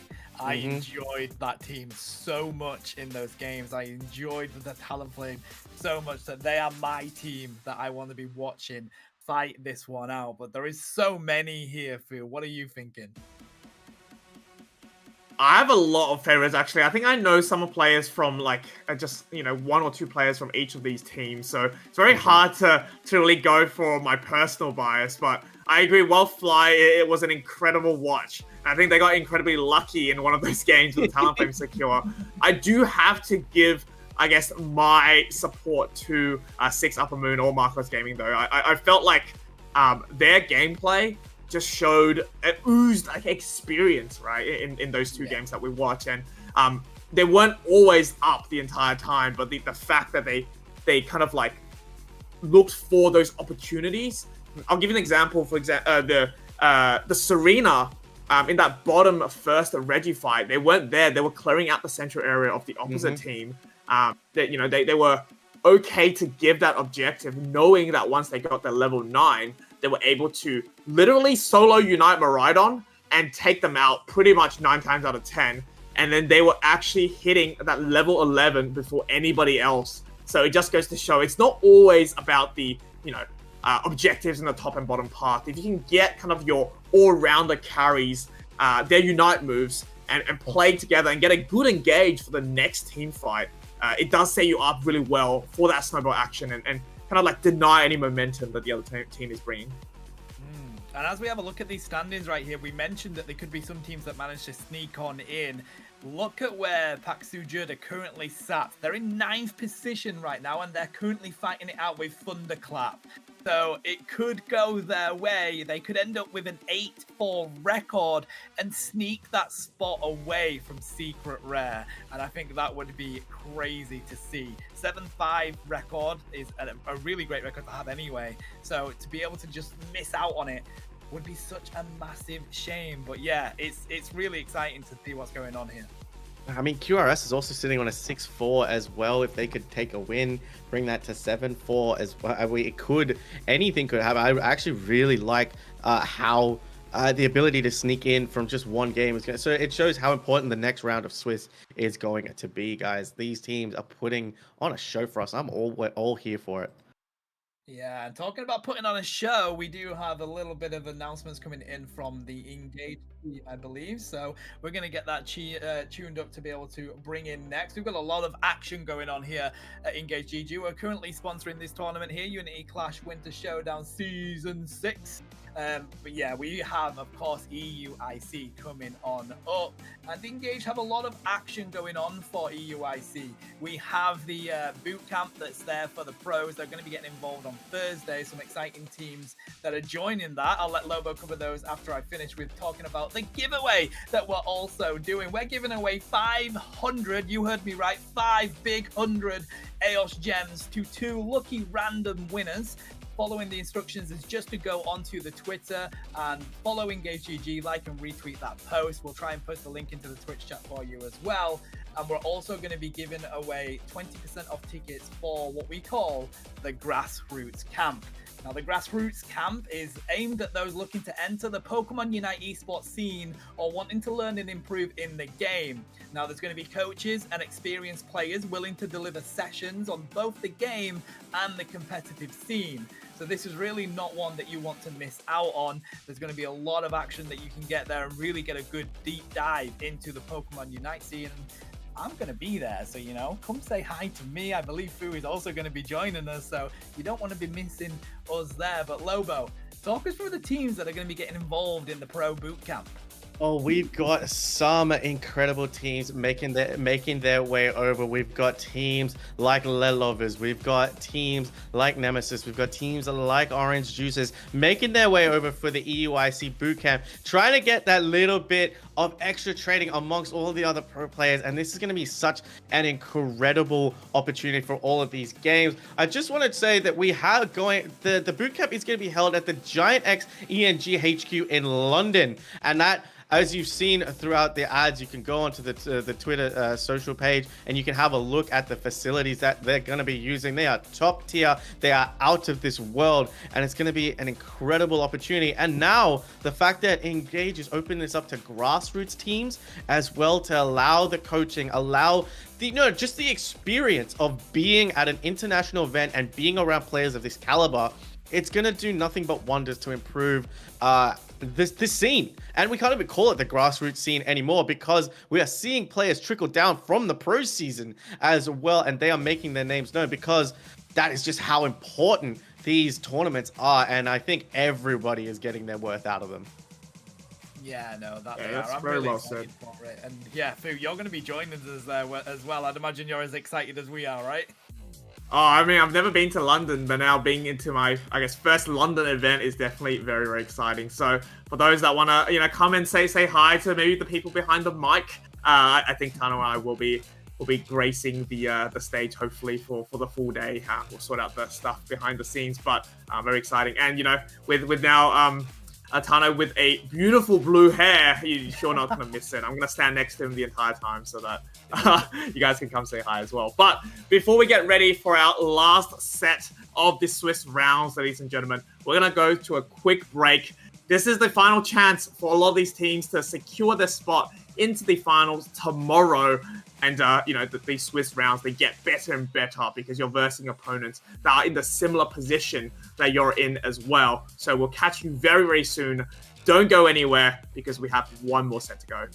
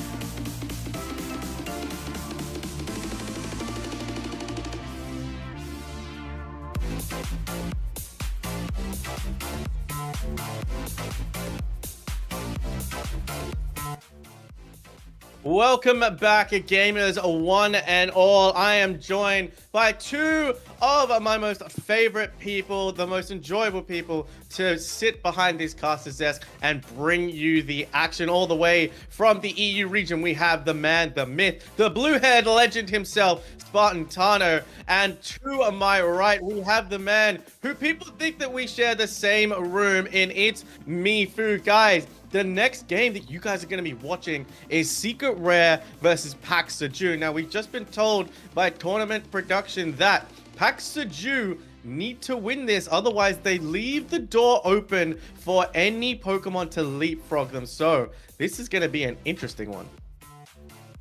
It definitely is. And also, by the way, guys, you're never going to shake off the allegations that you live in the same house. I mean, look at your backgrounds, guys. But no, 100%. And I love seeing Secret Rare. I mean, they're a team that have been known for quite a while in the region. And anytime you get a chance to watch them, it's always a good game. But Pak Seju, they've been doing really well today. But of course, if they do lose this game, it does open up the door for another team to leapfrog them, as you mentioned. But if they solidify that win, and doing that against Secret Rare is definitely a tall order, then they'll be able to secure their position and going into tomorrow. That's really well said. And I think God's Reign, obviously, versus Fly is the other match that might determine a leapfrog, like you said, Lobo, before, to take that last spot. These teams are incredibly close, but we're going to be watching Pak Seju against Secret Rare. And Secret Rare is not a team that's easy by any means to take down. They are 5th in the competition at the moment, to my understanding. And you know, we've got the kind of the 8th position against the 5th position, right? You know, who knows? It might be too tall of a mountain for them to climb, or Pak Seju might show us that they can conquer any challenge that they put their way. So we're going to quickly go into draft here, and I think Tano and I will be taking this. Thank you so much, Lobo. Have fun, buddy. Looking at these bans, though, Umbreon getting yeeted out of here the instant we go into it. Darkrai being banned is really interesting from Pak Seju. We've actually not seen any action getting banned from the side of Darkrai today, but we did see it played in quite a few games, Lobo. I am Fu here, but it's all good. I sometimes do sound like Lobo, but yeah, exactly right. I think these two Pokemons are banned out a lot of the times, and I'm keen to see if Blissey gets another ban here. We do have one more ban slot available for Pak Seju, and I need to start getting paid for this, like maybe $1 every time I manifest it correctly, Tano. Then maybe I can afford a trip to EUIC coming up soon. Oh my god, yes. And we mentioned quite a few wrestlers recently. We're going down to the box in here. It's going to be Mike Tyson picking up the Mimikyu for Secret Rare. I didn't think I were ever going to call that in a Pokemon Unite cast, buddy. But it does mean that Pak Seju have access to 2 heavy picks they can go for. Blissey is obviously banned, so they rotate onto that Clefable, trying to go for that global healing they can provide. I'm really sad that Mike Tyson isn't playing Machamp. I mean, it's just such a cop-out, I think. But Mimikyu's definitely feeling like a better Pokemon. With Sylveon obviously scamming us once again, not picking up Sylveon, picking up Hooper instead, Tano, and Wa going on that Warable Pokemon, Miraidon, which is, you know, it's out of the ban gels, so definitely going to be picked up. Yeah, interesting range battle going on in this game already. We have the Mewtwo Y and the Miraidon here to play.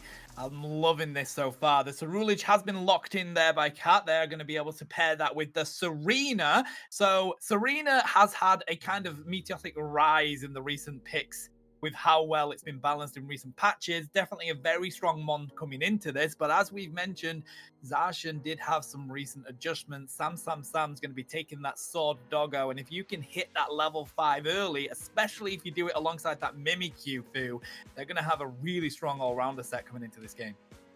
They definitely will. And speaking of strong Pokemons picked up by teams, if AS picks up the Blastoise, I think that's going to round off the team fairly well. You mentioned before, having a Clefable with that global healing is definitely going to be a problem, and it will be able to counter the Charge Beam coming out. However, we do have a Cursed Incense on both Heather and Wa as well, and that's going to definitely nullify some bit of a sustain that obviously Shira on the Serena will provide to themselves. So will the Cerulege, the Clefable, and also that Crustle. Definitely an item you want to pack on if you are Secret Rare. Yeah, I like it, especially when you pair it with that Miraidon. If they go for the Charge Beam, they're going to be dropping that damage from afar, trying to prevent that healing coming their way. But we've just seen Heather rotate off the Cursed Incense onto the Resonant Guard, if I can see that properly. So looking like they're going to be kind of nice and bulky going into it as the front line, and I think that's a great decision. This is a really interesting game here, Phil. We've got some fantastic comps on both sides of this team. I'm excited to see where this is going to go. As well, and I think on paper, obviously the Zacian Secure will be king with their Unite moves. But at the same time, right, anything can happen, especially a good Revenant Ren from Rhetoricat will be able to deal massive damage, maybe one shot, something like while on the Miraidon. Only time will tell as we're heading to this game, but like we said before, this is a very important set for both these teams, and Paxodur, I mean, they have a task on their hand. That they do. Here we go. This is game one of the final game of the day, chat. We're going to be seeing this rotation coming in. I suspect the Mimikyu taking the jungle for Secret Rare here through. Jackadet doing the same for Paxajud. They will be indeed, and it looks like no invades so far for both these teams. All going to be fair, respecting the level 5 that's freely gained when you are going to that central area. But we're going to have a little contest on our hands in this bottom path as the Dwebble will try to stun up the Miraidon there. Meanwhile, in the top path, Zacian, as you mentioned before, looking for that level 5. Now, from the patch, it does only need 5, 8, and 12 or something like that in order to get its enhanced moves. And we're going to be seeing that once it hits that level 5. Oh, it does so much damage, and it's definitely a threat, even though you may think it's low health, especially with the Hooper there. As soon as they get that level up on their moves, it's going to have those shields, because I suspect Hooper is going to go for the trick here. We've been seeing a lot of that so far through, and it works so well when you have strong all-rounders such as Zacian and Mimikyu. Definitely enables Zacian to get out of sticky situations and maybe preserve some of its energy for a better engage. Now, I wonder what move Mimikyu's going to go. I do anticipate the Shadow Claw, and that's correct, because we're going to have Gravity coming soon from this Clefable. I think both of the members of Secret Rare and Paxodu are just going to respect one another for now. I'm curious to see why the Zacian isn't actually pushing into the central area for more, considering the fact that it has hit that level 5, but it looks like they're going to look for a pick here. They shut down the Clefable. Steenie managed to get out in time, but it's still an opportunity to push there. Interesting, they've also gone for the Sacred Sword. We see a lot of Metal Claws Zacian playing now, but of course, with that gravity that's going to be coming for the Clefable, maybe they do want to take the advantage of possibly when they do end up trapped in that situation, they try and drop that down and not worry about those dash moves. They're definitely in a position where they can steal some farm away, but I'm with you, buddy. I feel like they've not been as aggressive as we usually see from teams. Secret Rare are going to dive into this mid farm here. They're going to take all of it for free. Crystal decides they don't want any of that action, but Mimikyu says you ain't got a choice with Miraidon backing them up. That is a clean KO. Yeah, I still don't know what move the Hooper is going. He's going to be the Hyperspace Hole, so definitely a lot of opportunity for Secret Rare to heal up themselves. And they're going to do that once they get some of these scores in. Sacred Sword is going to be zoning out the Steenie and the Cerulege. So to start off this game, Secret Rare have come out extremely aggressive, and that's what you want when you have something like a Mimikyu that needs that level 9 for that Play With Me Unite move, as well as the rest of the members, such as the Miraidon, sitting at level 7 at this point. Ooh, can they grab this Steenie? They do manage to get the evolution onto the Serena, but Mimikyu and Zacian happy with that. They want to continue pushing. Mimikyu trying to get some more stacks in. The Zacian stealing the farm away from Pak Sujud right now. And it seems like the battle is going to be happening in the bottom lane. They've managed to persuade the Serena to back on out of this, and the action is going down on that basement Reggie. It definitely is. We have a numbers advantage circling around the Red Rock so far. No, Maridon comes to look at the party as well. And that's going to be way too low. So Rulage manages to rip and convert for their team. So they're going to be pocketing that Reggie for the time being. But Crustle does go down. So the bulk that Pak Sujud had for this push is going to be running out now. And the poor Mewtwo Y, they're mega evolved, but they can't stop the telekinesis coming out from the Slowbro. That's not what you normally get to see on Slowbros. I think a lot of them like Amnesia, but this might be a great pick for them, especially able to pick up the Clefable into the Bright Future Meteor Storm, and that allows Cerulege to get taken down by Mimikyu, and he's going to pick up another Pokemon. Chaos Trigger 3, rather, Atano, as they look to absolutely dominate the scene in this bottom part there. 4 KO streak and really cementing how they are in control of this match, Tano, and with that 27 score as well in the bottom.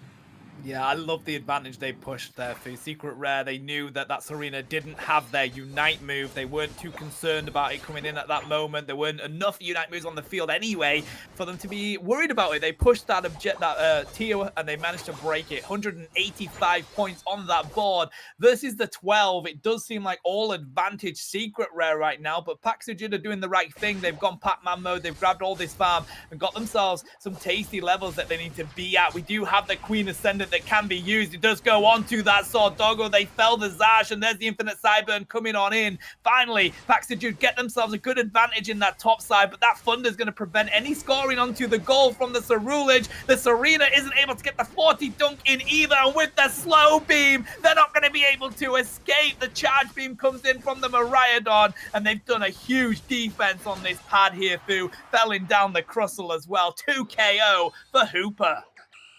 Any sort of experience that went on the side of Team Pak Sujud just got wiped, didn't it? And I mean, we know there's a great lockdown with that Queen Ascendant move, but Slow Beam is the OG lockdown Unite move, and I mean, just shown into full effect here.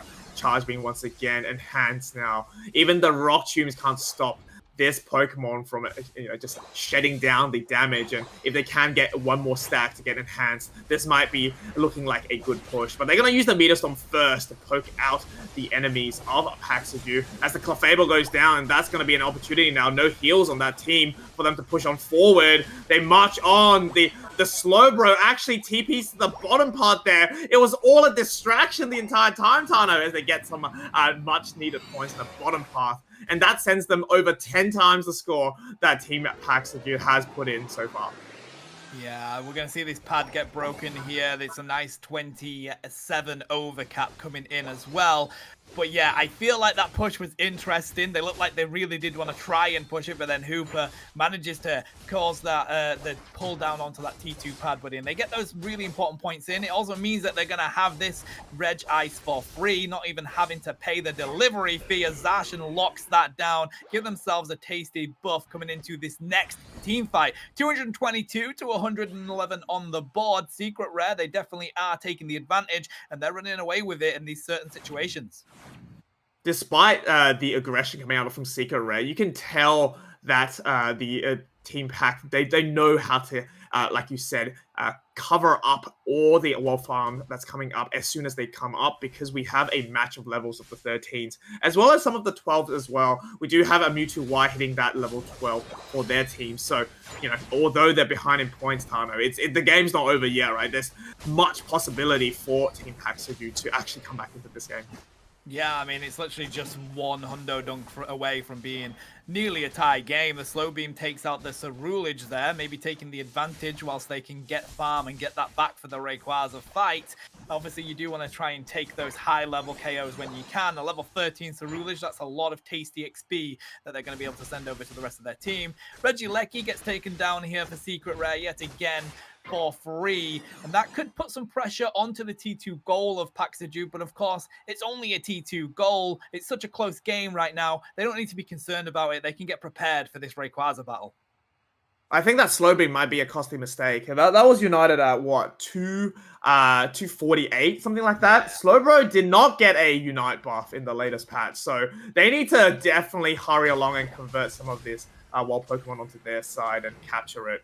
Hooper nearly caught out there. Nice little Phantom Force to get out of the pit, and you can see an instant rip of this Rayquaza will start. It's already on half HP. The Sidon to go through. Who's going to secure it? It's going to be the trusty Zacian with the Sovereign Sword. And with that instant team wipe, it's going to be Secret Rare picking up the first game of our final set of today's Swiss rounds. Wow, buddy, I love that decision. They're just like, you know what, flip it, let's go for it. And Secret Rare, they've got the Zacian. Like, it doesn't get any better for securing this game than the Zacian, especially with Sovereign Sword coming out. Sam managing to take that one away. That was such an interesting game, buddy. Paxajude, they managed to keep themselves in it level-wise for the entirety of it, even though Secret Rare were well ahead when it comes to the scores, as we see here from the 2-minute mark. They were just getting ahead with those scores, but the levels, it was definitely an even game. Wow, with 71k damage coming in from that charge beam. What a game that was. Yeah, and only 13 taken, so wow, definitely wowed us all. And on the side of Soju, I mean, just the Ceruledge, not having the same impact, I think, as what they expected.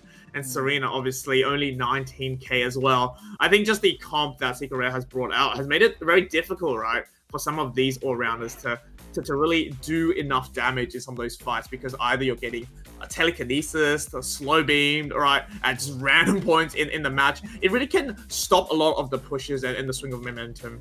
We did see a window of opportunity sometimes for Team Paxajude to come back in, but Secret Rare, they know the game very well. They know the tempo especially well as well. So, you know, definitely using the Unite moves at certain points to defend the pad, I think really made it hard for the opposing team to really come back in.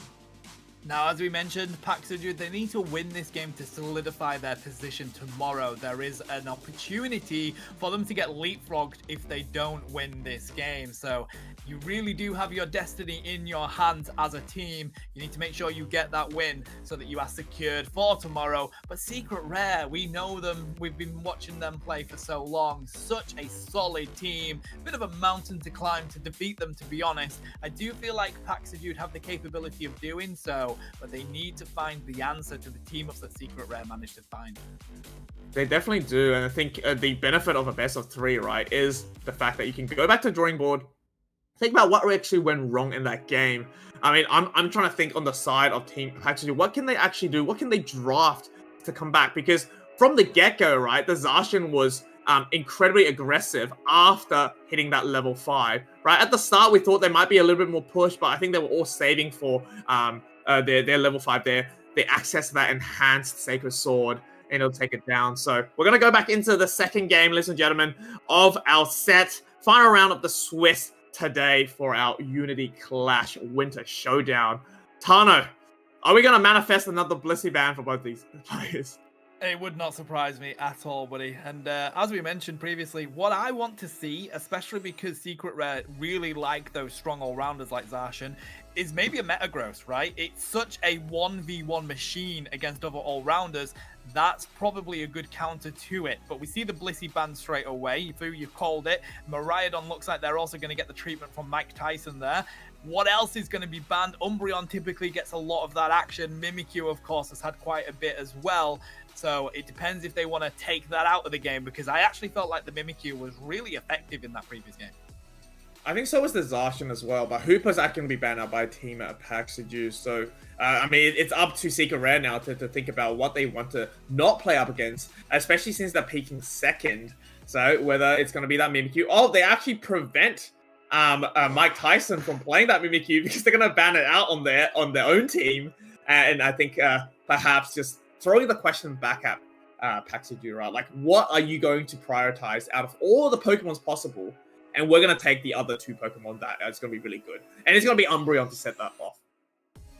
I mean, Heather, I would be over the moon with a Gengar pick, but I don't think you're going to be doing that early. Well, we could have the opportunity for Mike Tyson getting on the Champ Cena here, buddy. I would really enjoy that, but it looks like Sam's going to concentrate yet again on that Zacian. They felt like it worked for them so well. Heather's going to take the support. It's going to be the side up coming out to play yet again. Yeah, Psyduck just provides so much flexibility, I think, for their team, right? We always call it like a damaged Sableye. You can either play the Saber or Psychic build, depending on the team you're going to be facing, but it seems like Surf is the more popular second move that they like to choose, and being able to like run around pretty much carelessly and carefree, it makes it really hard, I think, for any all-rounder to actually lock down. But speaking of all-rounders, I do see 2 more coming out of Team Paxajude. Yeah, this is where I would like to see maybe a Metagross coming out to play. Even the Serena actually would be a good shout again. Wow, looks like they're going to lock in the Espeon. They've also got the Clefable there, so they're going for the double support. You're going for one that can heal, and you're going for one that's going to cause CC. And then we do have the lock-in of the Espeon. Of course, Psyshock being really good with stuns, and it is a skill shot, but that stored power gives you so much kiteability on that Espeon. You pair that with Psybeam, they may be able to kite themselves away from this Shifu. Is there an argument for a follow me Clefable, Tano? What do you think going up against a Shifu and a Ceruledge? I think it might be able to stop them from using the Wicked Blow if they get in early. However, it just depends on what they like, right? We do have a Delphox hitting the stage as well. I feel like I haven't seen this attacker in eons. And I mean, looking at the build so far, it seems like to be a Fire Spin build, which we haven't seen in even further time. So I'm keen to see how they go up against. It seems like no stun is going to be enough to stop the mighty Mike Tyson, though, and they're going to be rocking that Zoroark to end off their draft.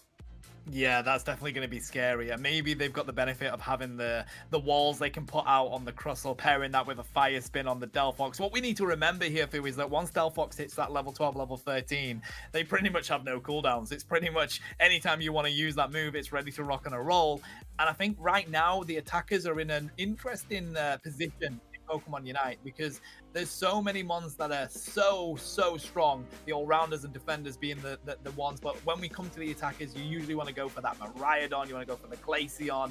There's so many attackers that are really comfortable in the meta right now. Delphox, I mean, Armarouge we mentioned a couple of times as well, so it's exciting when we see them get picked, because people, they haven't played against them that often. Even in solo queue games, they don't come out that often, so it's kind of like, oh, wait, yeah, that mon exists and it's capable of doing this. We need to play around that. Yeah, that's what I like watching about, I guess, tournaments in all different regions, right? Everyone brings their own flavor, and this region definitely has shown us a lot of different Pokemon that like to play. But we're gonna start off with our second game here. Team Paxajude on the purple team here, and Secret Rare rocking that orange for game number 2. Alrighty, could this be the final game of the day? If Secret Rare get the win, it will. If Paxajude manages to get the win, we'll go to a game 3. Zacian says goodbye to Charcadet, and boy, are they wanting to put up the aggression here. It's a poor Eevee. They want to take the farm away from it so it doesn't become the mighty Umbreon, and they're not going to let go of this aggression in this lane, Fu.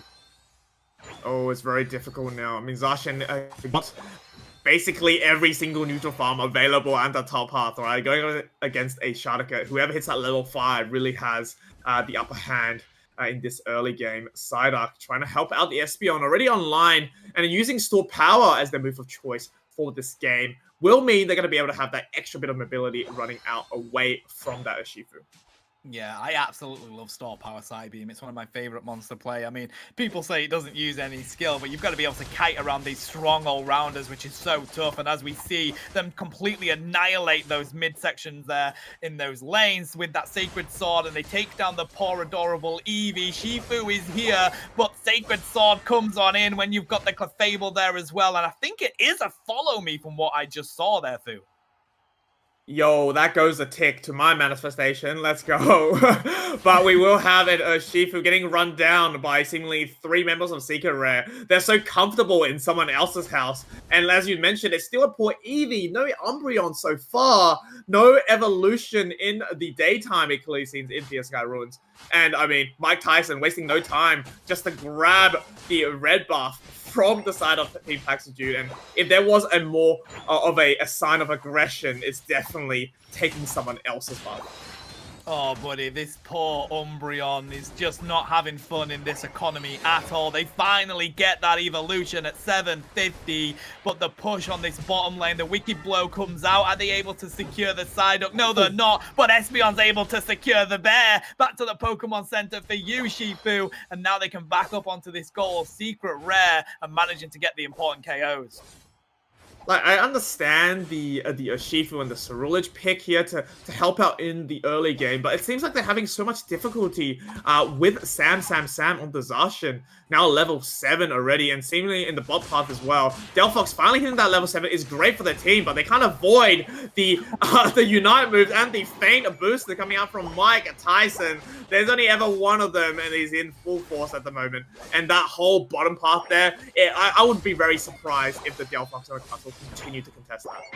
Yeah, it's so fascinating because, like, the one move you don't want to run into on of a Unite move is probably that Nightfall Daze. It does such a massive amount of damage, and you just know I ain't surviving that. Free Regirock there for Secret Rare. They've got themselves in a really aggressive position now. 100 points on the board. Can this Lecky be secured by Paxajude? They do have the people there, but so is Zacian. That is the Rip God. They've got the Sovereign Sword, but they're not able to pop it off in time. Fu. So Ceruledge finds the answer. Now they've got some aggression they can put in this top lane. The advantage is theirs. Oh my God, the Zorak comes in. They pop another Nightfall Daze. They nearly got stunned from the boosted, but it wasn't enough. They take that KO. If they take down the Delphox, that they do, but they get KO'd in return. That was so close to being some huge points that could go in that goal.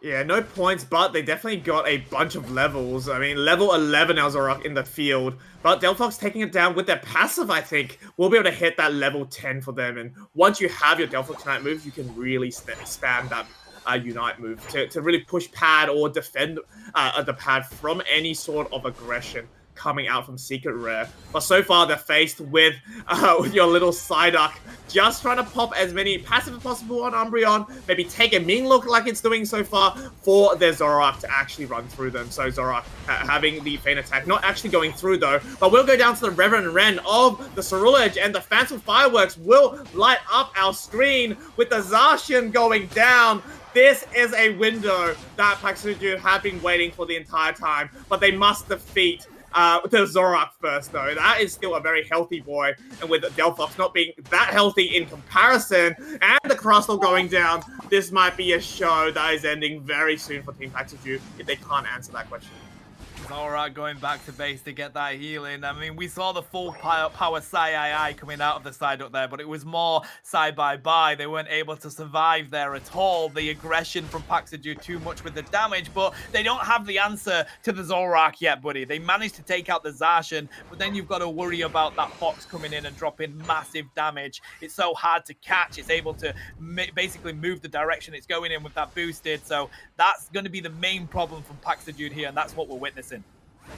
And especially if you have a 5-spin Fox, you're not going to have that additional mobility. It's very hard to get out of something of a Zorak feint attack if you're lucky. But speaking of those, Zorak will go down and uses their Nightfall Daze to no avail. And the Crustle, Rubble Rouser, look at the shield that it's getting. It's going to quickly run at the enemy team of Secret Rare and actually push out this Clefable if they can. Gravity will come through for them.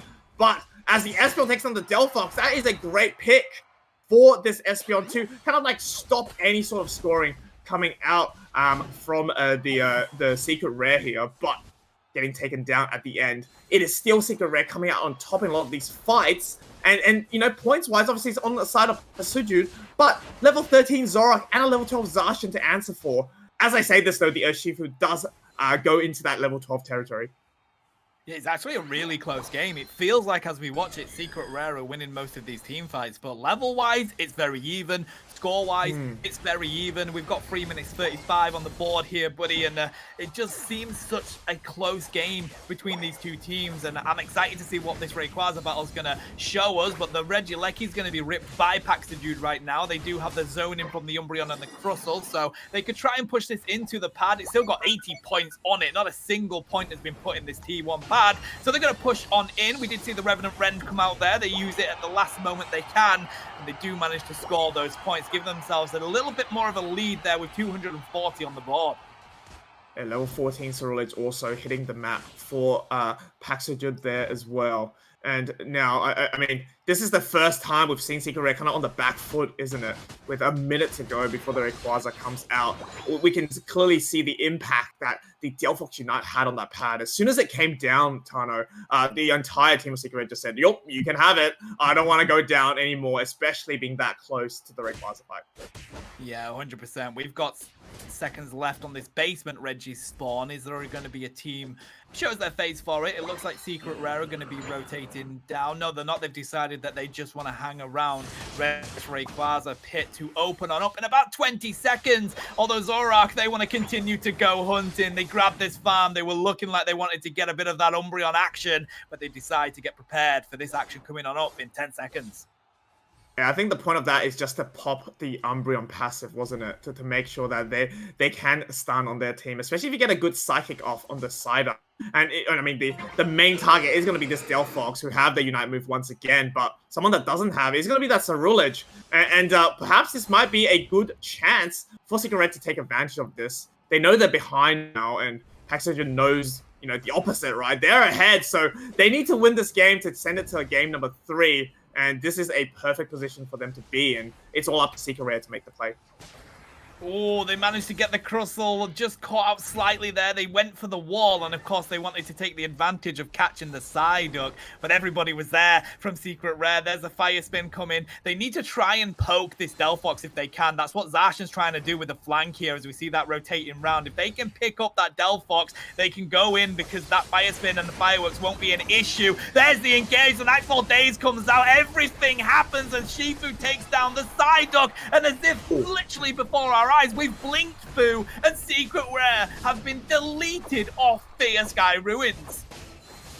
Yeah, Team Paxogen finding the secret to beating Secret Rare there. And I think, you know, the Delphox probably knew about the Zacian and kind of used it as a trap to lure Secret Rare to come in once the Zacian puts down its Sacred Sword. A nice eject up top into the Fanciful Fireworks meant everyone caught in that was subdued to the damage, but also the slow, as well as the healing reduction. And what a way to finish, right? We saw how fast Rayquazas can be shredded down. Now we see how fast a team can be wiped. And now it's very exciting because, I mean, this keeps their dream of qualifying alive. It does, absolutely. Paxogen are going to take us to the third game for the final set. It's exciting, buddy. Well, that's exactly what we want. More Pokemon Unite action. And I feel like those teams, whilst we were watching it and casting it, it felt like Secret Rare were winning the majority of those team fights. But as you looked at the levels, as you looked at the score, it was even throughout the majority of that game. And, you know, being able to just keep a vision on that Zacian, I feel like they must have got vision on it as it went into that bush. So they were ready and prepared for it. Wow, well done, Paxogen. You're going to take us to the next game.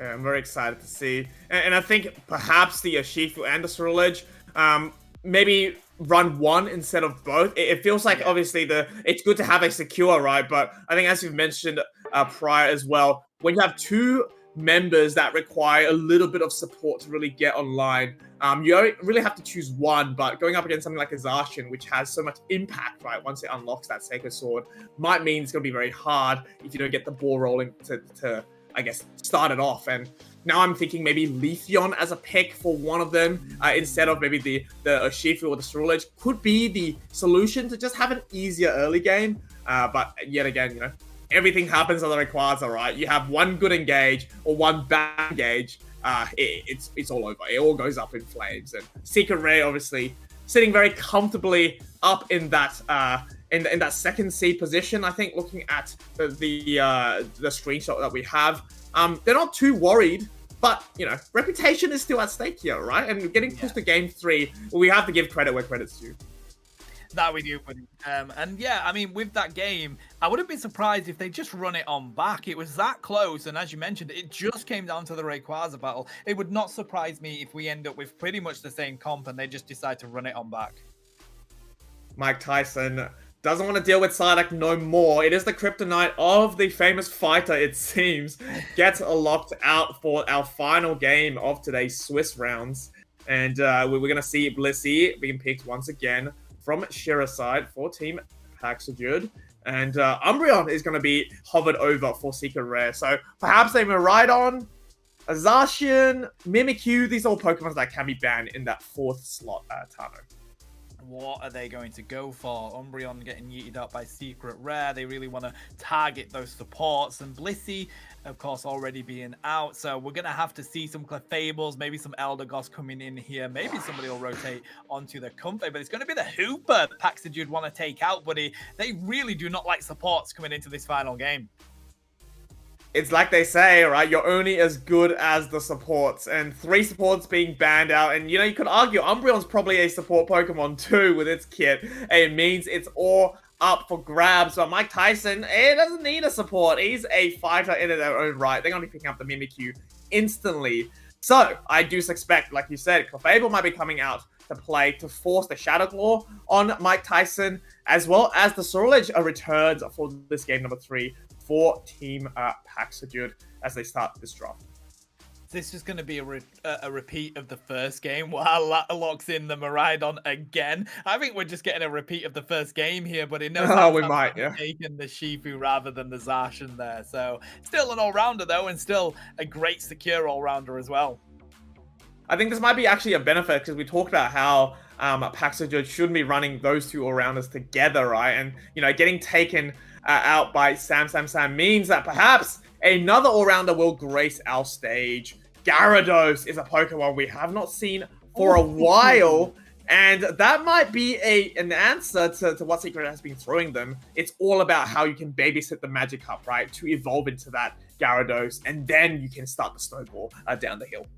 Yeah, it's very much like that Metagross in a sense that it is a 1v1 god is that Gyarados, especially when it comes up against other all-rounders. So if you can get maybe a KO assist on that top lane early enough, become that big fish before the 8-minute mark is really what you want to see, you can start to snowball on that mon. I love the pick. We don't see it that often because it did get a nerf in one of the most recent patches. But over on the side of Secret Rare, they're going to pick up that Crustle again. They do go for their Eldegoss, so no surprise there. But the Delphox is going to be played again on the side of Paxajude. They did use the Fire Spin quite a bit, but I just think for Delphox, it's really about that Unite move, isn't it, Fu? It really is, and can I just say, I don't really like that pick there at all. I mean, if you can kind of like think about how this early game is going to play out, right? Which one of the weaknesses, I think, of Paxajude is letting Secret Rare kind of be so aggressive. And look at the team that Secret Rare has brought out for the early game. We have Mike Tyson, the Urshifu, which has a great ambush if they go to that central area. Sam, if they hit that level 5, has access to Shadow Claw, incredible shred as well. And to pair up with that duo, we have Eldegoss, which is known for that A-press in that early stages of the game, able to stun out and also slow the enemies. But on the other side, right, we have Clefairy, which can't really counter that, and Hooper's not available because they banned it out. This Magikarp is going to have such a huge trouble coming online, and I'm scared that if it comes on too late, I mean, it's not going to be able to get its stacks, right? So many problems can flow on there. So it's either going to be a beautiful snowball going down the snow, or it might be, what is the opposite of a snowball? Just straight up water, maybe, dripping down. So we'll see what happens as we head into this game number 3. A slab of hard rock. The opposite of a snowball is crustle, right? So, yeah, I think that's the one, buddy. But, no, you're absolutely right. If we don't see this big fish being online before the 6-minute mark, they are massively in trouble. And that is something that Secret Rare could make happen. Mimikyu's going to go straight for these stacks. Of course, they do give the Glossy further red buff, so it's going to be a really tough lane for Magikarp to even do much in. Definitely is, and having Mimikyu getting some free stacks is not the idea that Paxajude wants to go up against, especially a red buff Glossifer will be able to slow down the Magikarp, and if it gets knocked out here, it might be trouble. We get another stack from both these teams, and I do anticipate maybe an Eldegoss will grace us very, very soon, but you know, relief comes in the form of a Ceruledge running up top. They need to make sure the Magikarp stays in and stays sustained. It's all about this assist, right? Then you can evolve into that Gyarados. Yeah, I think Ceruledge going top to try and make sure that happens is definitely the right call, but now they're in a sticky situation because Mimikyu's got 5, Shifu has 5, the Ceruledge is pretty much here alone, and they're not able to do much with it, buddy. We only have about 2/3 of the meter on that Magikarp ready to roll. They need to become that Gyarados quickly. It's really essential. I mean, right now, Paxajun is just living in the worst timeline possible, right? It's still a Magic Cup. We still have a Clefairy Lobo, and not Lobo, sorry, Tano. And look, they have a level 5 Mimikyu and a level 6 Urshifu. It's because the Mimikyu's in the game, buddy. We just think of It Lobo really straight is. away. I was just going to say that too. They get 20 dunk in though, so 50-2 on the board, and it seems like this top lane is all Secret Rare. We are very close to getting the Gyarados, but of course Clefairy falls again. We still don't have a Clefable here. It's dangerous up in this top lane. The Cerulean tries to come provide some answer, but Eldegoss has got their healing. They're not too concerned about that. There are just too many Pokemons that require way too much farm in order to come online then. Magikarp going down means they're going to be out for another few seconds, and the Shadow Claw is just here to play. This Clefairy has still not found the Moonstone either, and don't forget, we still have a Braixen on their side, and they don't have the level 7 either, so whether this is the snowball that Pax is just looking for, it definitely is going to be Secret Rare's game to control for the time being. And seeing how aggressive they are now in the central area, trying to take the buff just shows, just oozes the confidence yet again. I think Clefable's finally found a new way to evolve. Maybe they turn the switch upside down at midnight or something like that, but they've managed to find it now so they can provide this healing to their team. Finally, Crustle trying to put up those walls so that it can get away. Eldegoss is there with a Pollen Puff, but it's not going to do enough to pop off yet and keep that Crustle around. This basement Reggie has spawned. We do have a Mimikyu ripping the Lecky as well, while Gyarados is trying to see if they can sneak that, but I don't think they're going to be able to do so. The zoning comes in here from Paxajude, buddy, but the Clefable falls almost instantly. We do see the Trevenant trying to see if they could zone out the Miraidon, but there just isn't anything there to stop them, and Secret Rare continue. They take the KOs, they take both objectives. Everything is coming up Secret Rare. It really is. They get some dunks in the bottom path as well. I mean, there's no question about it. Without a Delphox Unite either, this defense is going to be very hard. It's going to be up to a nice little Cerulean Unite move to go through, but it gets shut down by Play With Me instantly. Still have it. No goes down to Shadow Claw once again. And, I mean, there's just a very possible time where the original might walk in, but a nice little Hornage will stop that from happening. And what a relief for Paxajude that they were able to defend that, because things were not looking good. And things continue to not look good though, because Gyarados feeds once again to the mouth of Mimikyu, but Cerulean with a chance here. No, I take it all back, because they're going to be able to get taken out by the Mimikyu. It does end up falling though to the Delphox, so we're definitely eating well on the side of the Firefox. It's fascinating though. I feel like the Gyarados shouldn't have dived in there. They needed the Dragon Current if they wanted to do anything, because yet again, the Miraidon is being a massive problem. They can't get onto it, and the Charge Beam is doing massive amounts of damage in the backline. So even with the bounce on the Gyarados, it's not getting a chance to get close to that Miraidon just because of this Mimikyu and Shifu in its face.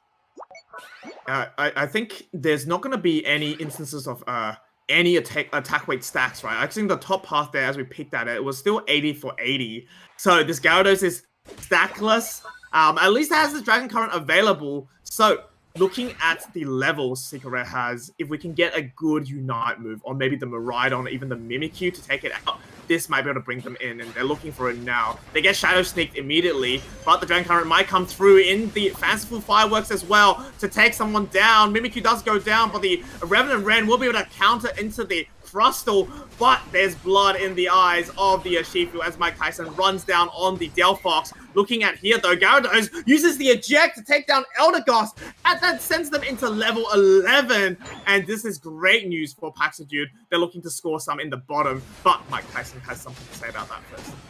That they do the dodge in, they throw the southpaw hit, they go for the uppercut, they take down one, they take down two. Mike Tyson coming out on top. They're going to push down to that basement Reggie, whilst this Lecky gets a nice rip from the Shifu and Crustle. I don't think Paxajude are even going to show their face for it. They're just going to grab all of this farm. But Miraidon doing the same in that basement Reggie. It seems like they want to show their face to this T2 goal here, and that might be a risky decision from Secret Rare.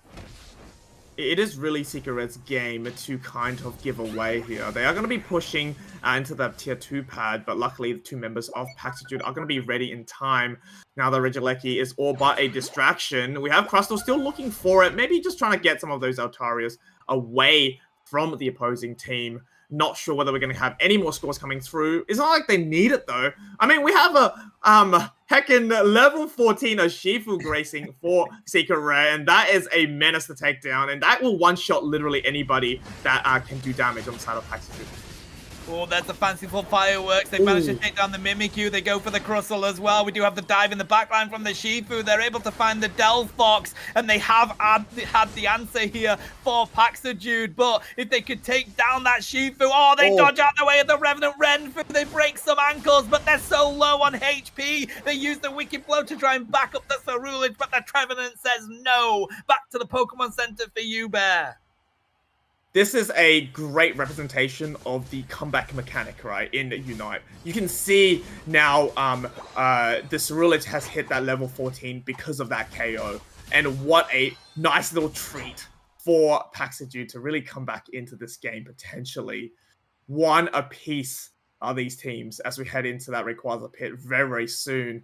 AS still looking for that level 13, running around, trying to gather up these Indeedis. And, I mean, Gyarados doing very well now. Level 13 for their team. It's all about those crucial KOs, right? And I think they are just missing their Unite moves, and that could be an issue going into this final 2 minutes of today's set.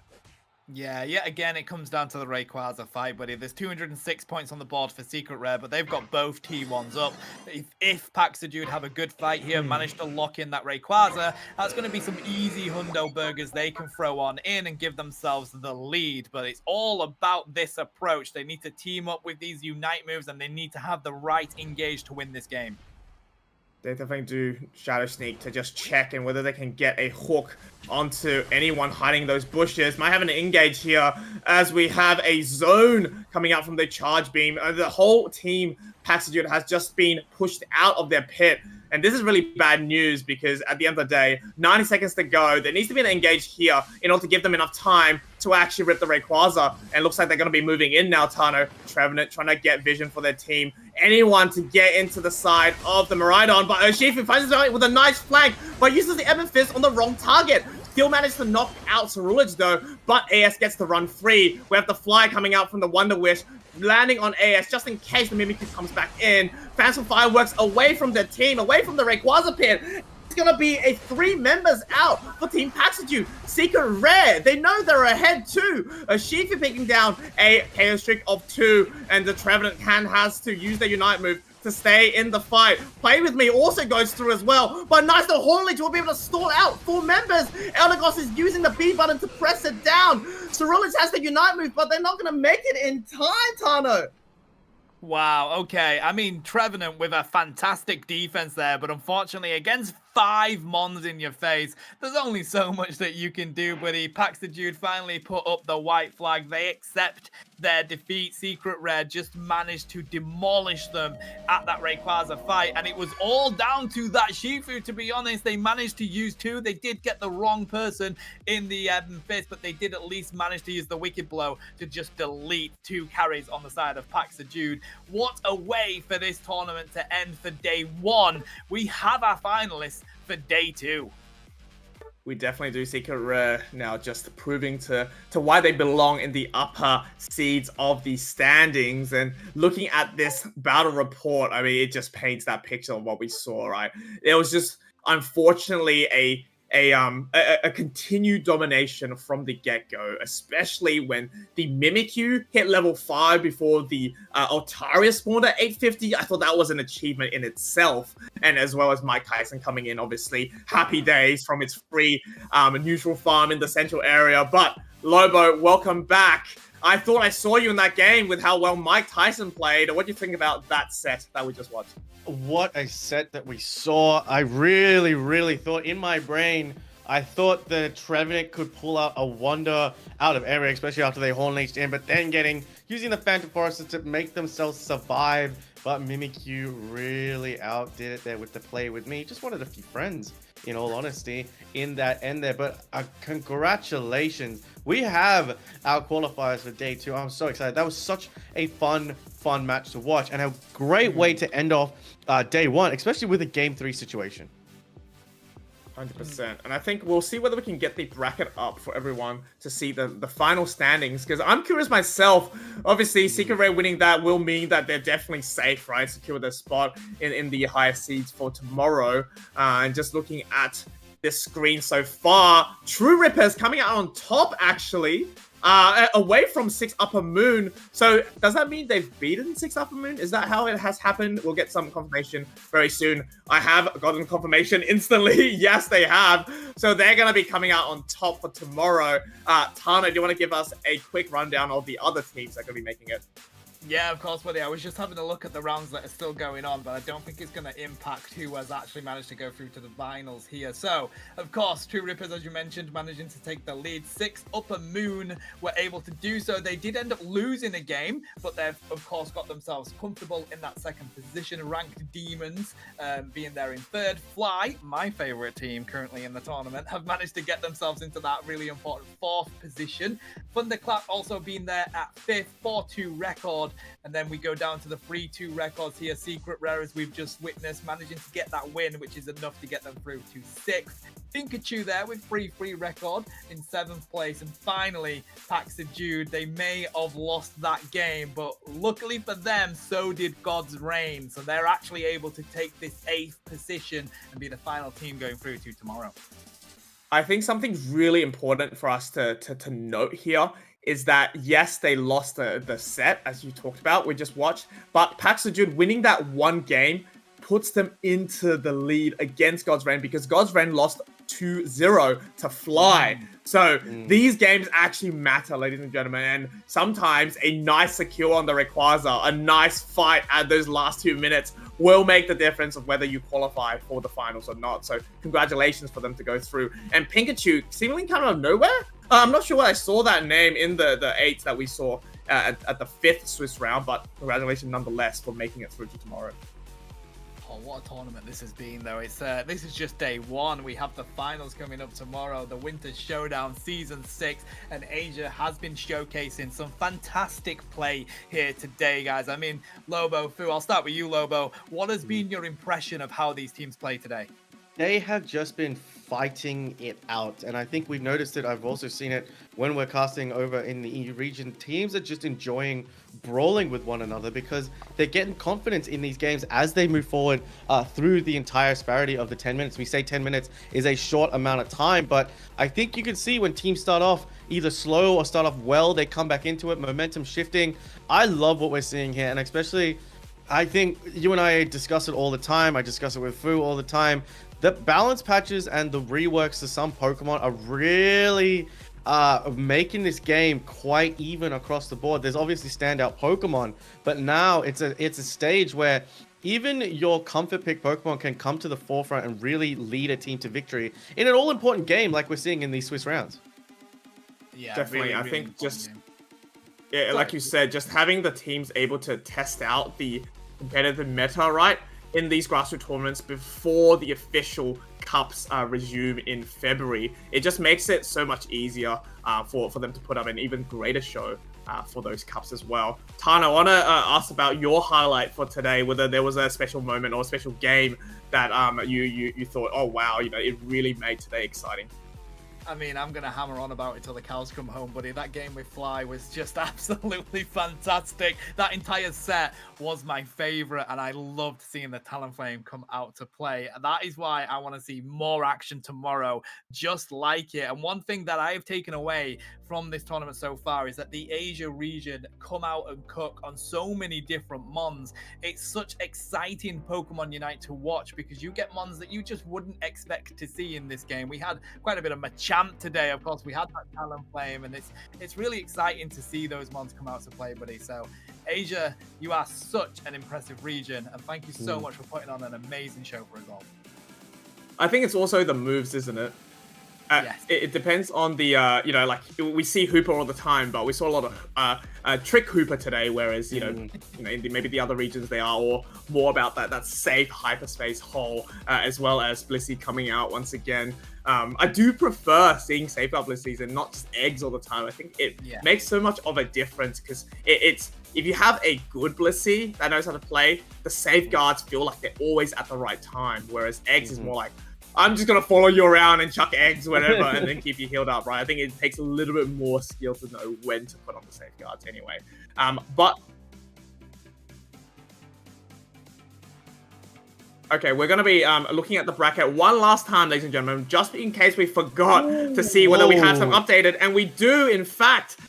Sorry about that. Paxajute and Pikachu. Looks like there was one more game ready to finish for that final set. And Lobo, do you want to quickly shout out the top 8 confirmed teams moving it? Yeah, absolutely. Those games, we said they might not have an impact, but they did. True Ripper sitting in that first place. 6 Upper Moon going to take number 3 in number 3rd position. Ranked Demons. Number 4, Secret Rare. Number 5 is Fly. Number 6 is Thunderclap Blackouts. I believe that is their name. And in 7th and 8th place, knocking Paxajute and Pikachu out, is QRS and 1-2-3. Having a look at those game counts, 7-3 for 1-2-3, 8-5 for the side of QRS. So it's going to be really interesting to see how this affects the shakeup in the top 8 going into tomorrow.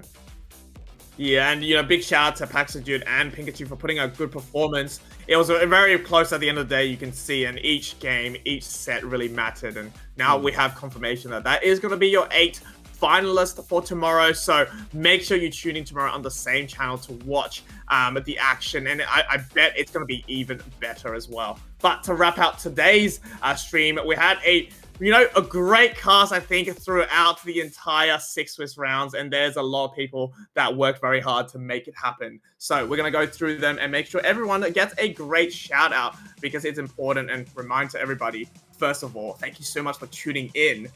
These grassroots tournaments are nothing without the audience that we're trying to provide these actions to. So bringing you the action today, we have Hashigi and Kello with our first caster shift. Big shout out to them for the amazing cast.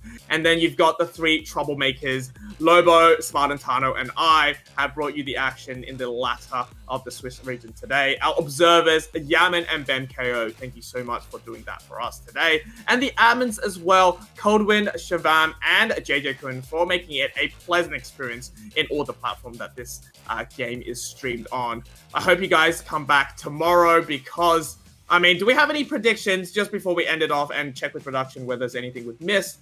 Lobo and Tano, what team takes it all out of the top 8? I want it now.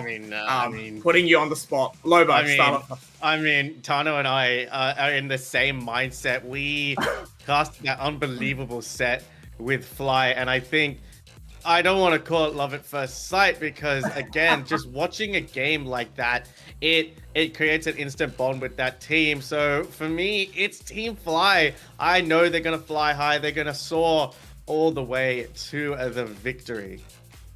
Well, Team Fly, if you hear this, give us your autograph. We've got 2 very, very proud fans. It's coming home, as Tano says. We need to find a Talonflame plush and get them to sign it for us, Tano. I want one of those. I can find a Talonflame plush anywhere to begin with. I'm with you, buddy. Honestly, I'm going to be at EUIC. Fly, if you come over to EUIC, especially Mike Tam, bring a Talonflame push because that was such a hype game. I got to say, I want Fly to take it all. They're currently in, I believe, the 5th position, but True Rippers can't be, denied. I feel like they have been a dominant team in this so far, so it would not surprise me if True Rippers managed to take the win, but I'm, Fly at heart all the way.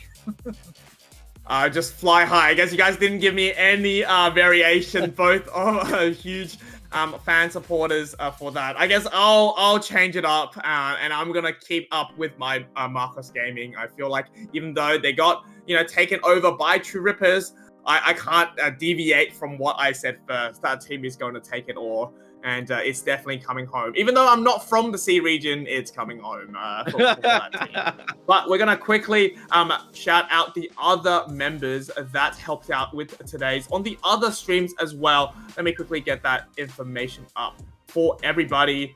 We had the lovely Schmitty, Colwyn, JJ Kun again, Sampo and Shivam for the admins. See, Shivam also did producing, so that is a person that does everything, it seems, behind the scenes. So big shout out to Shivam for organizing it all as well. On the Thai stream, we have 4Die that helped host that side. The Spanish stream was held by Kudo Unite and Anti Porter as well. And obviously, the amazing 22 teams that came out and tried it out. You know, having a grassroots tournament with so much enthusiasm in this region is exceptional, and we don't always get Swiss rounds going in. And a lot of the times we have double elim, right? So this is a fantastic format, I think, that everyone has brought in today.